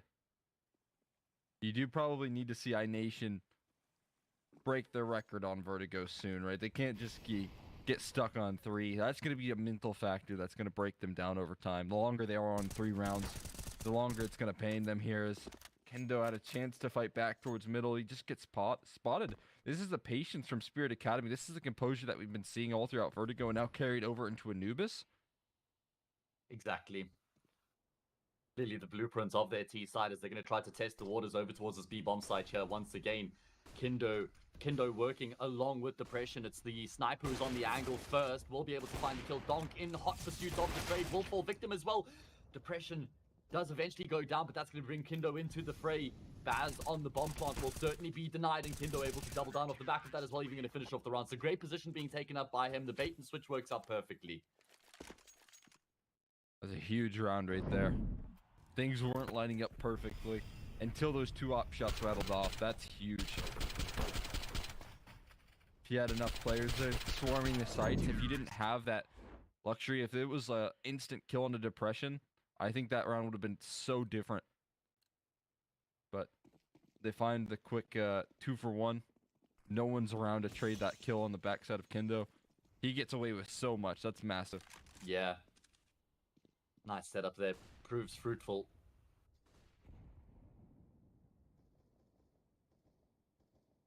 Needs to be more where that came from for iNation. Does look like the B side's going to get scrutinized once again here by Spirits Academy. Feels like it's just going to be a matter of time. They do keep their options available. Zontex on the opposite side of the map, sort of feeling things out.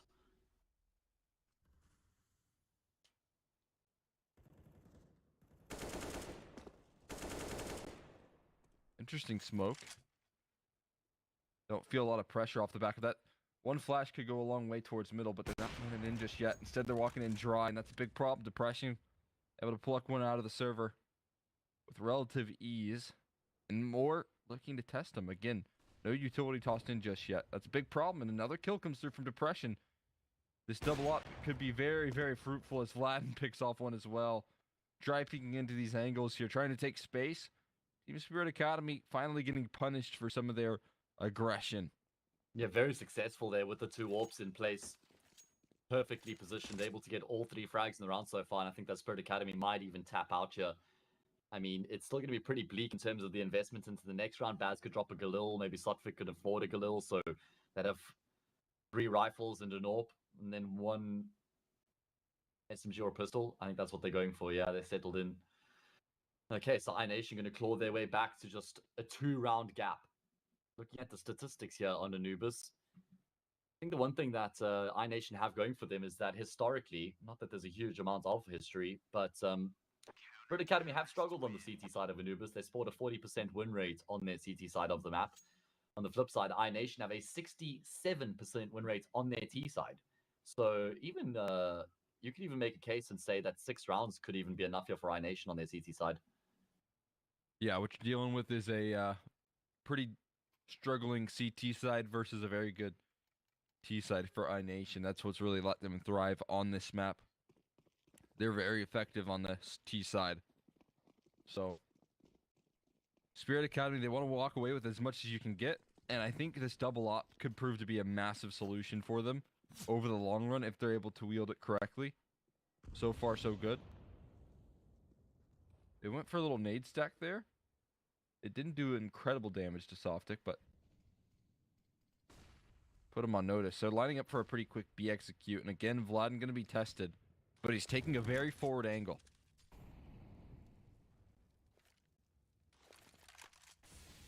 Yeah, going to be a massive test. Doesn't have any support either. Kindo would be the first responder. He's not too far, you know. This is a bit of a variation from Spirit Academy, right? We haven't seen this type of approach in one of the rounds so far, but look at how much info iNation have. They've pushed through B main. Have a very good idea of what's going on right now. Vladden with his AWP. Going to take a lick of damage, but deals some fatal damage in return. There's that 1-2 punch there. Kindo does come through in recovery here. Massive B hold so far. So much damage.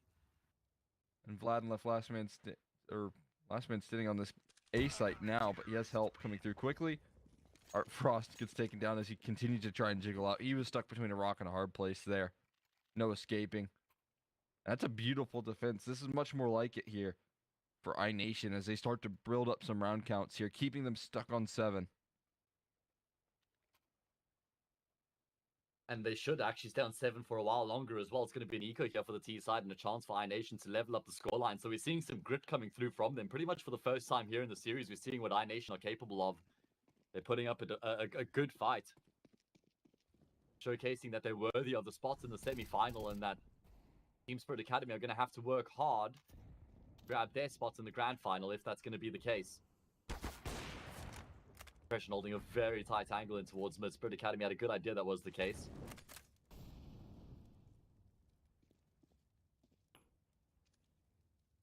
Depression seems to be warming up to the game slowly here with his AWP as well. Yeah, everyone looking a lot better individually. Kindo on 16 and 9 right now.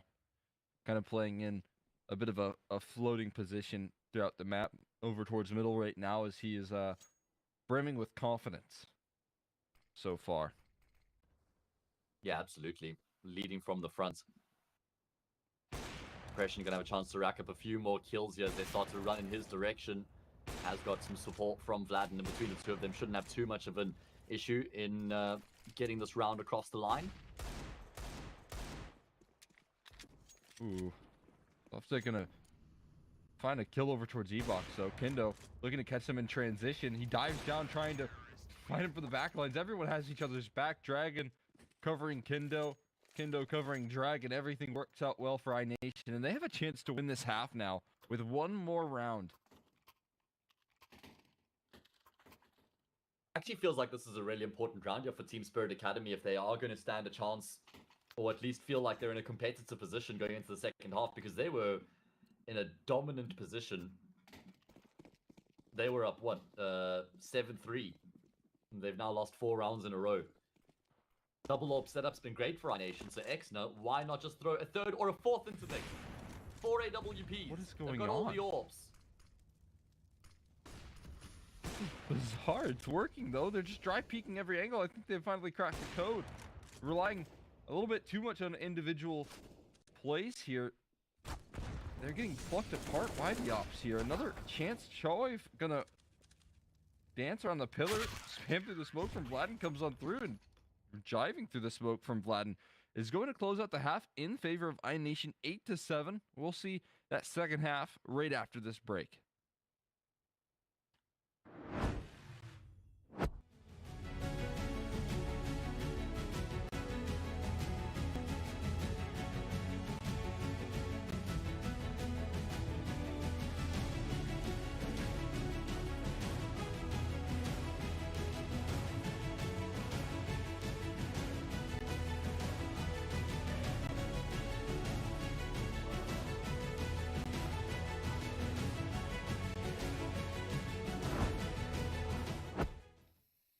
Second half underway. For the first time, iNation have actually been able to gain themselves some head steam, momentum, confidence. They've got the lead here on Anubis as well. It is their map pick. Can they close it out in the second half and take us to a decider, which would be overpass if we go the distance? 1x bet, bringing the odds closer back to what they were a bit earlier. Still very heavily favoring Spirit Academy to win here, but not completely writing iNation off.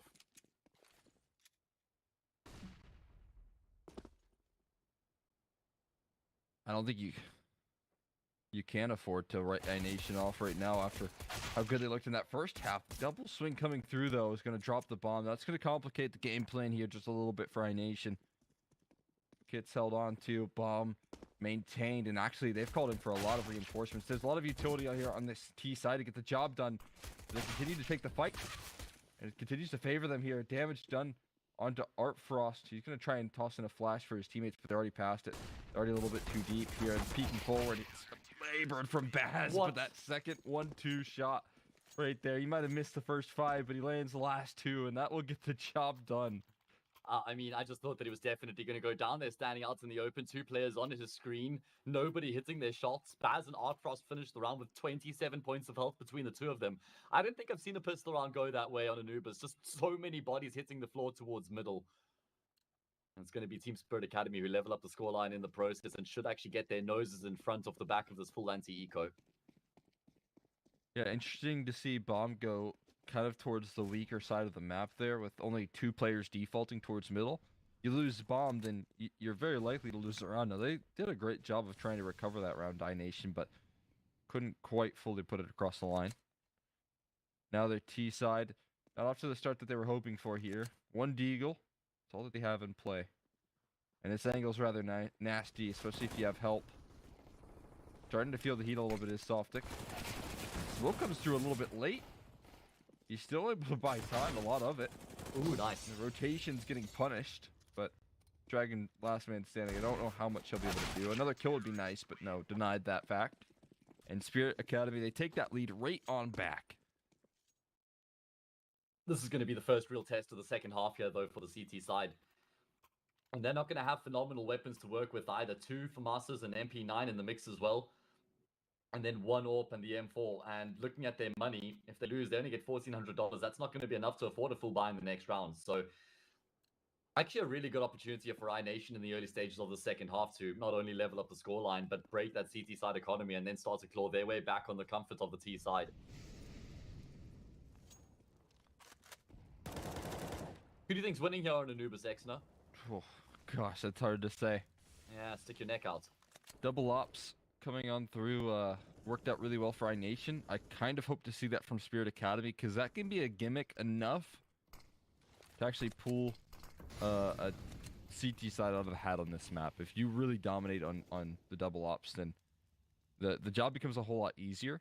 But that also requires a lot of, like, I would say just lackadaisical T sides, which we saw from Spirit Academy. It was the reason why iNation were able to wield those double ops and even quad ops in that last round so incredibly well was the lack of utility. I don't think iNation have that problem on their T side. They're going to have the utility. They're going to have the execution power to back these rounds up. You should become a politician, Exner. That was a beautiful answer, but you just didn't even answer the question. I love that. You did really well there. Danced around it beautifully. Oh man, boys. dodging the question. I'm going to say iNation still have a good chance. I'll go ahead and go out on a limb here. No, but I completely agree with you as well. You sort of dressed it up really well in terms of what the conditions are for both of the teams. Not a lot of time left here for iNation to take shape in the round. Looks like they're going to try and split their way in towards the A bomb side. Problem is they've lost one of their players in the front line. Zontex will pick up the AK. Bomb carrier depression, the next man up to the plate, and he will best that individual. 25 seconds. He needs to head in the direction of that A bomb side. iNation leaving a lot of work to do here with very little time on the clock. In fact, now Team Spirit Academy aren't even entirely sure what's going on. They're rotating out of A. Artfrost is going to hang around with the AWP, gets a kill back. Slotpick finds Dragon. I have no idea how that's happened. Bomb plant's still going to come through though, so the round is alive. Still have a very decent chance of pulling this 2v4 across the line. Kendo in a nasty spot right now. He can do so much work from here. With two players heading in, he's fully flashed off and trying to buy time. He lands the low HP bar, but he doesn't find anything else. So depression left in the 1v3 now. Has it all to do. Op is covering him, or Artfrost rather. He's not going to miss that shot. He'll make sure to take care of business. And Spirit Academy extend their favor. How did they win that round keeping 3 players alive though? I mean, they were in shambles on that A bomb site, rotating out so many audio cues. How does Dragon not get that kill onto Slotpick? He had that frag dead to ride every day of the week. Leak round there for iNation to drop. That kill right there, I think it very easily could have been the difference maker. Think about the position that Dragon could have been in after he finds that kill.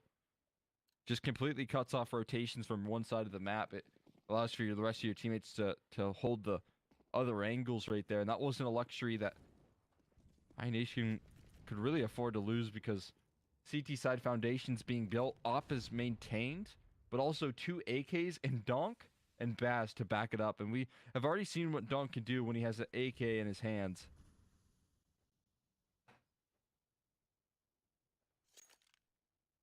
Gary Prospect having an AK in his hands on the CT side. Not the defender I want to run into. Of course, iNation have got that round loss bonus behind them now, so able to afford a bit more of an investment into the eco.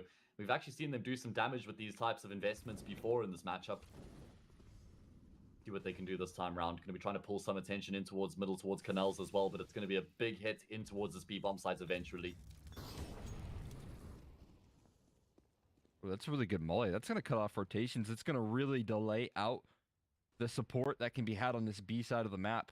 And they're not even yet rotating in. Baz is going to be caught completely blindsided here. Luckily, Donk is able to land the first kill. That molly is going to buy time here. They're getting flanked. There's a huge problem starting to rise onto the server here. Donk continues to hold down the line. One more kill. So rough. They're losing one prong of approach before their second can arrive. Choi's finally going to get his chance to strike. Trigger discipline could go a long way, but the rotations are arriving onto the scene, and now the alarm bell's ringing there as the bell rung off of Donk's head. 2 kills is all that they'll be gathering here. But they drop That's off so the unfortunate. AKs. Yeah, okay, so they've got an AK. What's so rough though for iNation is Choiv's position. They just aren't able to make anything of it. They couldn't stay alive long enough to allow him to actually activate and come through with the backstab. Donk gets those 3 kills in such quick succession. He pretty much just robs them of any chances in the round. 11-8 Spirit Academy have won the first 4 rounds of the second half. iNation, this sort of needs to be the moment that they make their mark. Otherwise, they're going to be chasing the game by some distance. Yeah, it looks like they could have just used another, like, 10 seconds to let Choiv really activate on that flank, but yeah, sometimes you just don't have those luxuries. Sometimes you don't realize the opportunities that are arising on the server. And a missed chance. They hope to redeem themselves in this round, though.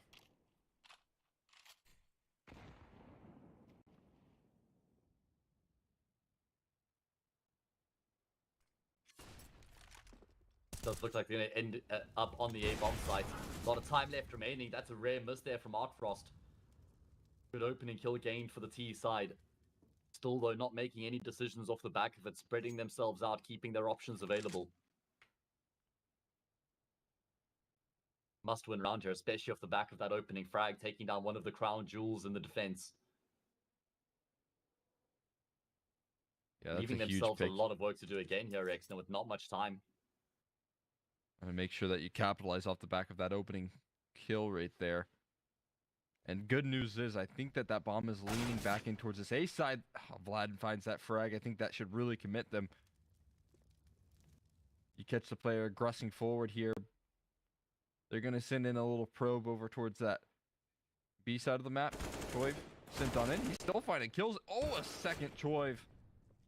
He dismantles the stack of remaining players right there. That is so massive. Now the hunt is quickly going to activate as well. Yeah, not only does be he careful. get a lot of information, he also gets the kills. That's damage to the economy. As you say, they also have to be a bit careful here. They don't want to offer up any unnecessary lives. Build up some cash of their own. 4 players staying alive, going to be wonderful for their economic game. And they played that situation well, right? They didn't have to do a huge amount there in that round, did iNation. Just won out the single gunfight. As they took down the AWP Art Frost, they just posted up, punished the second wave of aggression, and from there, the job was pretty much done.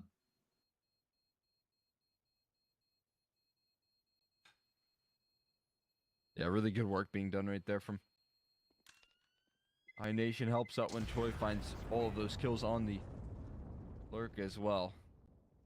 But I think even if they didn't have those kills, I feel like Vladden probably did enough. He lands that first kill onto the op. Like you said, if you're going to finally force a miss out of Art Frost like that, you better make sure that you're grabbing the round. And iNation do exactly that.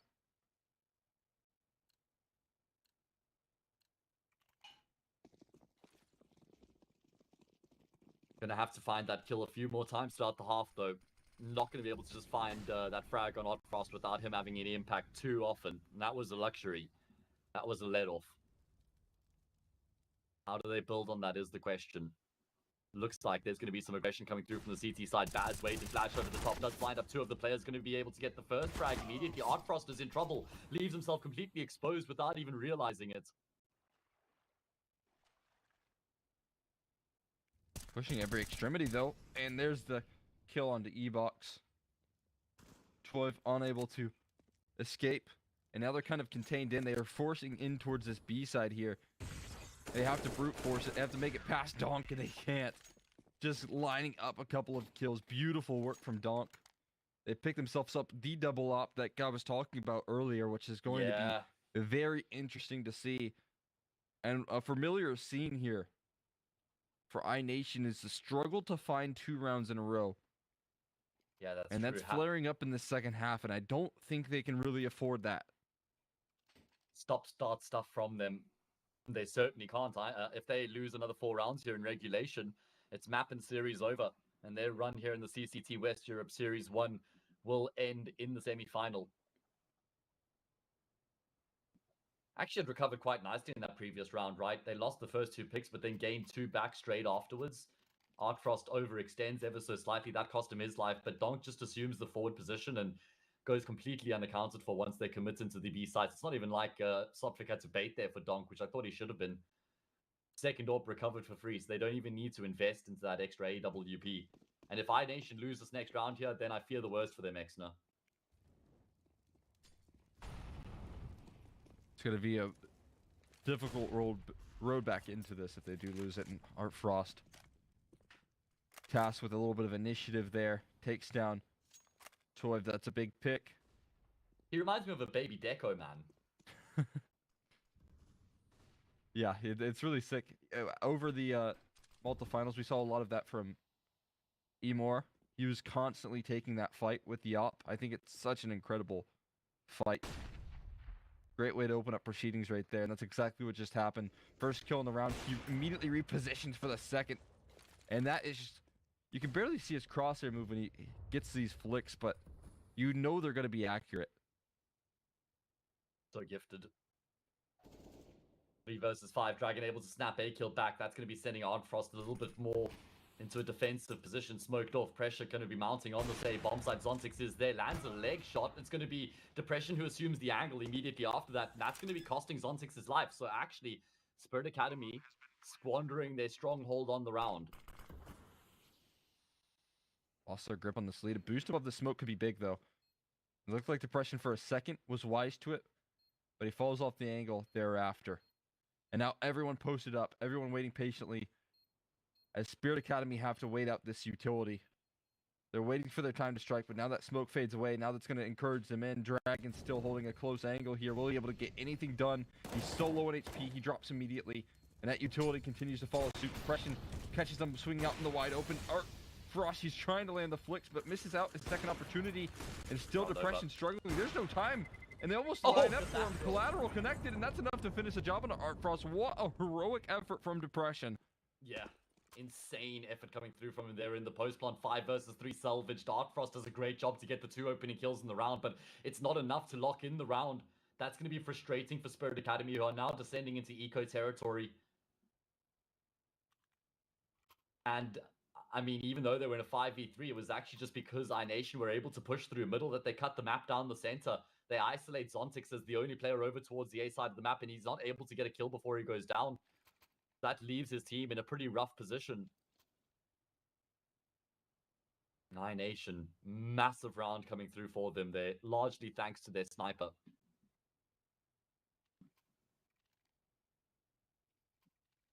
Doing a whole lot of work. A couple of mistakes coming through from Spirit Academy as well. You have that man advantage. You get caught in a couple of repeaks. I mean, Art Frost put that one into a 3v5, and the lack of capitalization on that fact is really telling. iNation needed that round. They needed a hero, and that's exactly what they had. A quick activation onto the 11th as they just get chewed on through it. A little bit of a throwaway round. Just get that one done, and you'll get back on the rifles in the very next. And this is the round now that Spirit Academy need to win to just maintain the control, maintain their grip of the map. If they lose this 12-all, no money in the bank. iNation on the T side feel like they're in the ascendancy at that point. 1xBet still struggling to figure out exactly what's going to happen from here, because even though Spirit Academy aren't far from closing this one out, they haven't completely closed the door on iNation either.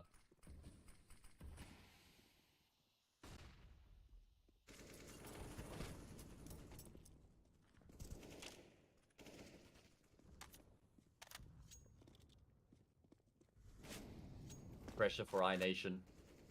Up against it, down 1-0 in the series. They were devastated on Vertigo, losing their 16-3. Back against the walls right now. As for Spirit Academy, they still have 1 life left. If they lose here, they still have another map to fight on.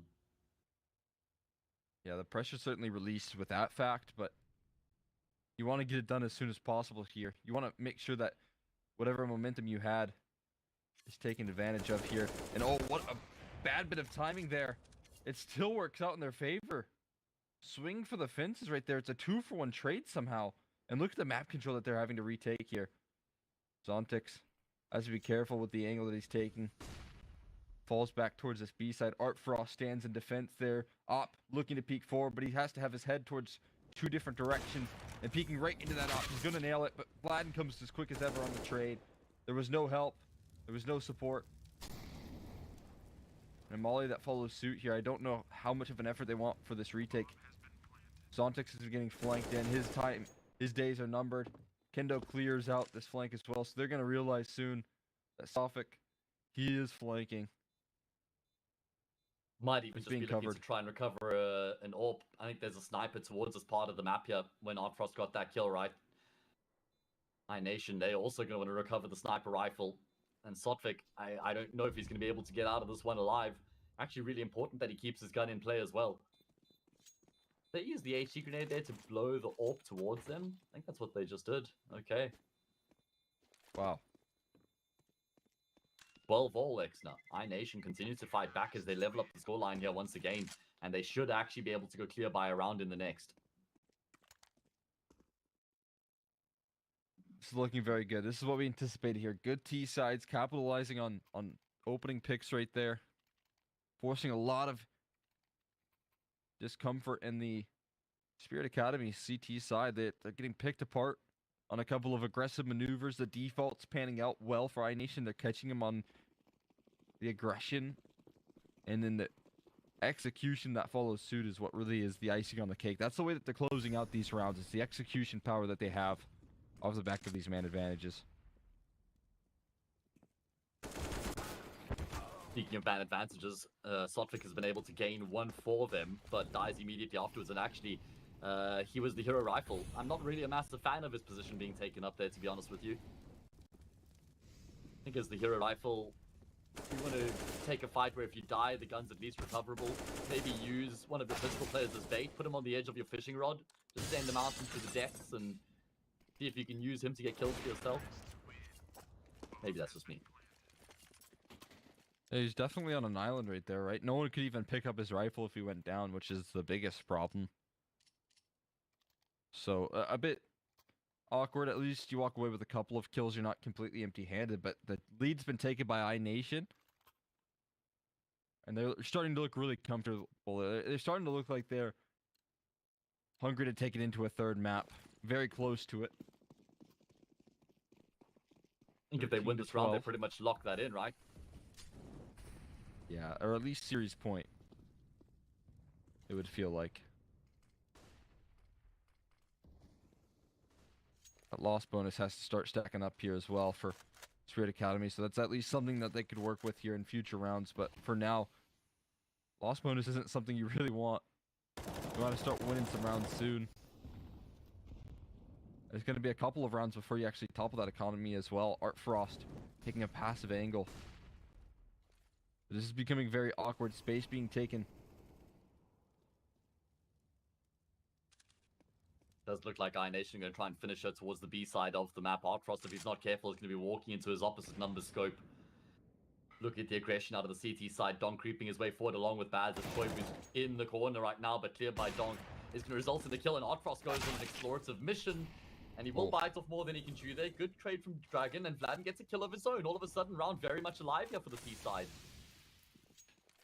Patience in the default again, panning out. They start to catch him getting antsy, overextending, and they punish that aggression. And it opens up so many different avenues. Art Frost, if this round gets dropped, going to be kicking himself for that repeat there. I know he's confident, but sometimes that confidence can get punished there. Donk, nasty little angle held from the back lines, but he's only good for one. Trade comes through from Baz. That's the bomb dropped in towards middle. The longest path here for Vlad to try and recover this round. He's being cut off by Zontix. Should be able to have him here, and he will. Yeah, easy kill there coming through from Zontix. Scoreline leveled up once again. Spirit Academy keep themselves in pursuit, keep themselves in the hunt. That's the bare minimum coming through from them. Like you said, there's a mountain of money, though, for the T side. They're going to be able to comfortably afford an investment share in this round, and even a little bit to work with some spare change in the bank going into the next round, the round after this as well. Did still get a little bit touch and go there. Donk's kill in towards middle was huge, and once he gets traded by Kendo, it felt like iNation still had a way into the round. It was actually Baz's trade that locked it in for Spirit Academy, because if Baz goes down there, still a 2v1 over towards there, going to be difficult for Zontix. Kendo's been on a tear, man. He's up to 27 frags right now, leading the charge on the server by some distance.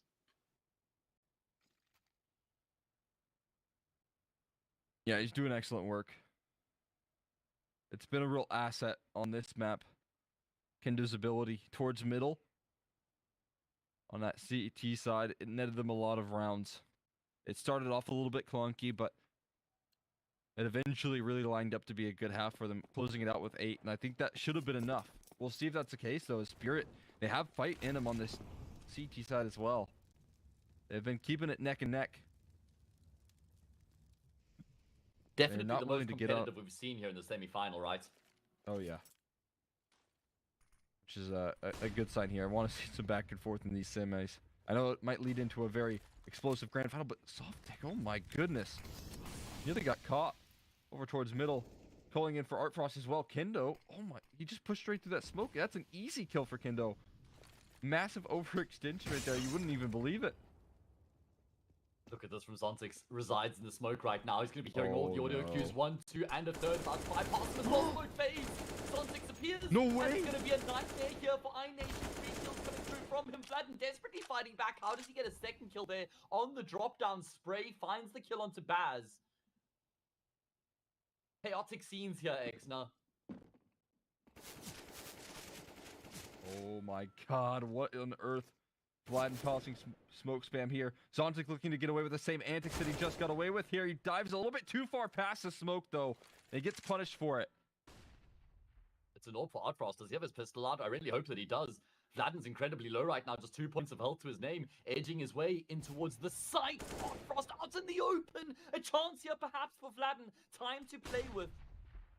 Frost will fall back. Information certainly not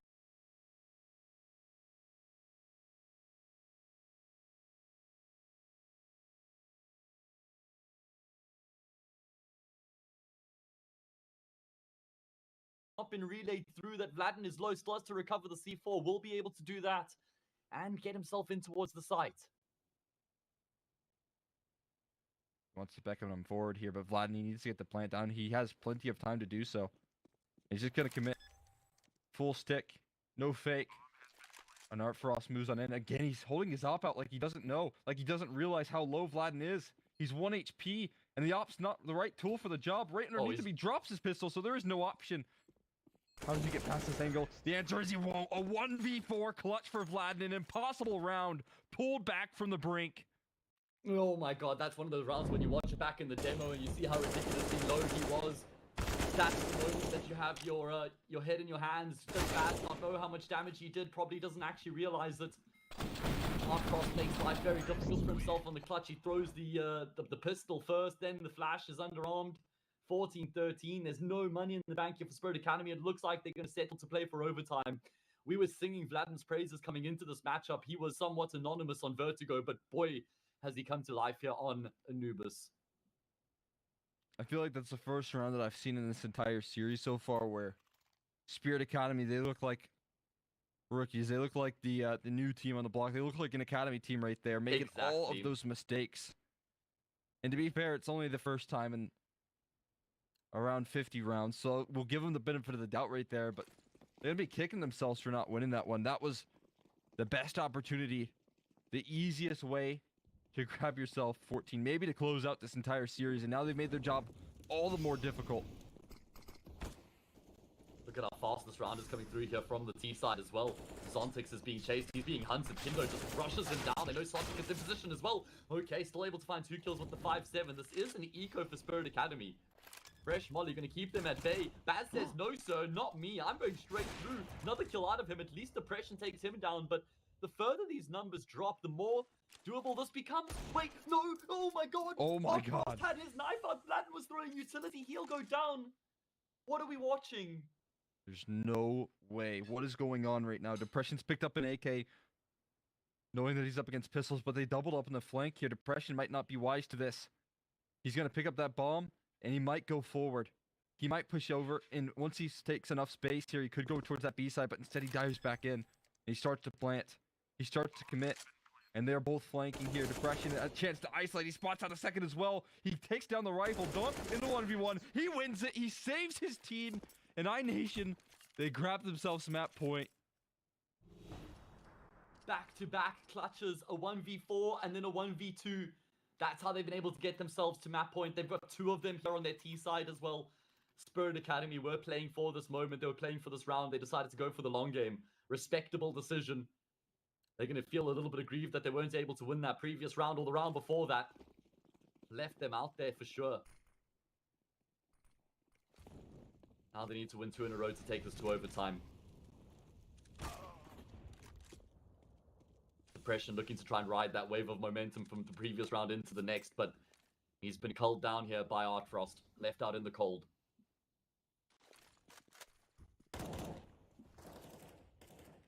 Absolutely wild last 2 rounds.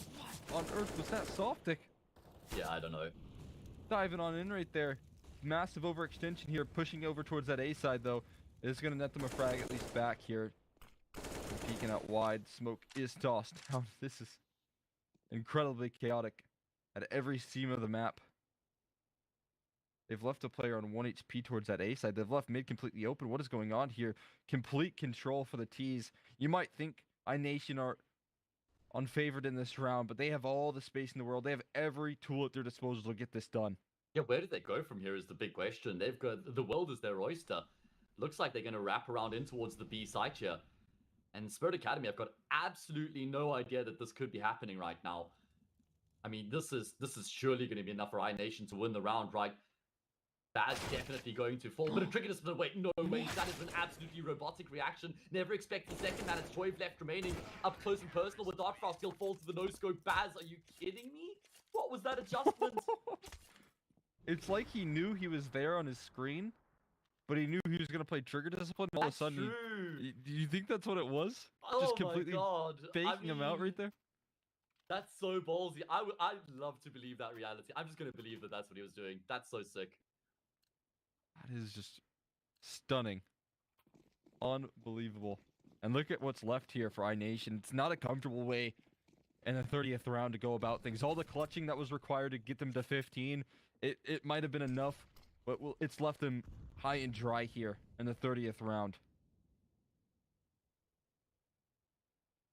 My God.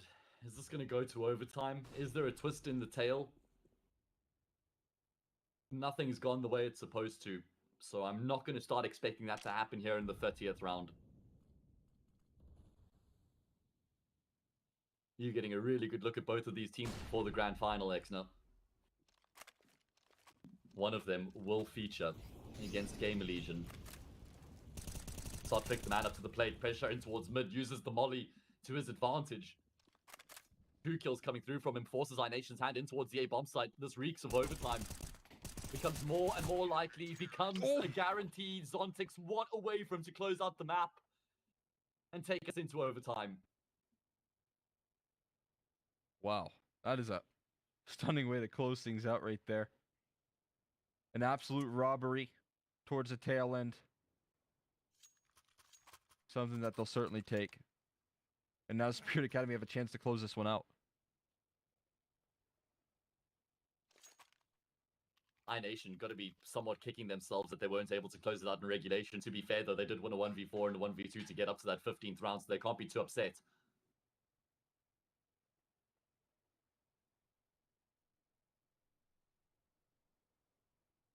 That is true. All right. Who's going to get up to the favorable starter is the big question.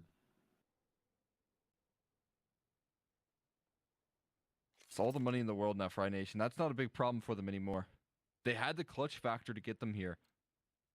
And there is only so long that you can really rely on the clutches before they start to run dry and before they start to swing the other way, especially if they're in the 1v4 variety. So they need to get off to some more clean opening rounds there. Ooh. Opening pick, Artfrost, I think if he would have shot, maybe he would have found that kill. But he quick switch just a second early. Just one click would have been enough. Did you see iNation taking some ground early on here, edging their way in towards cave? It's just Donk who's on the opposite side of the wall right now. A few unwanted guests going to be heading in his direction. Is there a flash that's going to be coming through? Absolutely. Oh, Donk weapon switches at the worst moment there. Will still be able to go back and get the kill, but depression immediately on the scene afterwards, never accounted for by Donk. Already out towards B, taking far too much space right there. It looks like the opening round here going to be won by iNation. Recovery being attempted, of course. They're still going to give this one a try here. They need to wait for this flank to activate. And very slow about things is Softic. He needs to make a move on in soon. Moving it slowly but surely, inching his way forward here. Not spotting out anything just yet. Flank being covered as well. Instant kill comes through. That's one and a second spotted as well. The crossfire proves to be deadly. Dragon, No, he lands the adjustment. A 90-degree flick right there gets the job done, and Artfrost an easy call to save here. Softic was in position to have more impact there from the flank than he was actually able to gain. If he gets that second kill immediately towards the platform, then things become a lot more interesting. But it's going to be iNation who open up their accounts first here in OT. They're in pursuit of a decider. Team Spirit Academy looking for the 2-0. This is the semi-final. Obviously, then goes without saying, winner goes through to the grand final. Interestingly enough, Spirit Academy opting against the double AWP setup here, even in overtime, where money is no issue.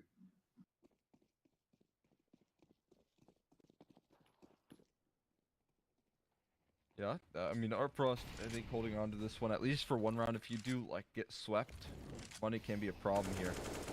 Oh my god. Spam almost lands here. He's very close to being on the money. The Tracers tossed back and forth between these two players. Boost above the smoke here. That might net them an opening pick here. Jiggle comes It on through, does. and that's as easy as can be. Depression. Yeah, there's a beautiful opening pick right now, and that's going to open up so many different avenues. Nice bit of innovation there coming through from him to net that kill as well. Zontix gets a frag back, somehow able to double down. He's dropped the C4 in the process. He's flipped the round on its head. Boy is going to be waiting for the push to come through from Cave, but he's been bested by Baz. And Donk gets in on the act as well. It's only Dragon left remaining. Very low HP individuals around him. Clutch very much alive, but this is a tall order. A lot taller than what it should have been. Moving all around the map, though. They've left this B side vulnerable. Oh, what's going on here? Going to be an open B site. Full opportunity to plant here as the flank continues from Baz. And I said they might not have a lot more 1v4s left in him, but I have a little bit of faith that Dragon can add another one to the tally here with the way that he's playing this one out. He's completely avoided him. He's taking a lot of initiative. He's taking a lot of space. He's clearing out the entirety of this site. Will they start to realize in time? 15 seconds. That's all that they have left they've here. realized. And he has an isolated duel onto Art Frost. Drops him. And a bomb plant avoiding the flank from Baz. Two players on low HP. How does he get past this one? Oh my god. He's going to isolate No Baz, ways. but no. The headshot still connects. That's insane because in the 1v3, he gets the full HP player before he even plants the bomb. There's only 17 points of health between the two remaining players, but Baz gets the kill. I have no idea what happens in that round. Both Baz and Zontix absolutely go above their Call of Duty. Level up the scoreline in the process. If Spirit Academy can win a second round here on their CT side in overtime, they'll feel really good about their chances going into the T side.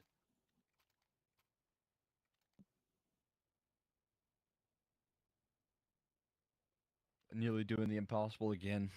They had two 1v4s on this T side. I would have to say that would be enough to win a game. Multiple 1v4s. Should be. That would have been everything, but they don't close that one out. And you know what? Fair enough, right? Don't fully anticipate those to go your way on a frequent basis.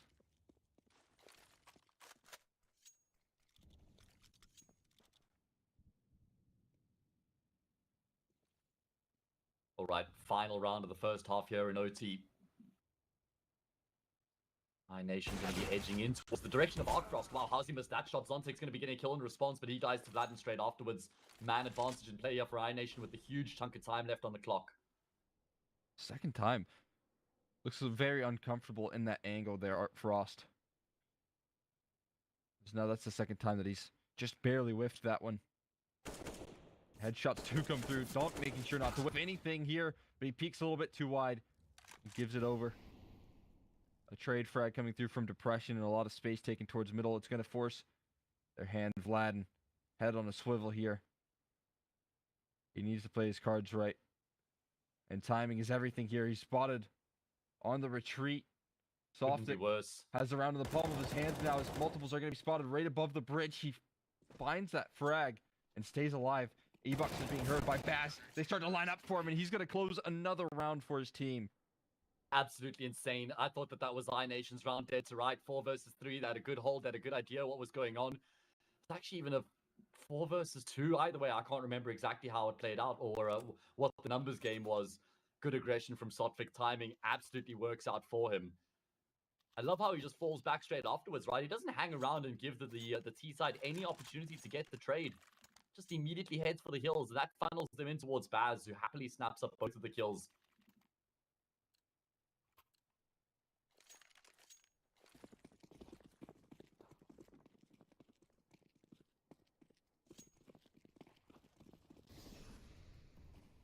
Yeah, it's a really wise decision making. That's the sort of play that we needed to see out of Spirit Academy. Making the right decisions and not folding to the deficit. Great adjustments. Playing a much more contained game of Counter-Strike here. Again, some deep middle utility tossed in here. This is so different than what's the norm on this map. They don't really get too proactive off the back of it, which is interesting to see. I think that they know Spirit's game plan here. They know exactly what's typical very slow defaults here. They're waiting for that sort of aggression. They want that sort of aggression to come through.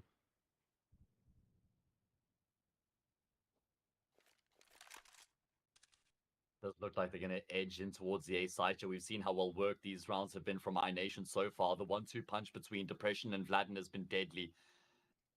Bird Academy have been on the receiving end a number of times, and it looks like it's going to go for dry contact once again. This time, though, Depression not be able to get any kills before he goes down. Vladden traded through the smoke as well. Zontex, he's got his utility out. He hasn't seen Kindo cross into the site. Means Kindo's able to maintain his position for free. Bomb plant means Sotfik doesn't have his gun out. The other two players are very far away from the site. iNation rotates accordingly, and they've got the advantage in the round. Oh, and that Molly eventually will catch him. Waiting behind the smoke, though. Art Frost is dead to rights here. As soon as he pops a shot off, there's one. Oh no, Dragon misses. Oh, but he can't get around the pillar in time. Oh my god, what is happening in these rounds? Absolutely chaotic scenes, man. Absolutely chaotic scenes.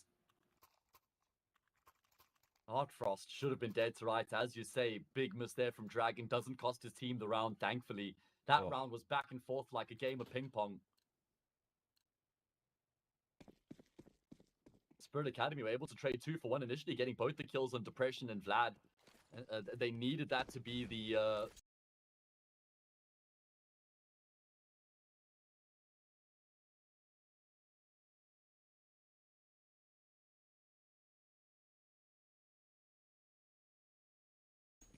the way into the round. They needed to win the round off the back of that. Weren't able to make it happen, though.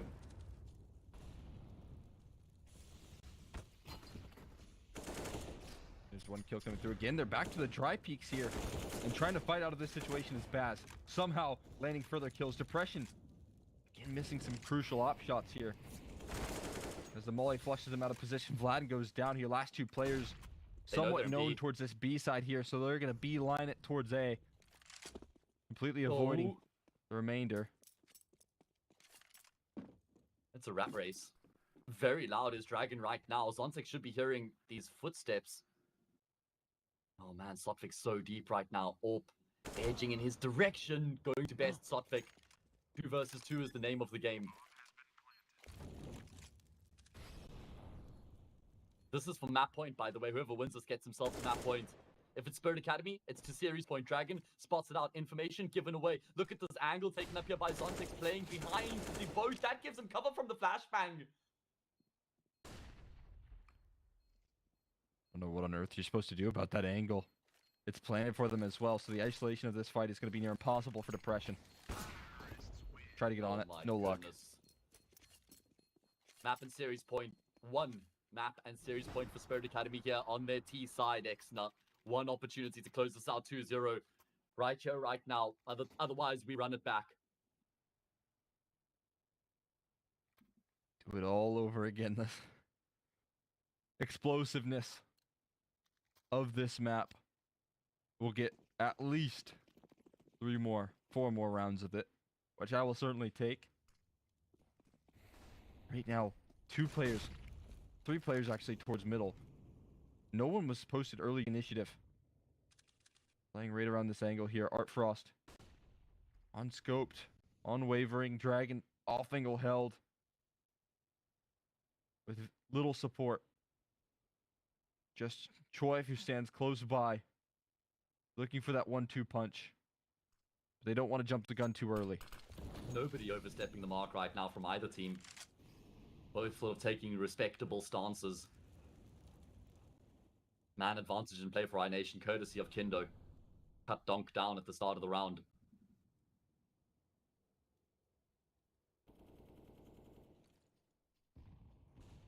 Where does Spirit Academy go from here is the question. Looks like they're making their way in towards middle with numbers. There's a couple players here though for iNation as well. Depression with the AWP. Kindo right behind him. Is there a flash? Is there something for them to try and peek in towards the AWPer? Oh, they just completely bypassed him there. That's a Molly out as well. And one more stands. Vlad, he's getting spammed down. He has to start ringing those alarm bells. And Dragon and Choiv left to try and retake this one. Explosive from Spirit Academy. They gave him far too much space, and they took it a mile here. As utilities out from Baz. He'll do damage, but no kills confirmed. That's both players spotted as well. And that Look at molly in Artfrost's Zontex, position, that's going though. to land right on top of the bomb. There's No no kids smoke either, for it. X now. Oh, flank from the op here. Misses his shot, though. What on earth is happening? Whiffs coming out every step of the way. No. And Dragons landed the kill here. Choiv taking the headshot angle on the ramp. He gets taken down, and they lose the round. There's no ways that they've just lost that, right? The fuse going to come through just in time. iNation have managed to get the job done. We're running it back into another set of overtime. Artfrost going to be kicking himself. Baz also overextended. I have no idea how iNation have managed to keep themselves alive, but they are alive. Quick break. We come back next set of OT.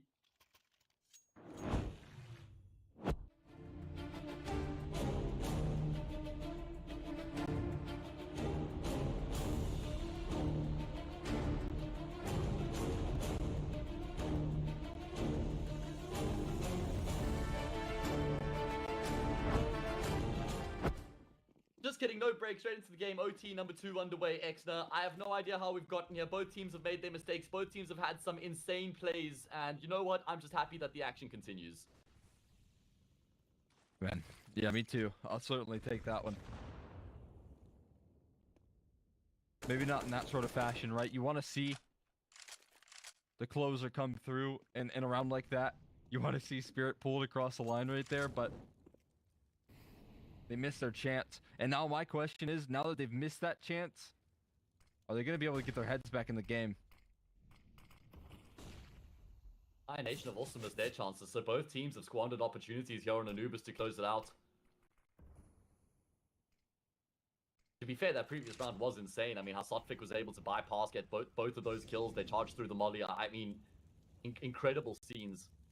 Either way, as you say, that's in the past. We shift into the present. Spirit Academy have to put that behind them, focus up on the occasion at hand. Okay, that's one way to open up the round there for Sotfik. Revenge strikes from Vladden, but at least he has vision on his opponent. My god, what a way to kick things off. 4v4, a lot of control conceded towards B, though. This is going to be a tricky round. They're just relying on the gaps in the smoke right now, and that's less than ideal. As Donk's already taken space on the site, cutting off rotations. There's Artfrost dropping, though, and the op shot misses there, second as well. So not clean with the conversions with the op, but still, they're closing in. And these post planes are not comfortable at all. Very difficult indeed. Vladden gets a kill. Donk able to double down with Depression, and Dragon with the AWPs will be able to reign supreme. And again, it's going to be iNation who win the first round of overtime. They continue in absolute desperate scenes to claw their way through here. They want to taste the sweet nectar of overpass. They want that decider. They're doing everything they can to get themselves there.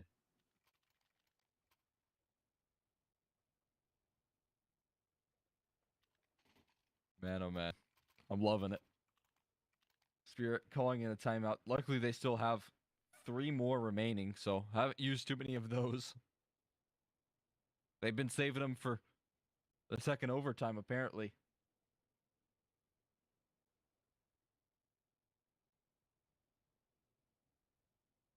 Yeah, I mean, quite remarkable that they've only used, well, that this is their first tactical pause. Will it be the difference maker is the question.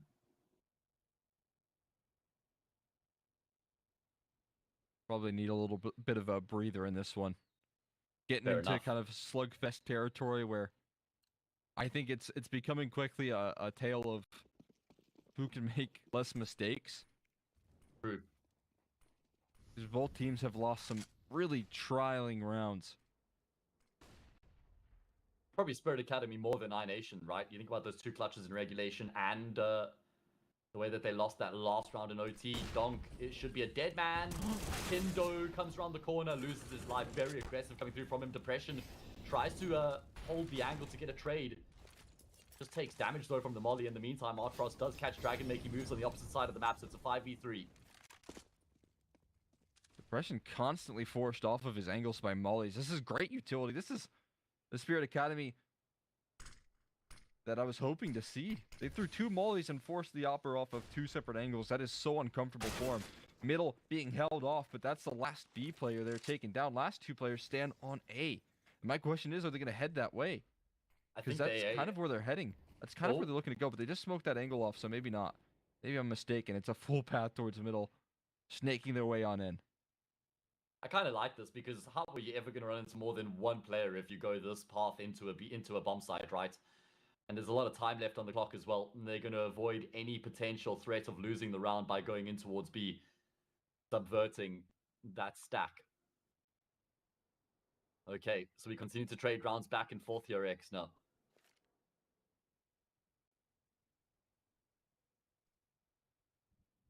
I think Vladim's thinking, yeah, I'm just going to save the AK. I'd like to have an AK on the CT side. AKs are great on the CT side. Yeah, especially with how good he has been. Like you said, just kind of a different beast from map 1 to map 2. Been a big asset on this A side. Again, playing some of the most difficult roles in the game for his team, but also being one of the best performers. That is that's a play that you don't get too often.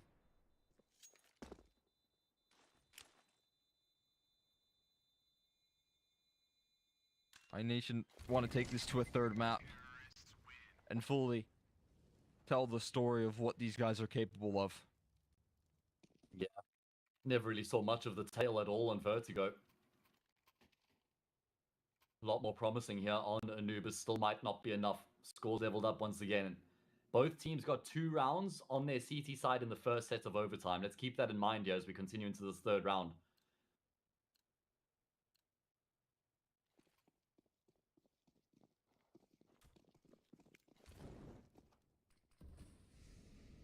What is the plan going to be here for Spirit Academy? How do they try to gain that second round, pick up that second round on their T side here? The favored half of Anubis.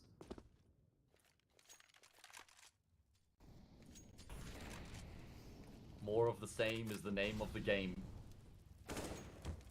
Okay, Oh my goodness. Oh! But what is that from Donk in return? What is going on right now? Pure chaos throughout the map right there.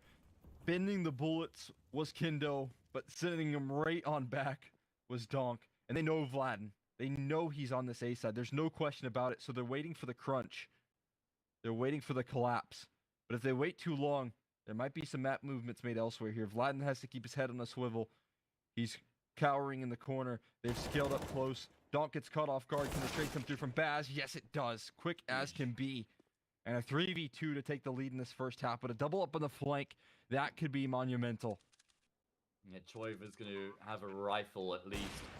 Going to be Dragon though with his AWP gets stepped into by Zontix. A lot of fights continue to be offered up by Spirit Academy in these post-plant situations. They could just tuck themselves into corners. It's going to be Artfrost, the next man up to the plate. Drops a smoke though. That's going to be separating iNation from the site itself. They both got kits. He hears both. He's got the info. Baz is desperately trying to join him. That's another bad miss there from Artfrost. We've seen a few of them avoid the flashbang. Up close and personal with the Tech 9. Will get the second kill. Chaotic scenes, but Spirit Academy grabbed 2 rounds in the first half of OT on their T side. Oh my god, man. This map, I just can't believe what I'm seeing. Constant chaos. Artfrost is landing some of the most difficult shots in some of these rounds, and then missing the easiest ones, the gimme shots. It's absolutely wild, but he does make good. He does redeem himself by closing out that round. And that's all that matters. On to 20. And on that CT side again, double up is immediately held on to here. Spirit Academy looking to get away with this 2-0 despite all of the errors. Despite all of the awkward exchanges. Yeah, we sort of They can posed the still get away question. with this. How much do Team Spirit have in the tank after they've lost a couple of these unfortunate situations? How much more do iNation still have the tank in the tank as well to continue to fight here, Exner? They've been fighting tooth and nail. They're going to creep in towards mid very early on. Your Sotfix still has a smoke grenade pool. He's going to drop that as somewhat of a one-way. He does spot them out. The result spraying away. That's 2 kills. He just threaded that needle perfectly on that one way. He timed it to perfection. A second later, and they could have scaled far too quickly. And a second too early, and that would have given up the game. As Dragon takes so much damage, Zontix adds another one to the tally here with his op. And Artfrost, he's done with missing. He's starting to connect. 21, you could call it, unless a 1v4 comes through from Depression. But this time here, The Academy boys aren't looking to make any more mistakes. No, I'm counting this one out, Exner. Oh. Spotted as well. Gonna make his job all the more difficult. This game has been full of clutches. Not this time round, though. Team Spirit Academy going to gain themselves 2 map and series points here on their CT side. Artfrost on point. Player walks into his scope, snaps up the kill. He does look like one of those players who even makes the easy shots look really sick, but also look a lot more difficult than they need to be for himself. Yeah. Yeah, that's the kind of his trademark, I feel like. He makes sure to flick on every shot. Yeah. There's no shot where you see his crosshair just remain still. He's crouch walking into my scope and it's an easy kill. Yeah, I'm just going to flick him anyway. Why not? Either way, Team Spirit Academy, they got 2 map points here, made 2 series points on the CT side. They had 1 in the first set of overtime on their T side. Now they've got 2 on the CT side.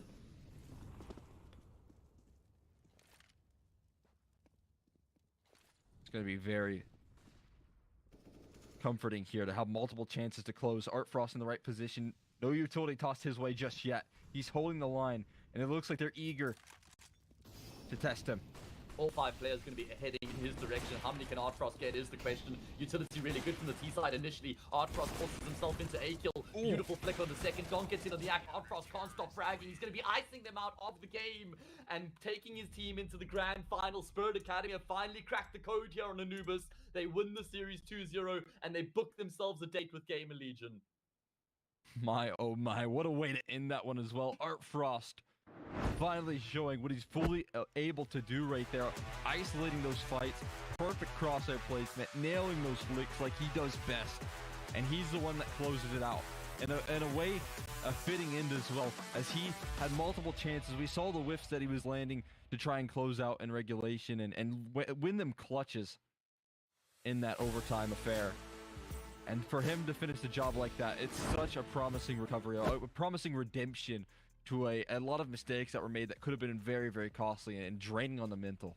Yeah, imagine that map went to, or the series went to Overpass. That would have been really difficult for Spirit Academy to try and accept mentally, considering how many winnable positions they let slip on Anubis, but eventually they closed it out in overtime. They were down 15-13, and keep in mind, they actually decided to take that eco at, what, 14-13, so they allowed their opponents to get to that 15th round. They then bought up and took it to overtime, so I love how they had faith in their systems, and they made it work in the end. So those are our 2 semifinals done and dusted. Gamerlegion were able to overcome Apeks 2-0 earlier on, and it was another 2-0 here in the second semifinal as well. So that's your grand final set up for you, Exner.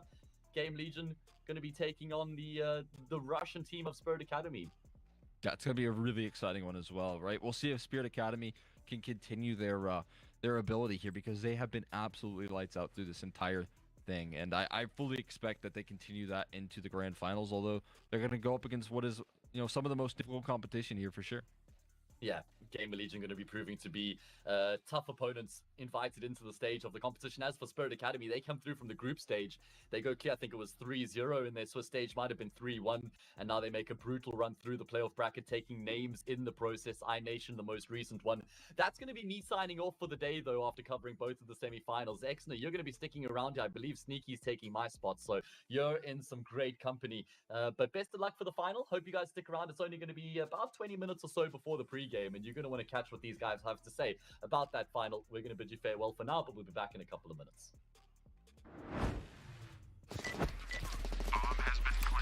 I have a very complicated job, but I love simple things so much. One move, one push.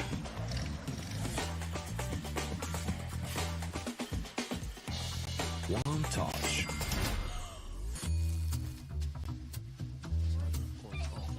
One love. One click. One expert.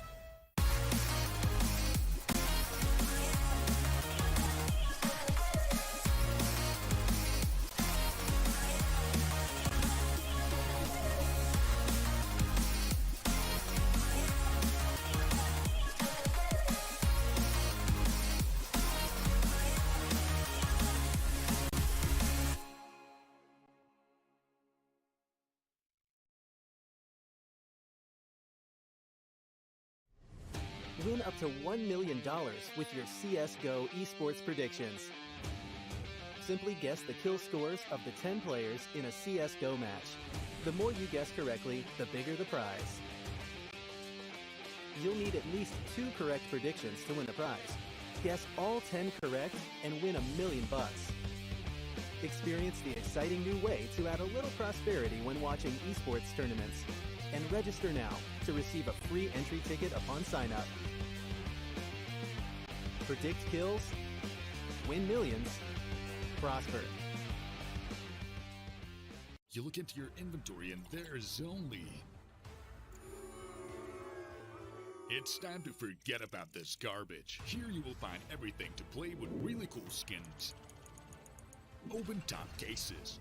Upgrade dropped skins and turn your junk into a cool gun using the contract system. Every day, thousands of people upgrade their inventory with us. Hellcase.com. Look at yourself in a new way.